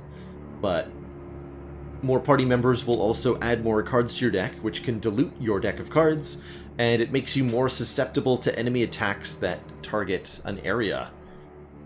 There are many enemy abilities that will target, you know, ranks or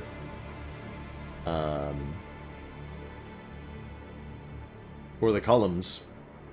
And if you have more characters, those are going to do more total damage to you and be more difficult to avoid. Anyhwam. So we've got 10, 10, 10. Can we kill any of these guys on turn 1? This guy only has 24 health. He has light armor. They all have light armor.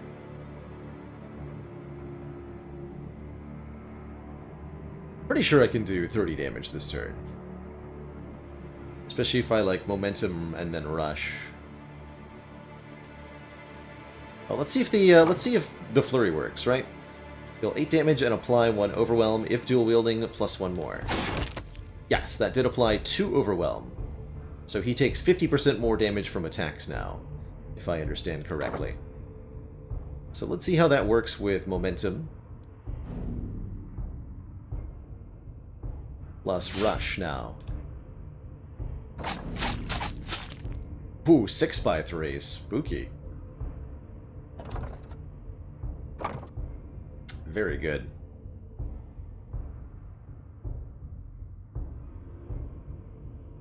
Ten to each.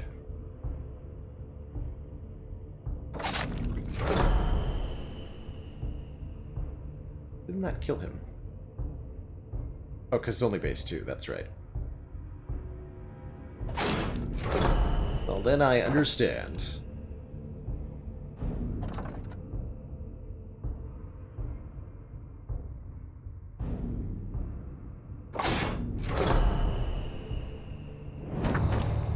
One bear down.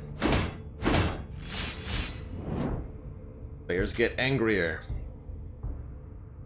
Doing 6 damage. If the opponent has more than 18 block, also applies bleeding.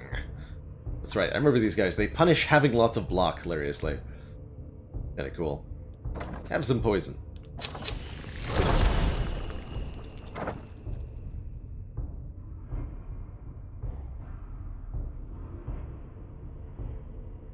An 18.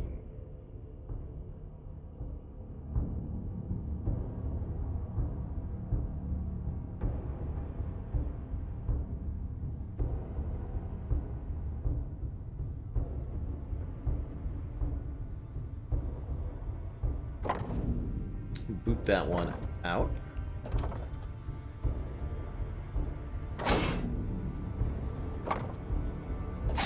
Kill that one. So this guy won't get a turn because he's in the wrong row now.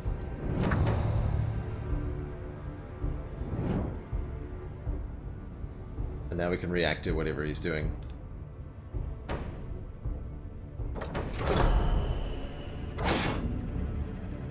So this hatchet, it's in the stash, but it still takes up a spot on the deck. Which can be a bad thing, of course. I like the ability of just summoning these concealed blades whenever I need to. Seems pretty good.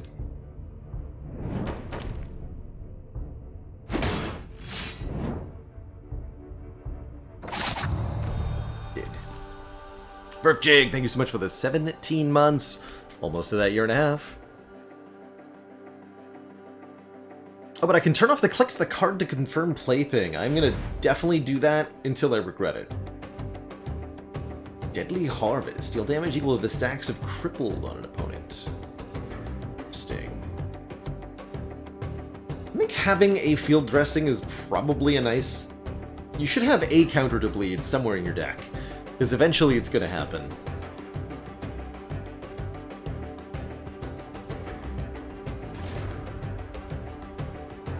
Alright, yeah, let's grab one of those. They dropped a crossbow! Oh, man! I like that. Firing the crossbow ends your turn because you have to reload.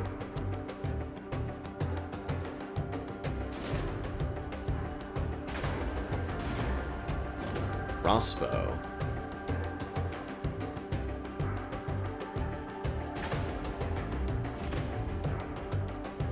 Alright, who's got the poison bomb? Rufflespot has the poison bomb? Alright, time to change things up.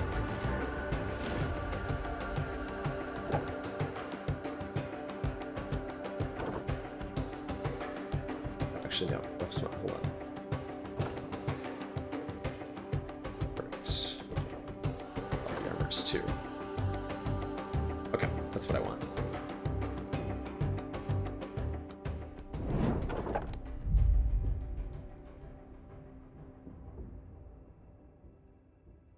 So, Ruffsmot will now go in the back rank. Do that. So that their poison bomb does additional damage and they can use their crossbow. That's right, only enemy turns rotate, so we can use all of our characters freely each turn.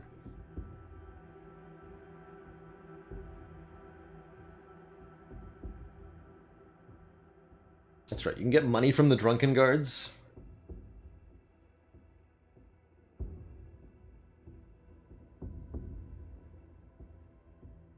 see what happens if you interact with them when they're on duty. Just brush them aside? Okay. Fair enough.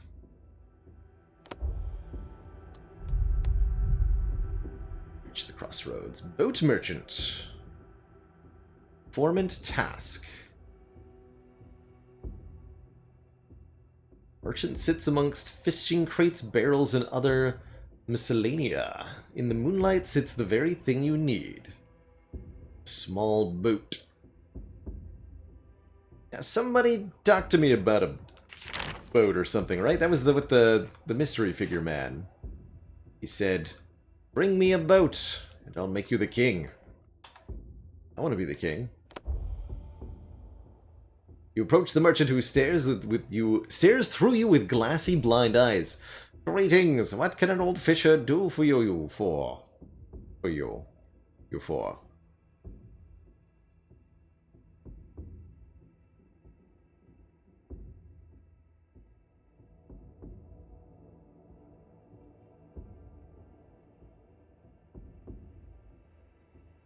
Don't like the sounds of what you're up to. The less I know is the better. 150 florins and you'll have your boat. If that don't suit you, I got other stuff to trade. I don't know if I'm able to do these and send the boat, so I'm just going to send the boat first and then see if it lets me do other stuff. Did not. Well, the boat's been sent.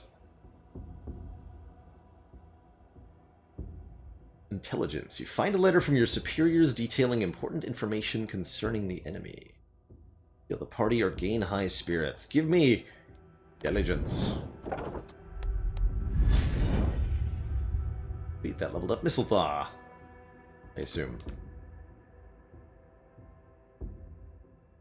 Yes. Let's give you more stamina.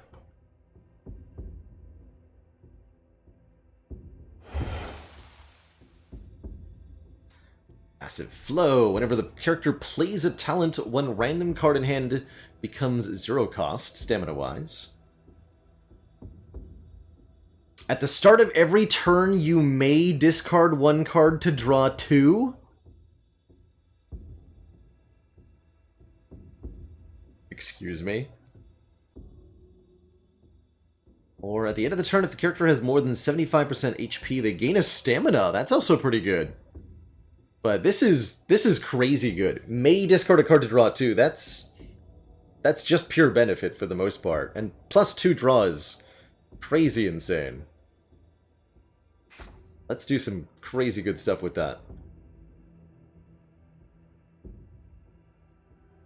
Blackfoot Stash, a small wooden hideaway discreetly obscured by a fruit wagon. Your brothers have offloaded their unneeded wares here. That's our opportunity to get rid of this weapon we're carrying around. Yeah, the fact that you're allowed to not do it, even. Although, hopefully the fact that I'm allowed to not do it doesn't require an extra, like, click each turn. Speaking of... gameplay. Confirm playing cards.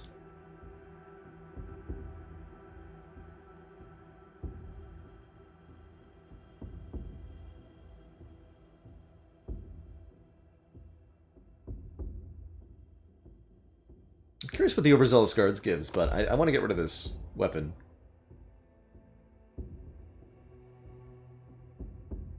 Oh, just remove a card. Any card. Oh. Well now. Get rid of a strike.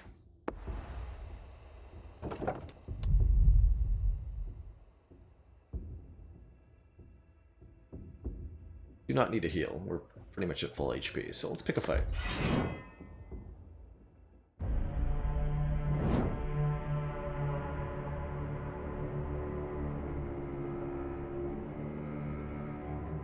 Good stuff, man.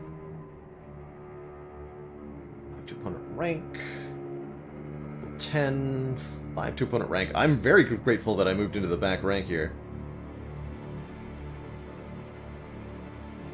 Perfect, and we can solid footing. Have a bomb.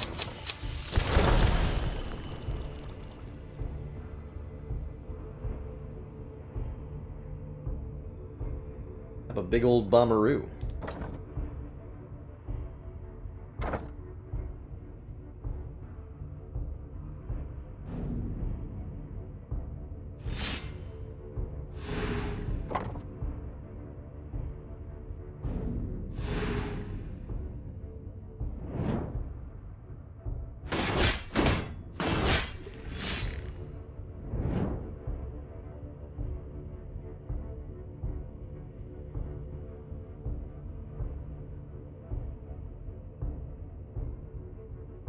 So, Flurry... One Flurry... anything that scales with weapon damage is going to be crazy good with this crossbow, because it has a weapon damage of 13. And this still counts as dual wielding, right? No. No?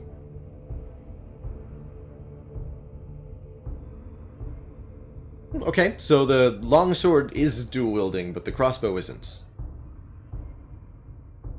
A little odd, but I can accept that. Makes a sort of sense. We're doing 12, 6, 12. Well, let's not do the 12 then. Okay, you're dead.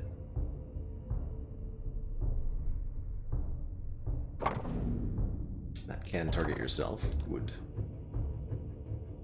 It only costs 1? I guess it's only 13 damage, right?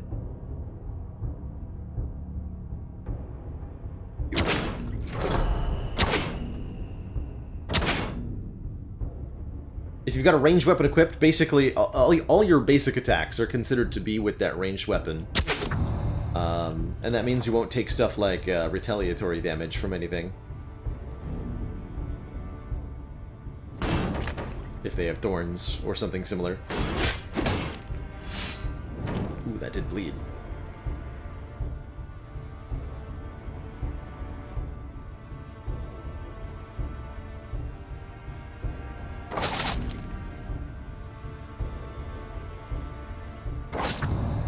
There will be no more living today.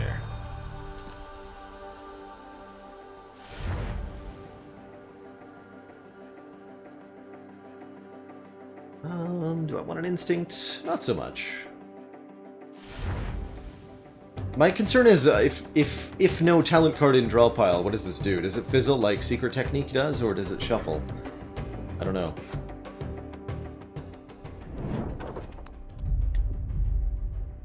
Merchant into trouble. A couple of brutish thugs shaking down a merchant. Chance to heal at a sanctuary or another combat.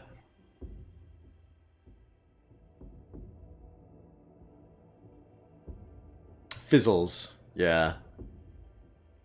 Looking at the card design of this game, it does seem like there are a few cards that are a little bit extremely specific. Difficult thing to do well. An outcome. Defend the merchant, choose a skill, or just take some of their money. Just like a card draft? I'll take the cash. Give me your dollary dues.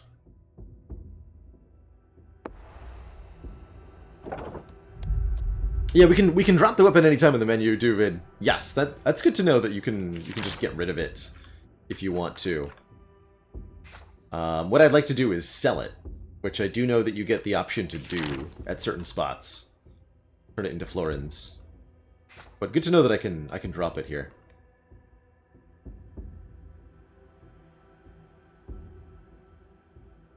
Execute. You dispatch the militia guards with ease. However, one mouse is left begging at your feet for his life. You meander through narrow passages of the city where you hear a command from behind. Halt! It's your business. You and your men take down the guards in swift response with ease. One mouse remains, trips and falls back into a corner. Please have mercy. I was just doing my job. We execute him, we can ruin a card. Permanently ruining something from the deck and turning it into a ruin card for realsies, which actually sounds beneficial. It's essentially transforming the card. And we have the option, if it's like a truly negative thing, we can just discard it, right? Or we can let him go, which has a random outcome, it says. Look how adorable he is. Do you want to ruin that face? I don't. Let him go. You leave the mouse, who scurries off in the other direction. A short while later, he appears again in your path, this time with more friends.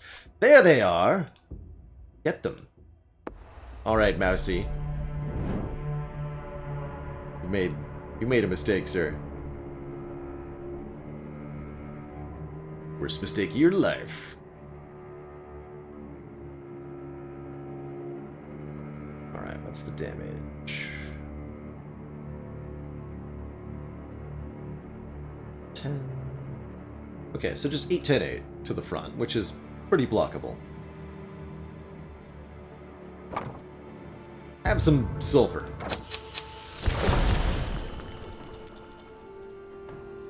Flanking Strike will deal bonus damage to this middle lad, because he's the only guy in his lane.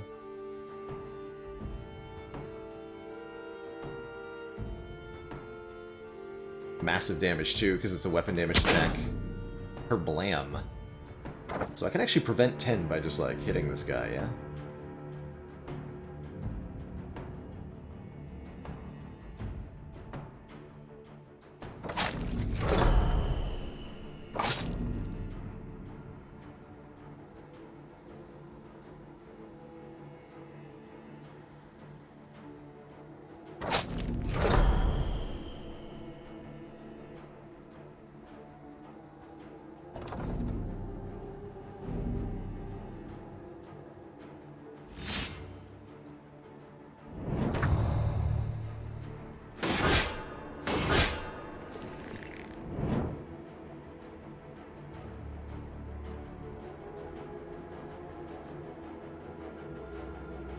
Hitting shot to the back rank. Okay, both are shooting the back rank here. Nasty. I should be able to kill one of them. At least.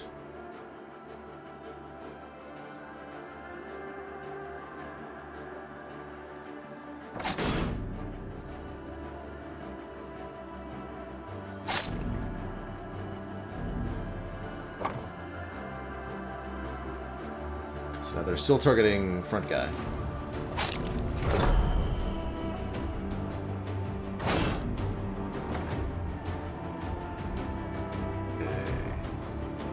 Still alive. Let's do this.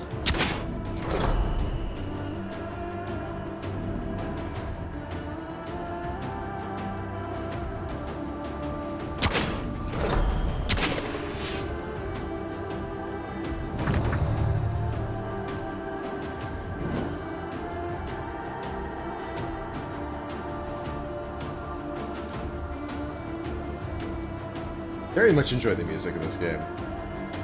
So good. You're super dead. So are you. GG.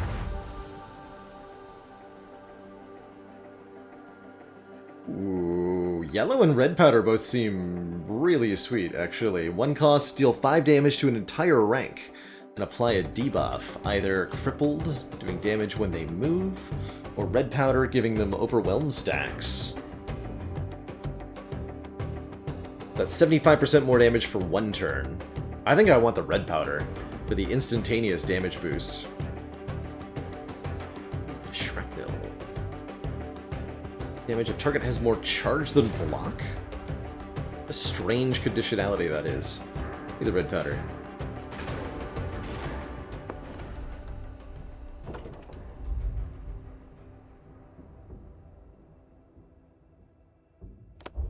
Coming up on our first boss fight here. But first, a smithy, a tavern where we can hire a new party member, or a monastery where we can heal. I think let's grab a new party member early this time. To the tavern. Oh, our first wolf. Sanderson.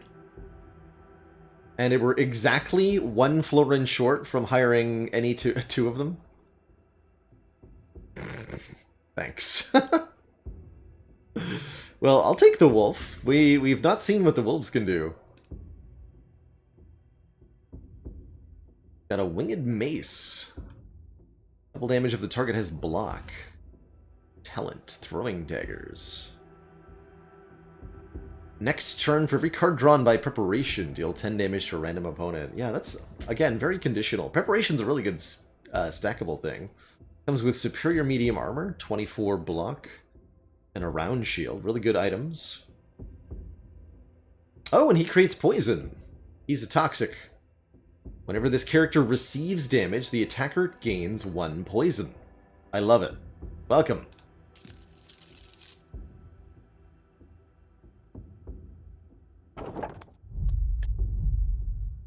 Let's make sure he's in the front rank. Oh, that's weird, creepy like, sir.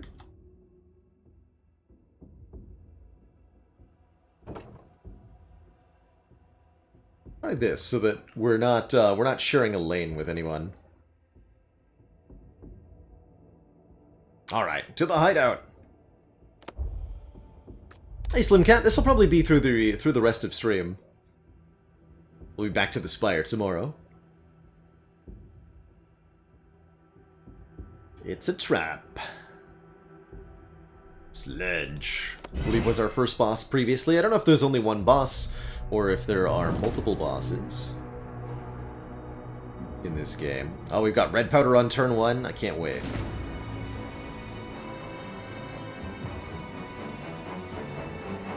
Let's discard, I guess.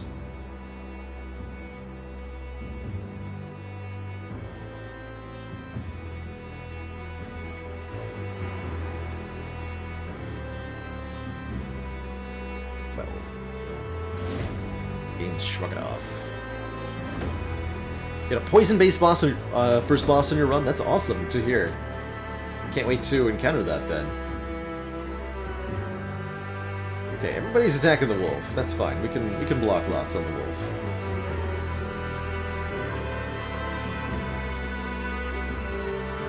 And what's your talent? This character may play another character's wielded card, either their weapon or their talent. Now that's fascinating as an ability. So you can use other people's weapon cards. Very interesting. Block up with the wolf. Do damage with the others.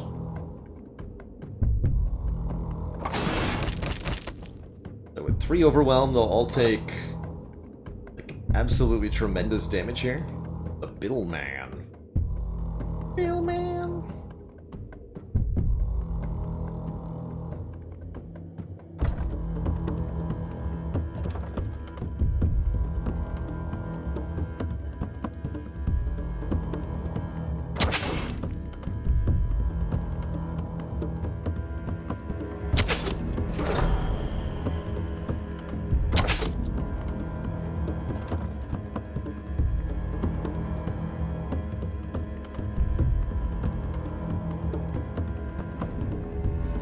If we swap here, the damage, yeah, it goes to you.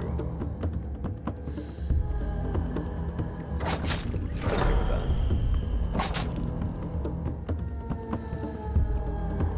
Row.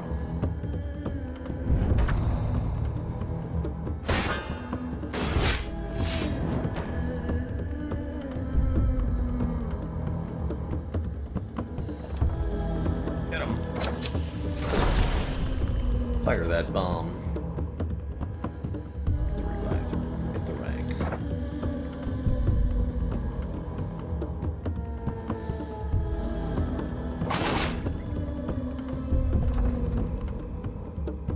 Take some damage.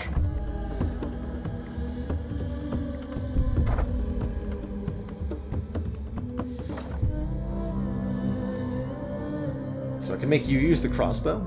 Can you use the Oh, you used stuff from the stash! I love it. That's pretty cool. That's pretty cool.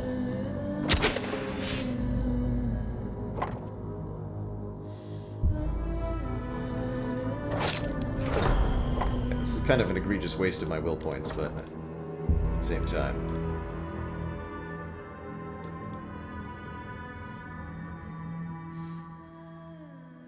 Huh?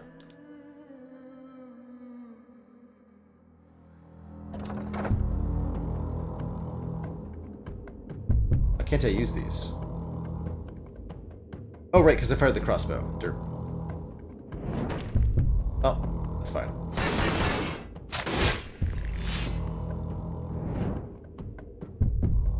Totally forgot I did that. Oops. Might be. Like buffing or something. How dare he? Yeah, so that doesn't even do anything unless I have preparation. It's interesting.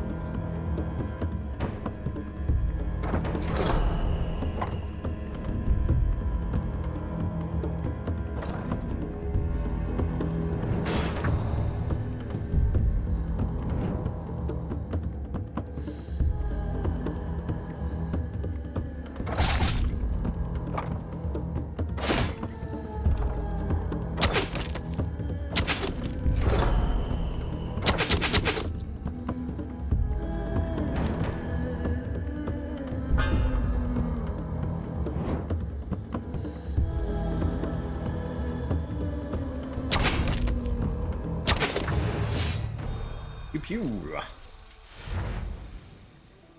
Strategy. Every time you move, gain 5 charge. Every time you move an opponent, deal 5 damage. Don't move a whole lot, though.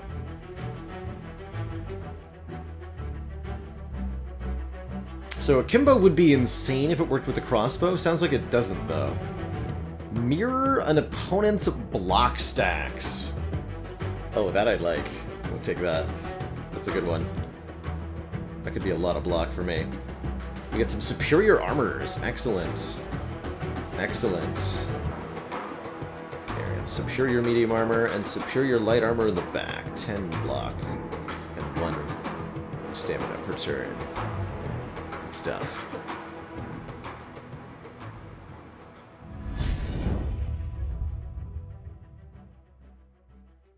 More stamina. Runic card, apply 8 cripple and spawn a concealed blade. Interesting. Do your weapon damage. If the target has bleed, spawn a free concealed blade. Ooh, I like that. Or 12 damage, and if this breaks the opponent's block, apply 10 bleed. Let's take Incision. The free concealed blades and weapon damage procs on the crossbow. Now we may choose Wealth, 1,000 florins, Excellence, another level up, or a full heal as our post-boss reward. Tempted to keep leveling up our Weasel, our crossbow weasel.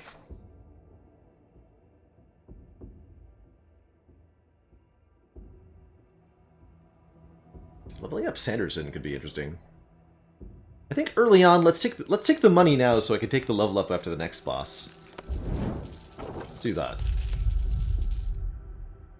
Plus then if there's any story stuff that takes more money, I'll have enough money for it.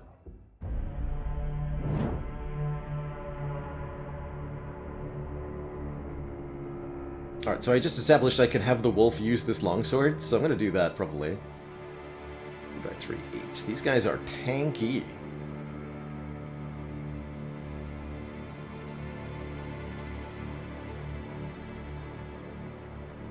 Oh, you're actually able to hit the middle here directly. Interesting.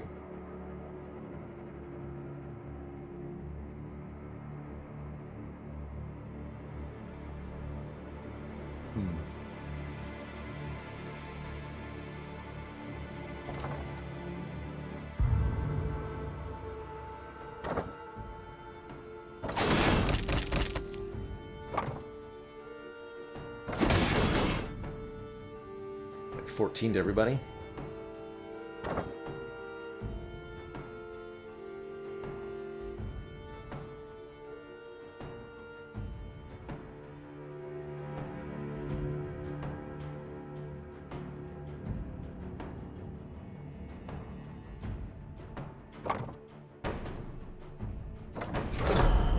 Lock to you. We're gonna spawn some concealed blades. Let's take out the bear first.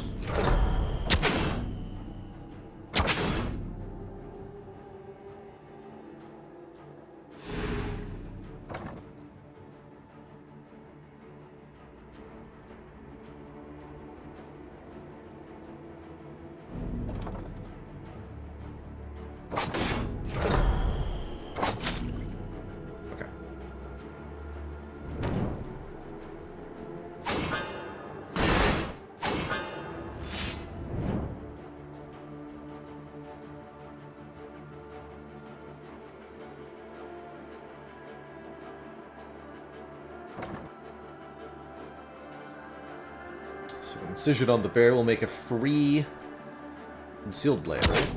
That's right. Let's start working on the next one. Wolf, give us some block.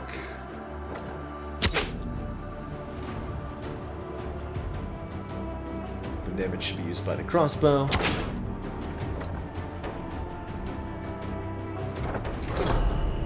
Block for you. Block for you.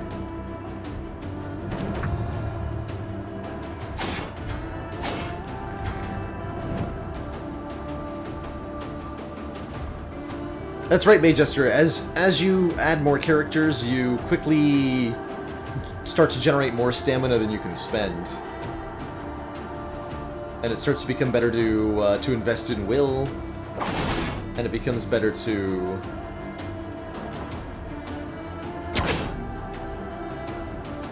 get card draw effects.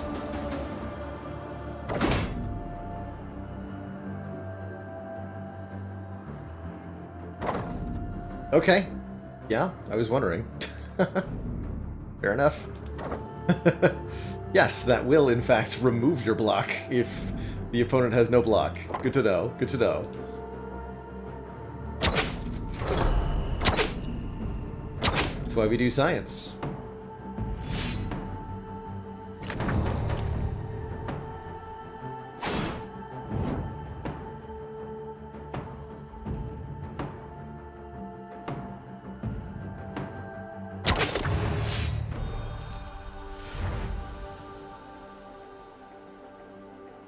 Bloodlust is very minor damage, but card draw if you get a kill with it.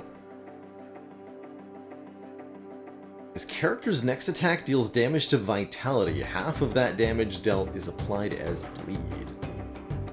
I don't know. A lot of block in the endgame, from what I remember.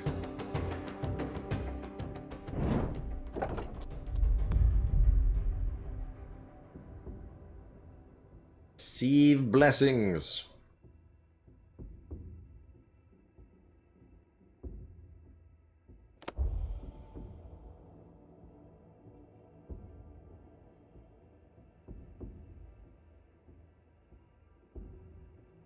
We have all known hurt brothers, the wolf says in a low voice, moving to embrace you, but we might aim to live as the Epestriox did, burning bright in 10 Fear's wake. Remove a card. That's right, you can gain inner strength. An upgrade token. Oh, that's right, there's upgrade tokens for cards. There is an upgrade system, but it's like very rare that you actually get them. Remove a card. Card remove sounds good. Don't make much use of withdraw, but that does not mean that it's bad. Guard's a pretty lousy way to block, though. Just not efficient. Fucking guards can give us more money. In high spirits, get some money from the guards.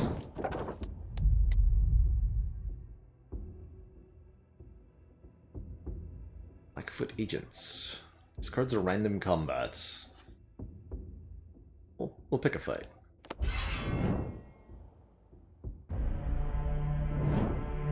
Dangerous thugs. Who you calling dangerous?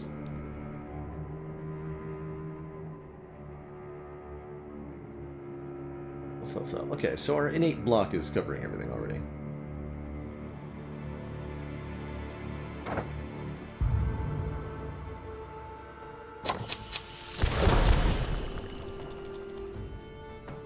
That's a lot of poison.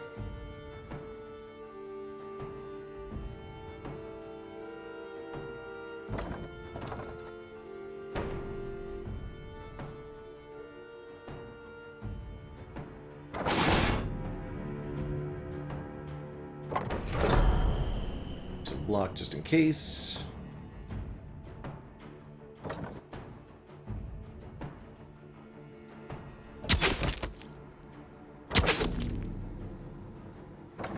That guy some death. The wolf can't actually do a whole lot. So I should have maybe spawned some concealed blades. Maybe I should have used the wolf's ability to have the wolf use the Exquisite Sword that turn? I'm not sure. Yes, and blocked hits do in fact apply poison from the wolf. Good stuff.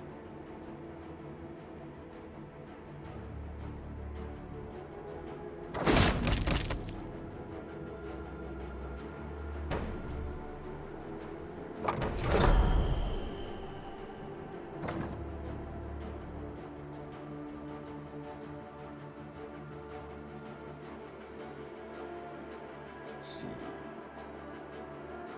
You attacking? Oh, you're not, because now that one of them is in the back rank, only one of them is going. That's right. Okay.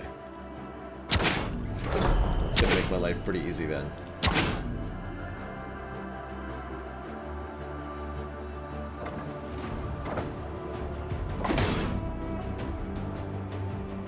We're also gonna make some dagger thingies.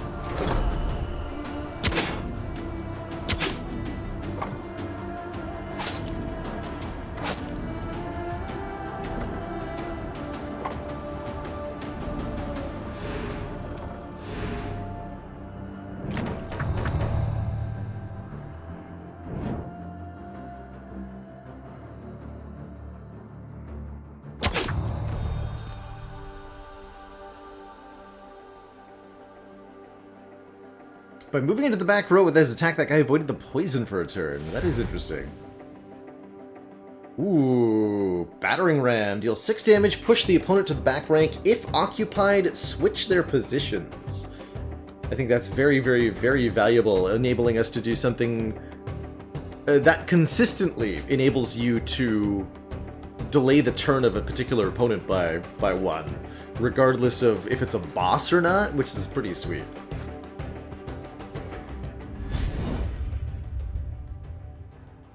I'm not sure how XP works. I don't think it's based on kills, but I'm not 100% on that. Ooh, he could have given Sulfuric Bomb. Front row Sulfuric Bomb. I'm down for more bombs. Do bombs. Also forfeited that card reward, of course.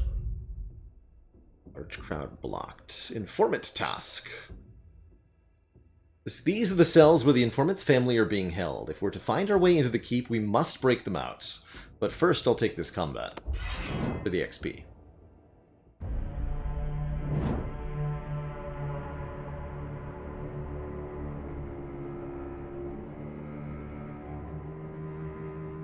Wolf, are you going to play this turn? I doubt it. Oh, I can have the wolf throw the bomb if I need to. It's interesting. Which means I could also get immediate poison if I wanted to. Seems like by having the middle row open, they're exposed to melee attacks, which is actually fine. It spreads out the damage a lot of the time.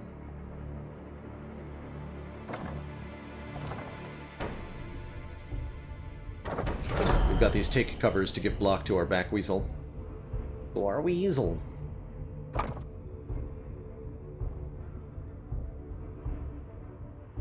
Okay, you're gonna go Flurry, Sharpen Steel, Sulfuric Bomb, so you're gonna spawn Concealed Blades then.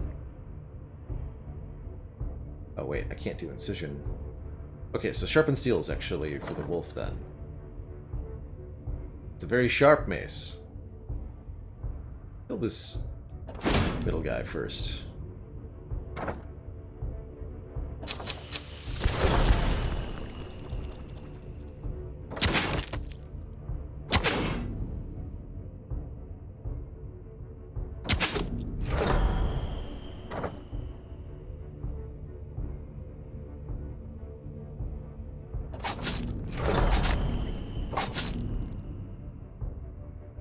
To you, 12 to you, 8 to you.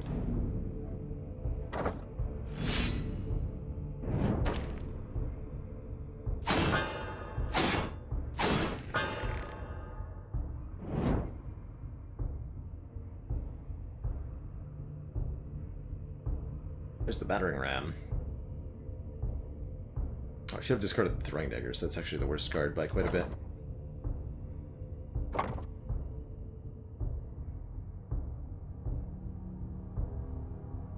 So 8, 2x4. Some more poison. So the Wolfman's about to die. This is going to be 8 and 2x4. Got the round shield, so it's an easy full block. We can battering ram to knock that guy out of the turn.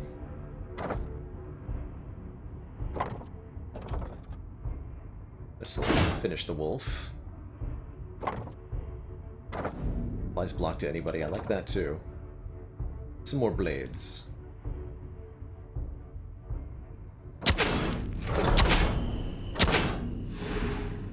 Okay, good turn. That's right, the wolf can also use concealed blades, but it's going to be 1 will point per concealed blade he tries to use. Seems pretty difficult to pay for that.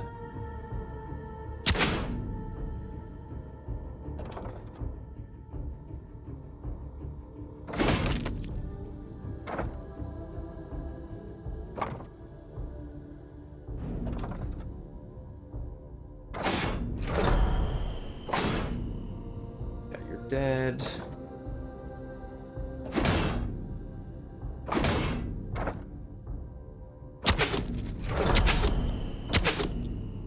We're gonna die too.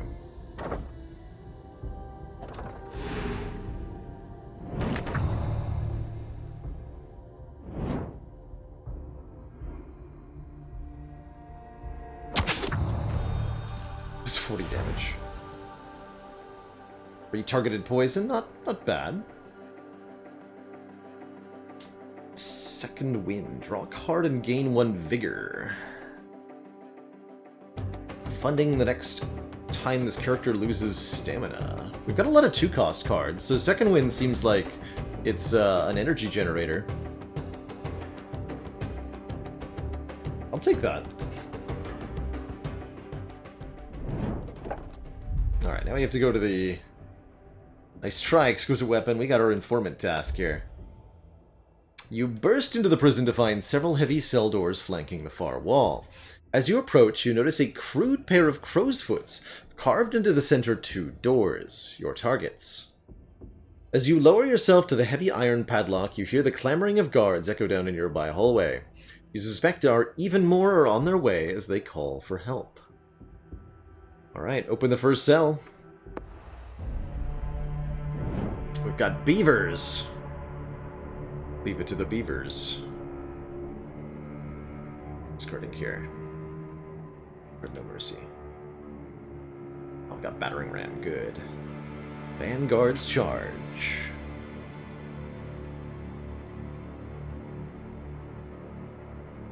Okay, so it knocks you back if they're in the back rank.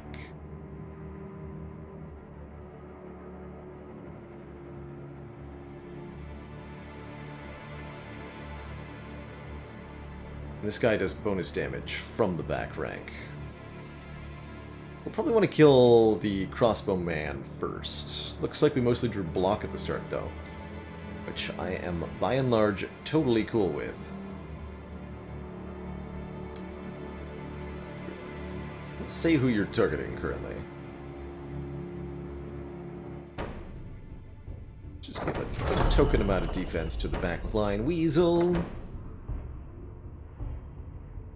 I could put everybody to the back rank, but I don't think I should do that.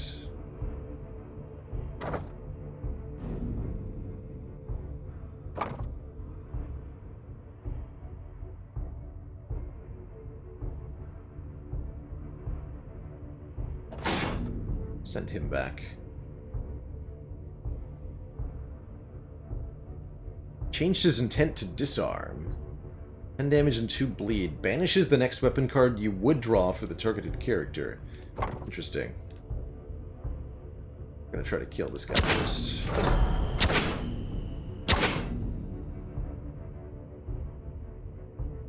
Guess that means I don't get to solid footing? That's okay.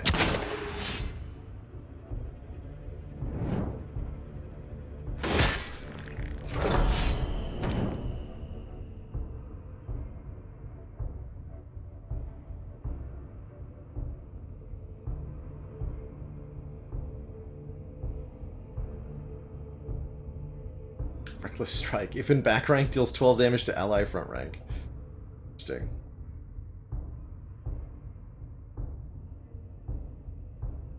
I'm gonna throw the red powder. You can throw the red powder. This is gonna do very enormous damage. Rip.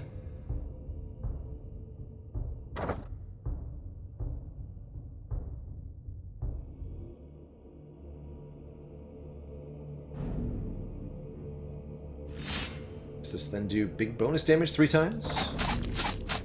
Yup. Seems good.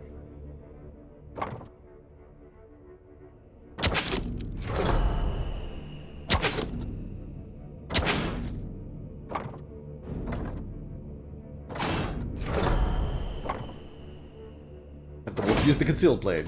You know, because we can.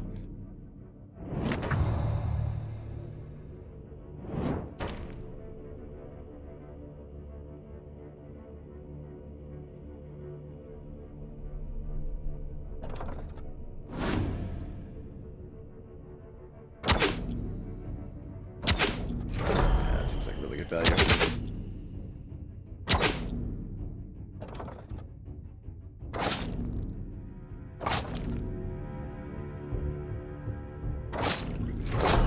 Really like just being able to summon concealed blades anytime you need like that extra little bit for lethal.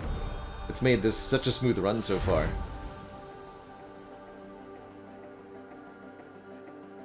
Don't really want any more of these like higher impact cards than what we have.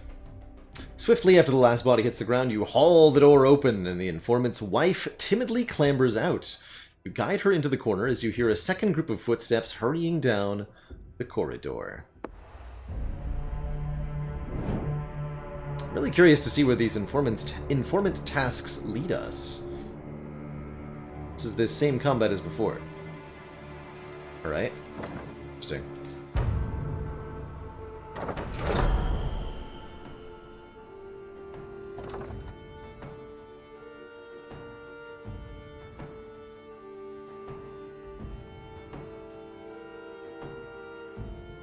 Oh, I see. They have... Every time we play a weapon card, these guys prep a more dangerous attack. Understood. That's what happened before. Well, that just makes sense.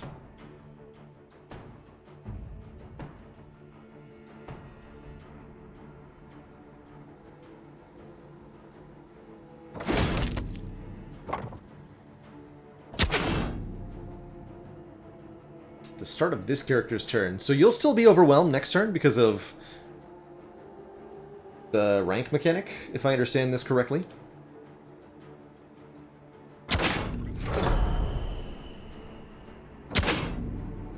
They're not weapon cards, noted.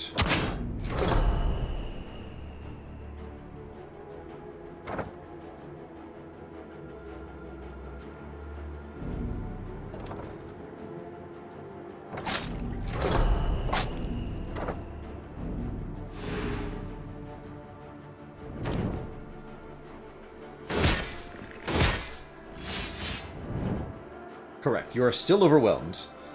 That's rough, dude. And I don't have to discard a card, but I really should. So I'll discard this one.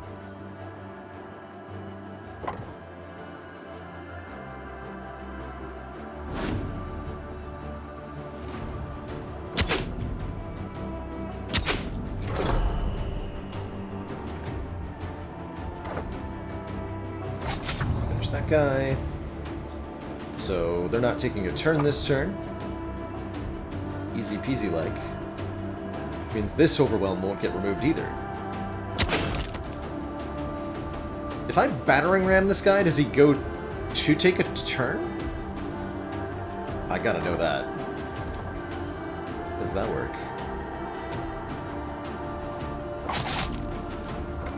Here. See if he dies to the poison immediately.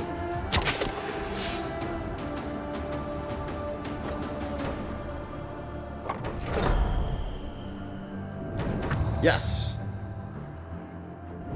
So you can also cause them to take their turns early if you need to. It's got some advantages to it.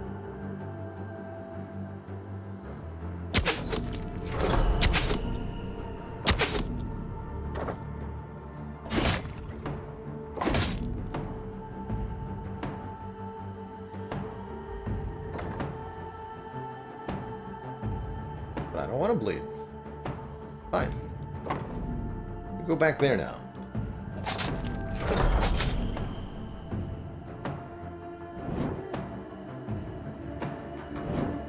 That's right, concealed blades can only be played by the character that made them. Note that any card with a symbol on it, in the top middle here, is bound to a specific character, the character with that corresponding symbol.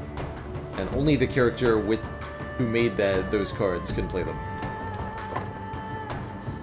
So note that one of our sulfuric bombs can only be played by Ruffer's Mott, and the other one can only be played by the frontline weasel here.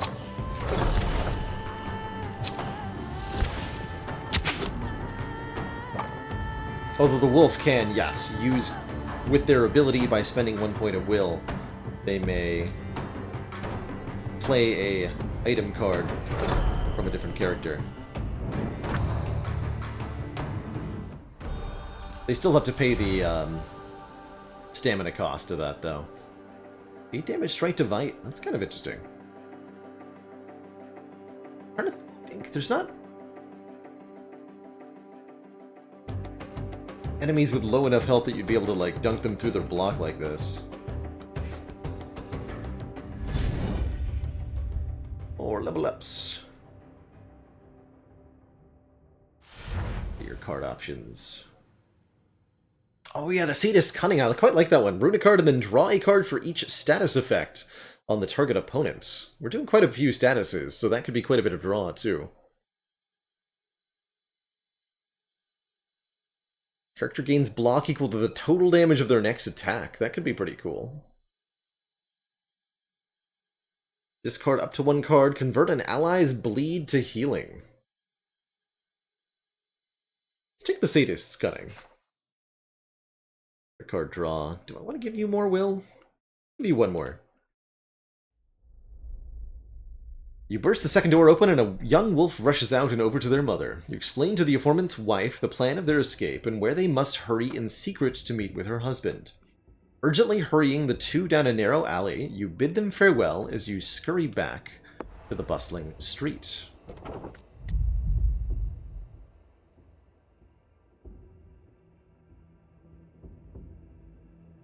Gain doggedness. We are dogs now. Sage can modify our deck. Chains. Gain 2 chains. Raise the sewer gate by 3.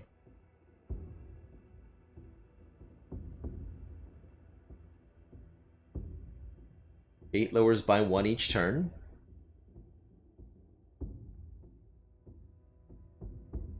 What do you mean?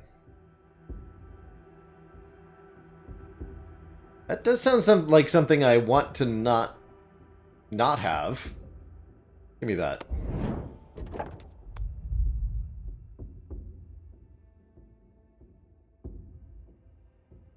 Ooh, a level up or a deck modify? Sanderson just leveled up, right?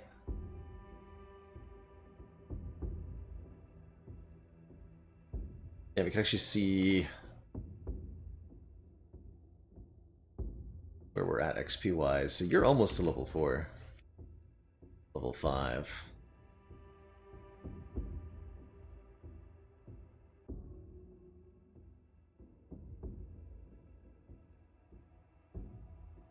Alright, I'll take the level up. Counsel the Wolf.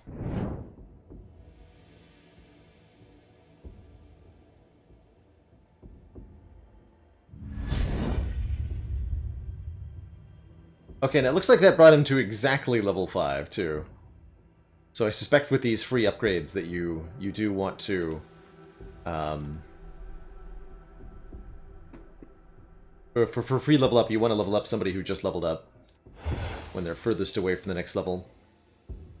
Strikes and guards are doubly effective when played by this character. Whenever this character gains block, gain 5 more. or more card draw. I think I'll take the Impervious. I really liked using this last time. Making a... and then that perfectly works with a character that wants to get hit. Combat. This one's marked as an elite. I'll fight this one.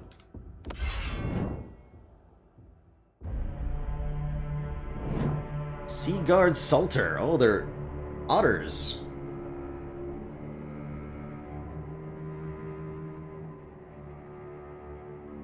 Why I otter?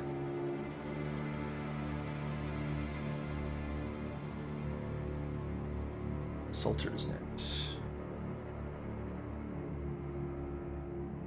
Oh, damage dealt by the character with a net is consumed by the net stacks. So 30 negated damage, essentially.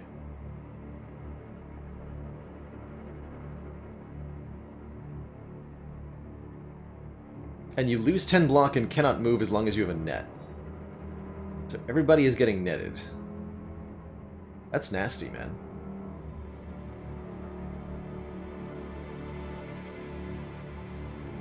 Is there a taunt mechanic? There are repositioning plays you can do. There might be some kind of taunt cards. I'm not completely sure.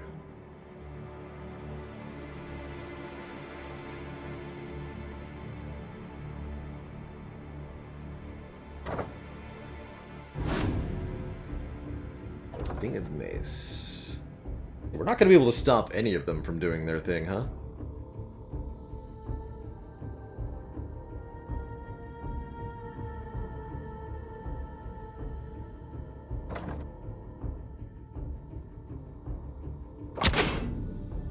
Go for the middle one first.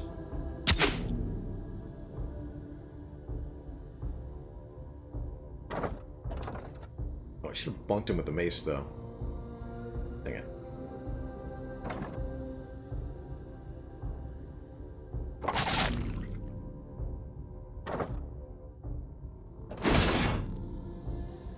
Looks like I actually will kill him, though.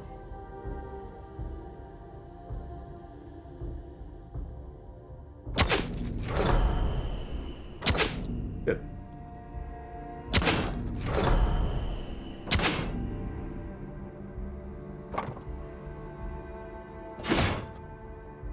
Give that man a bonkin'.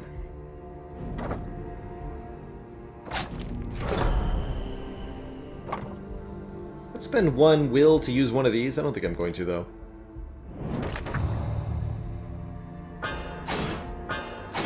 I like the net animation.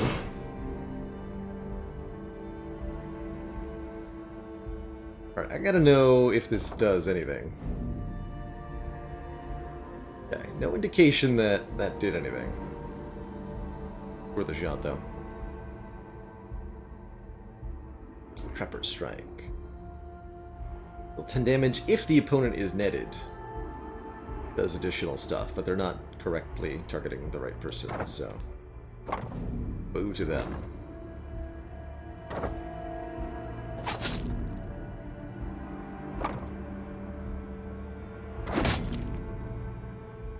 Fight your way out of that net, man. Net man.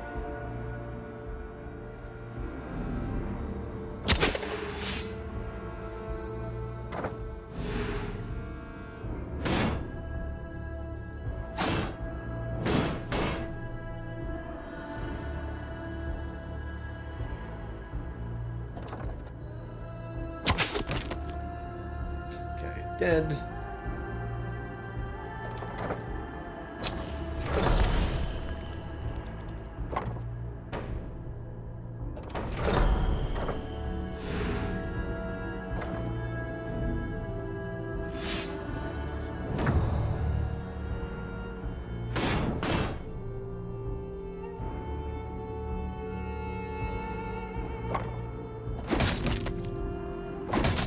Skip your turn, nerd.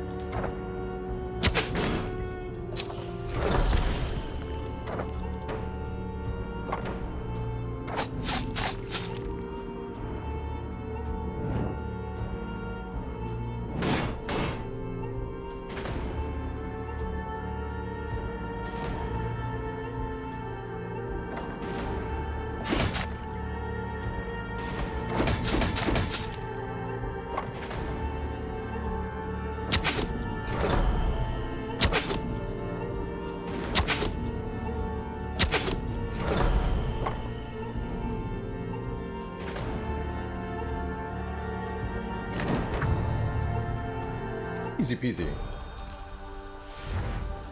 Sweep kick. Select a target, move them to a vacant position on their rank. Interesting. Apply charge equal to weapon damage and move to the front line. Also interesting. Another sharpened steel. I don't think I want any of that. Let me drop here. A stalk. Deal 4 times 3 damage, gain 5 retaliate. 5 damage back whenever you're attacked. For a great sword, 12 damage everything in the rank. Swap that mace out for a stock. I really quite like that. The retaliate on a character that wants to get attacked anyway. Swap the longsword out for the greatsword in the stash. Yeah, 13 charge does kind of sound like it's a little tempting, right? They no thanks, though. New passive. +2 will, another gambler perk. Or cold-blooded. Whenever this character ruins a card, they gain 5 charge. Let's take a second gambler. So I should be able to do that now 2 times per turn, which seems hella good.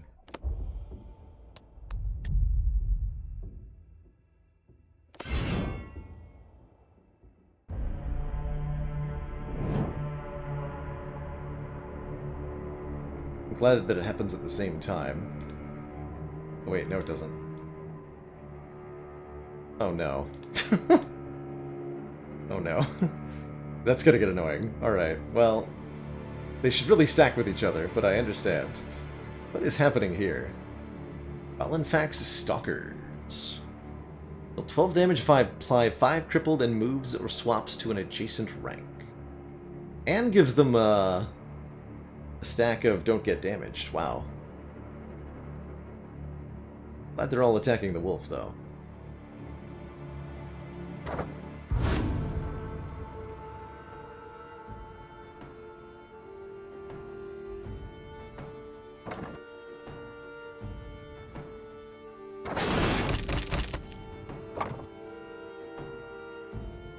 Time for some good old New England clam powder.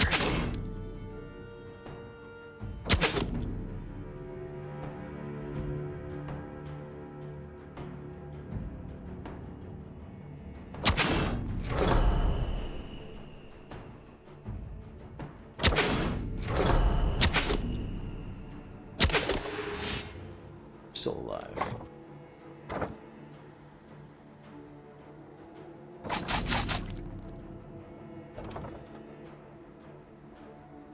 I'll just kill you with the retaliate damage.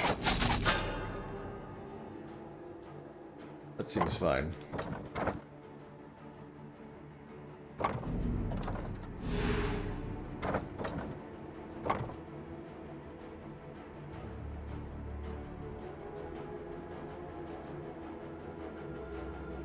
Oh, you ended your turn, right? That's right. But it doesn't waste your will point when you try to do that. Oh, right, you can't take retaliate damage from range attacks. Foolish! I knew that.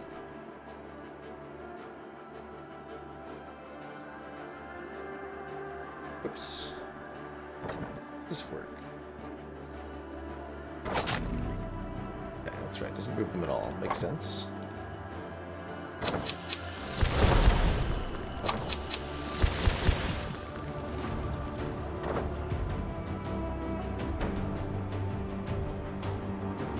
Arrow Storm. 4 damage and applies 1 poison to 3 random opponents and moves, swaps them to a random position. Terrifying.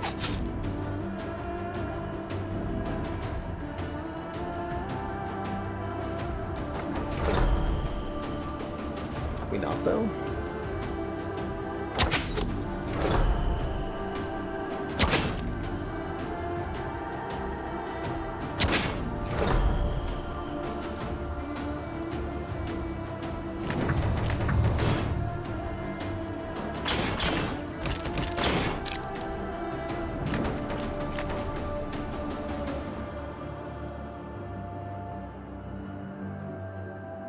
Enjoy the lurk, Ivy Blade. Have a good one.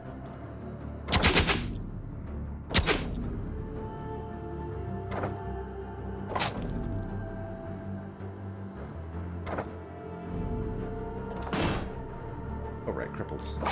Crippled with that. Crippled doesn't prevent you from moving, just makes you take damage when you do.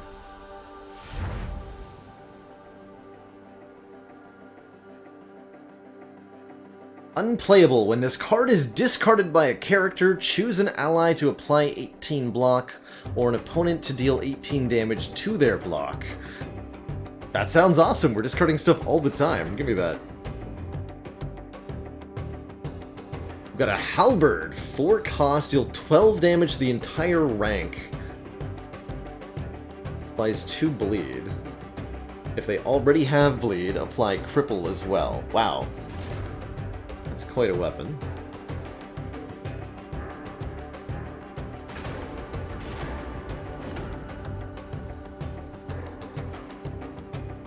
Take that over the greatsword from the stash.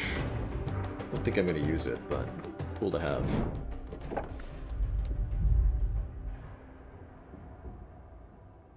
Vagrant.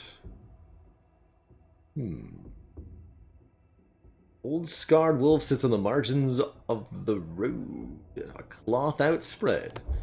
Catch spare change. Hey you! Can't see much of anything anymore, but I know a fellow soldier when I see one.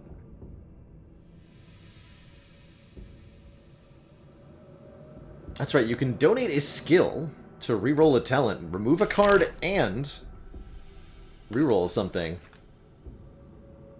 Let's get rid of the last strike. And we can now, we can finally reroll this throwing daggers into a different card. Interesting that you can get the same one.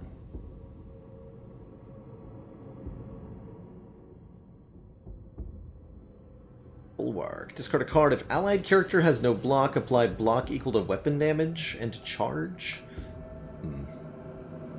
Into the fray. Deal weapon damage. If target has vulnerable, you may discard a card. If so, your character rank gains 15 block. Also interesting. Counter drawn from a pool of 3. Okay. Gotcha. I guess let's swap out for Into the Fray. At least this does weapon damage. Cards from Brawlers. I gotta know what the triple question mark is. The path descends into a stifling darkness. Whispers scratch at your ears. Seemingly from nowhere and everywhere all at once, your feet seem to carry themselves into the darkness, but your gut senses something terribly wrong. The eve of great slaughter, he has called us here and now. Weep for him and receive his blessing. Submit receiving blood ritual. And 3 injuries. Gain 10, apply 10 bleed to ourselves. And the blood ritual does 3 vitality damage for every stack of bleed on this character. Or we will never turn to such dark apostles. Enter an elite combat. I certainly don't want these injury cards. There's a build you can do where injuries are quite useful. And we do have the field dressing to remove, but we only have 1. This is not the one that gave regen. This is like a self turn bleed into damage kind of thing. Let's take an elite combat for these stinky cultists. The Blood Druids. They start with bleed on them. Oh no, their move is gain 8 bleed and apply 3 bleed to an opponent. Hilarious. Okay. Alright, since they attack with bleed, we need to just do damage instantly.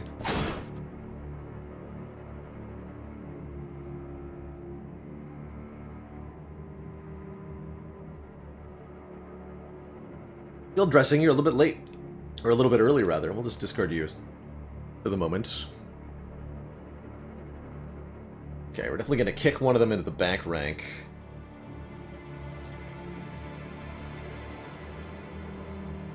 Two to the middle. So I should be able to withdraw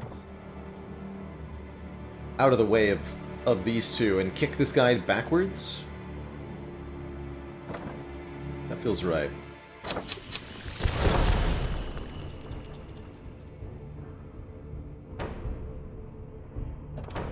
Block might not even do anything.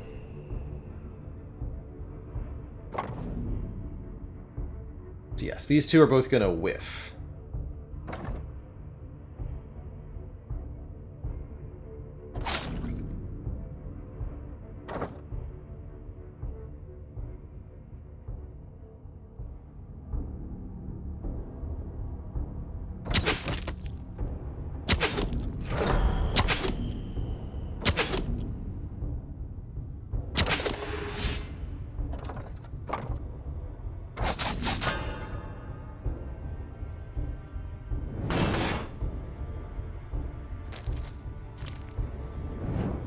This one will never get a turn.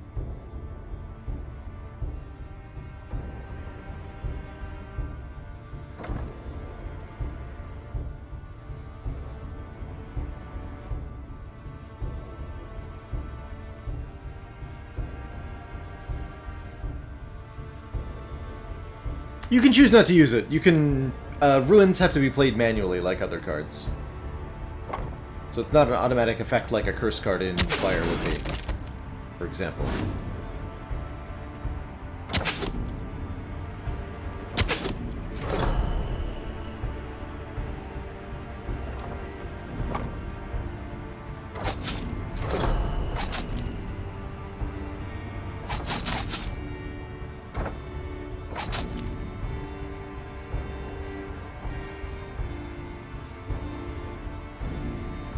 Raise the gate.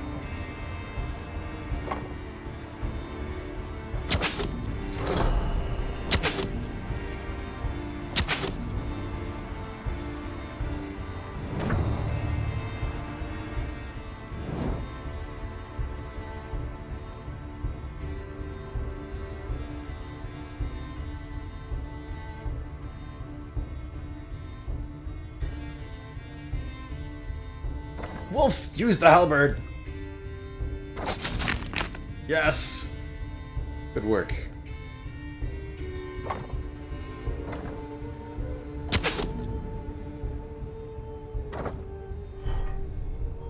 Ruin this.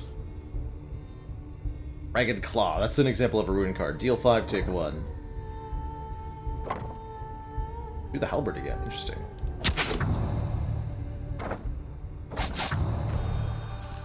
Alright, well that wasn't too bad. We're offered another flurry, which I do like. Yellow powder for some cripple.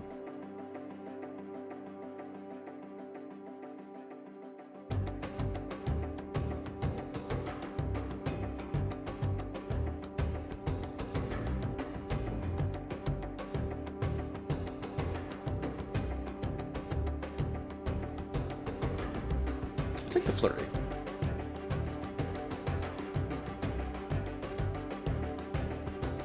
Unholy. At the start of their turn, all stacks of bleed on this character are converted to vitality and removed.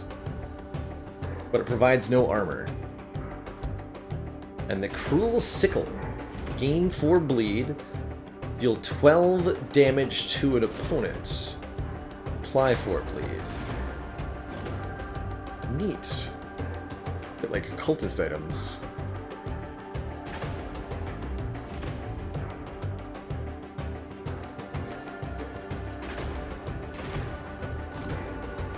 Sure, I like that over the medium armor. One-handed sword. I wouldn't use the sickle without the robe, of course.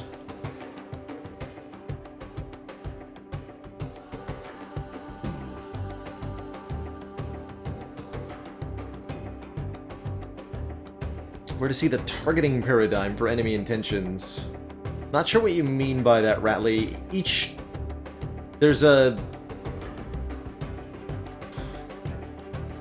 There is an indicator for which type of attack an enemy is doing at any given moment. You kind of have to, like, learn them, though.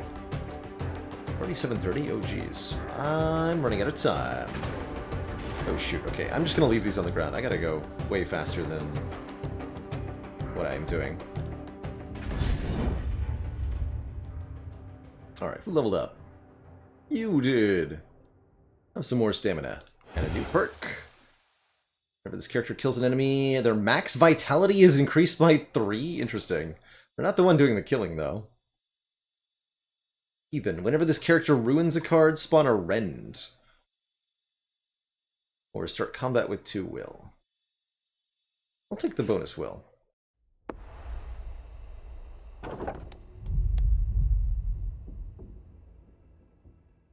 Knife merchant! Sell me some knives.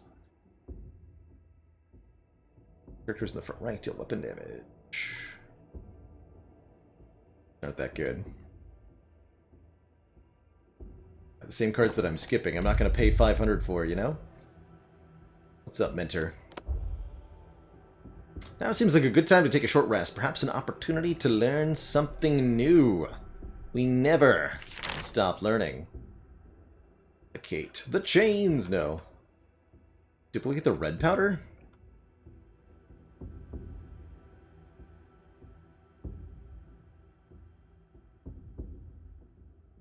Duplicate the distraction.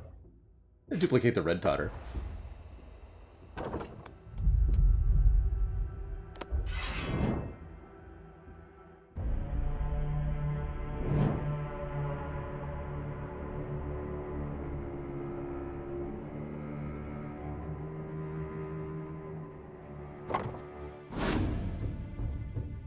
Oh, we got an Ender Knight here.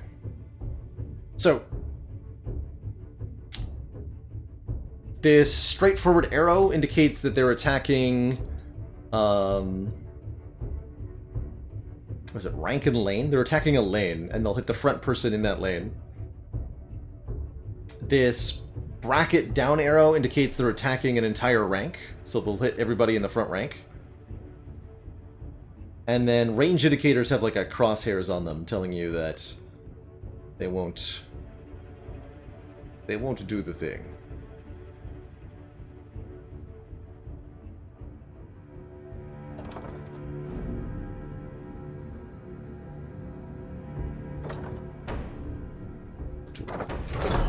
Back weasel.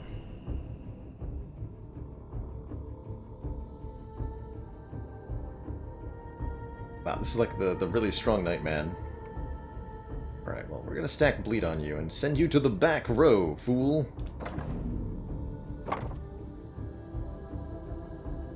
Damage 4? Oh, right, it has very low weapon damage. I see.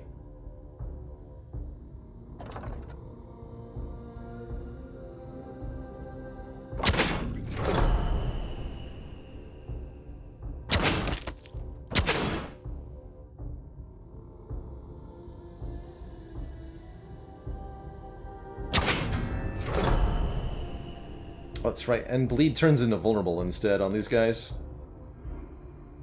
Kinda weird.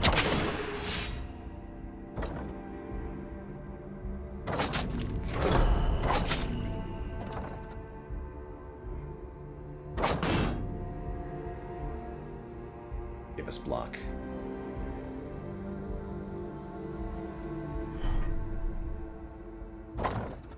Don't have to ruin a card if there are no cards.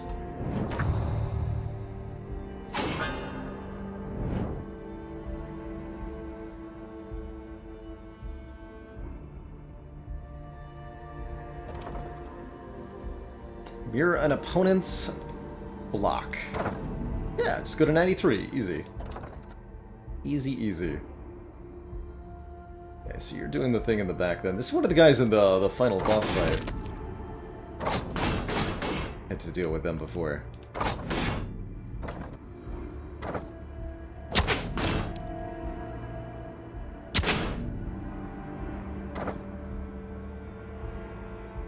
For the wolf to do.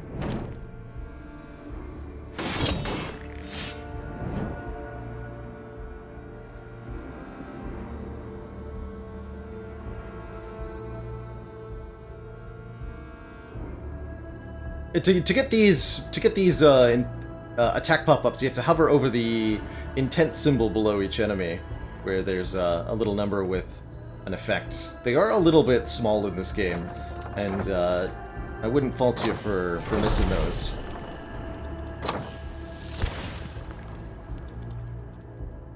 Discard the distraction now! Cool. Just kind of like clicking here. Picky cards.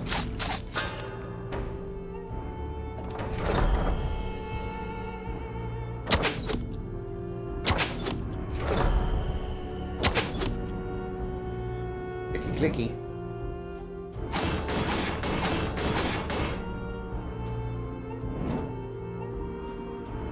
You swapped places with that guy, so now you're taking your turn again instead of the knight. That's kind of bad news for you. Oh god, that was so much damage.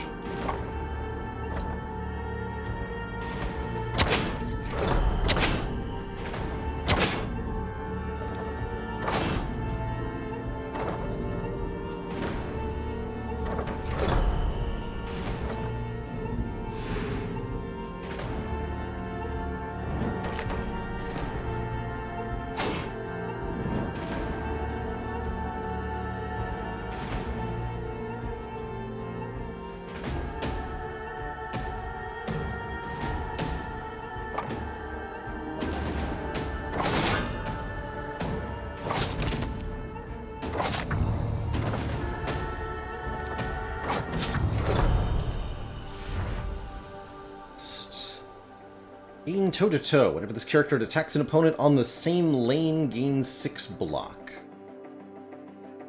So, opponent directly in front of them, essentially. Kind of interesting. Could be useful, but I'm not going to take it.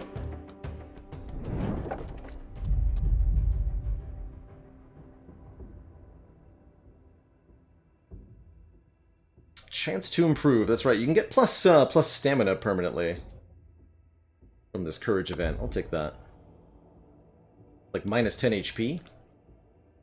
There's a thing as sealed. Yeah, Sanderson minus 10 vitality, plus 1 permanent stamina. It's not maxed vitality, just temporary.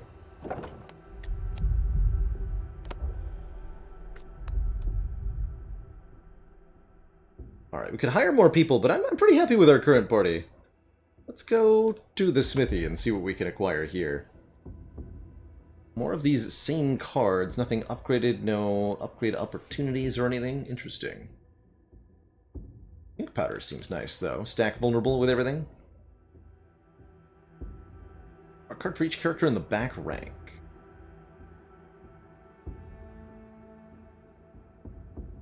Oh, there's protection. Gain block equal to the total block of adjacent allies on their rank. That one's good.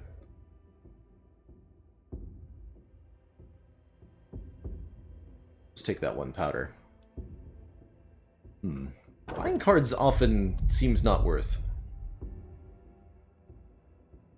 Enter the gatehouse! Friendly face has been waiting for you. But it's Blister, the captain of the drum guard. Also the second boss we fought last time.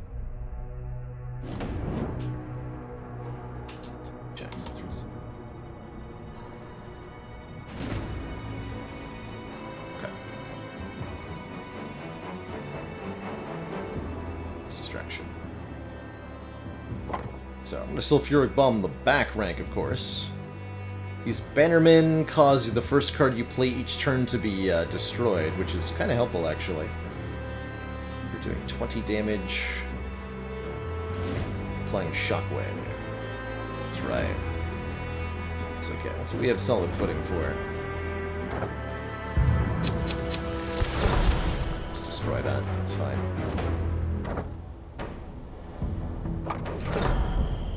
Not concerned. It's so weird. If target has vulnerable, you may discard a card. Such a strange effect. I'll take out the big guy first, I guess. He shouldn't be hard to do. Not two.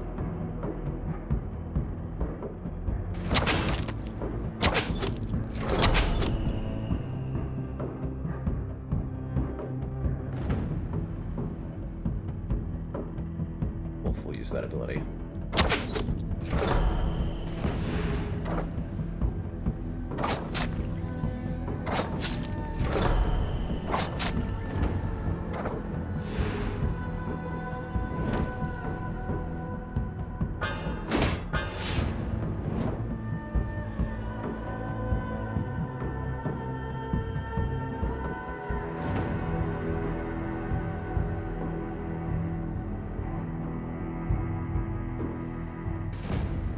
they're doing their Vanguard's charge thing. I see.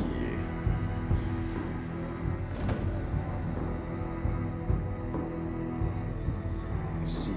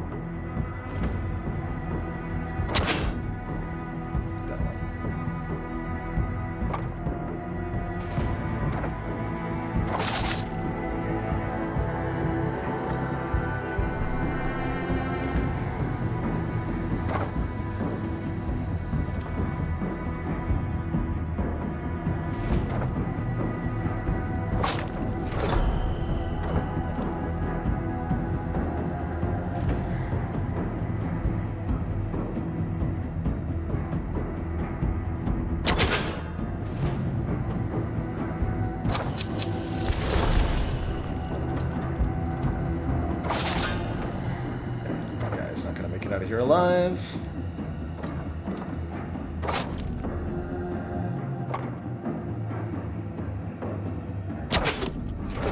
Or not. That's right. Ignores damage equal to 5 or less. He's still getting the bleed stacks, though.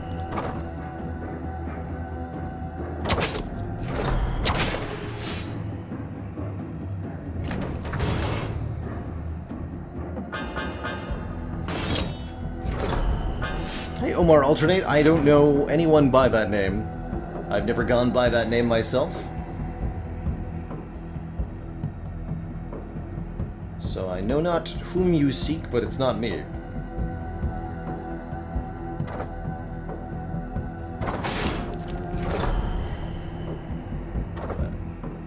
Should have done the powder before I did that. That's all cool.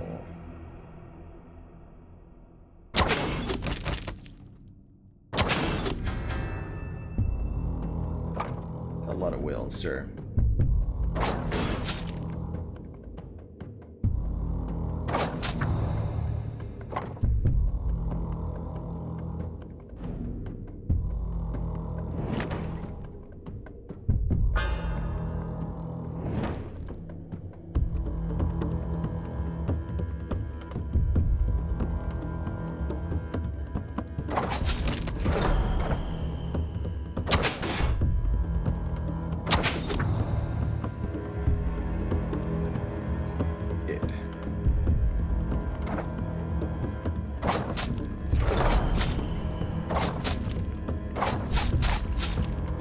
He's immune!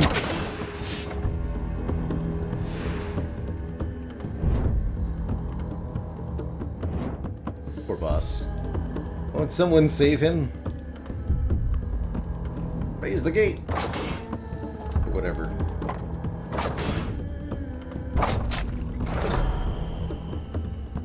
To the back rank! You don't deserve to live.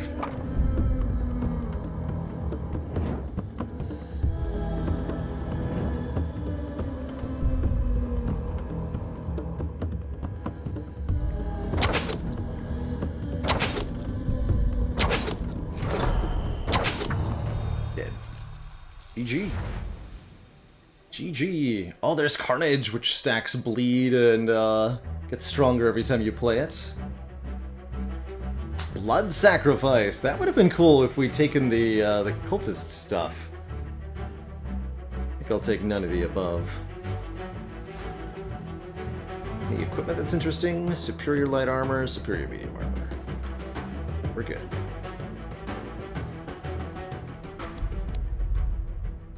I will take Excellence, leveling up somebody. How are we doing in terms of experience here?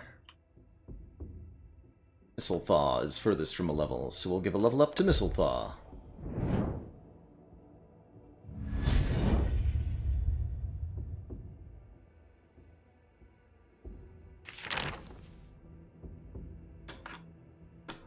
Or, what am I trying to do?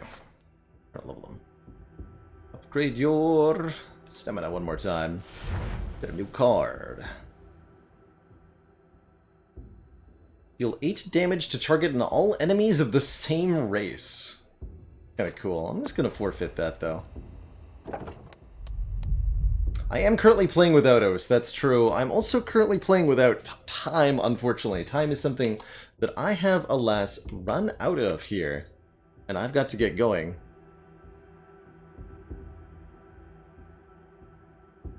So I will be picking up this run of Banners of Ruin tomorrow. We'll finish this off to start the stream, and then we'll probably do some more Slay the Spire after that.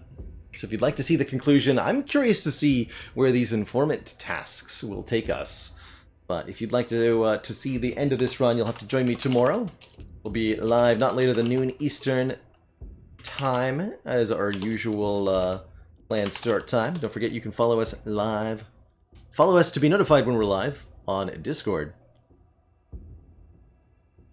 But that is going to be it for me tonight, everybody. Thank you so much for tuning in. A real pleasure to have so many folks for a variety stream today, both the Roguebook and some Banners of Ruin. So I appreciate you all being here. I'm really enjoying the banners so far. Anywho, thanks so much for watching, everybody. Ta-ta for now. I'll see y'all again pretty dang soon. Bye-bye.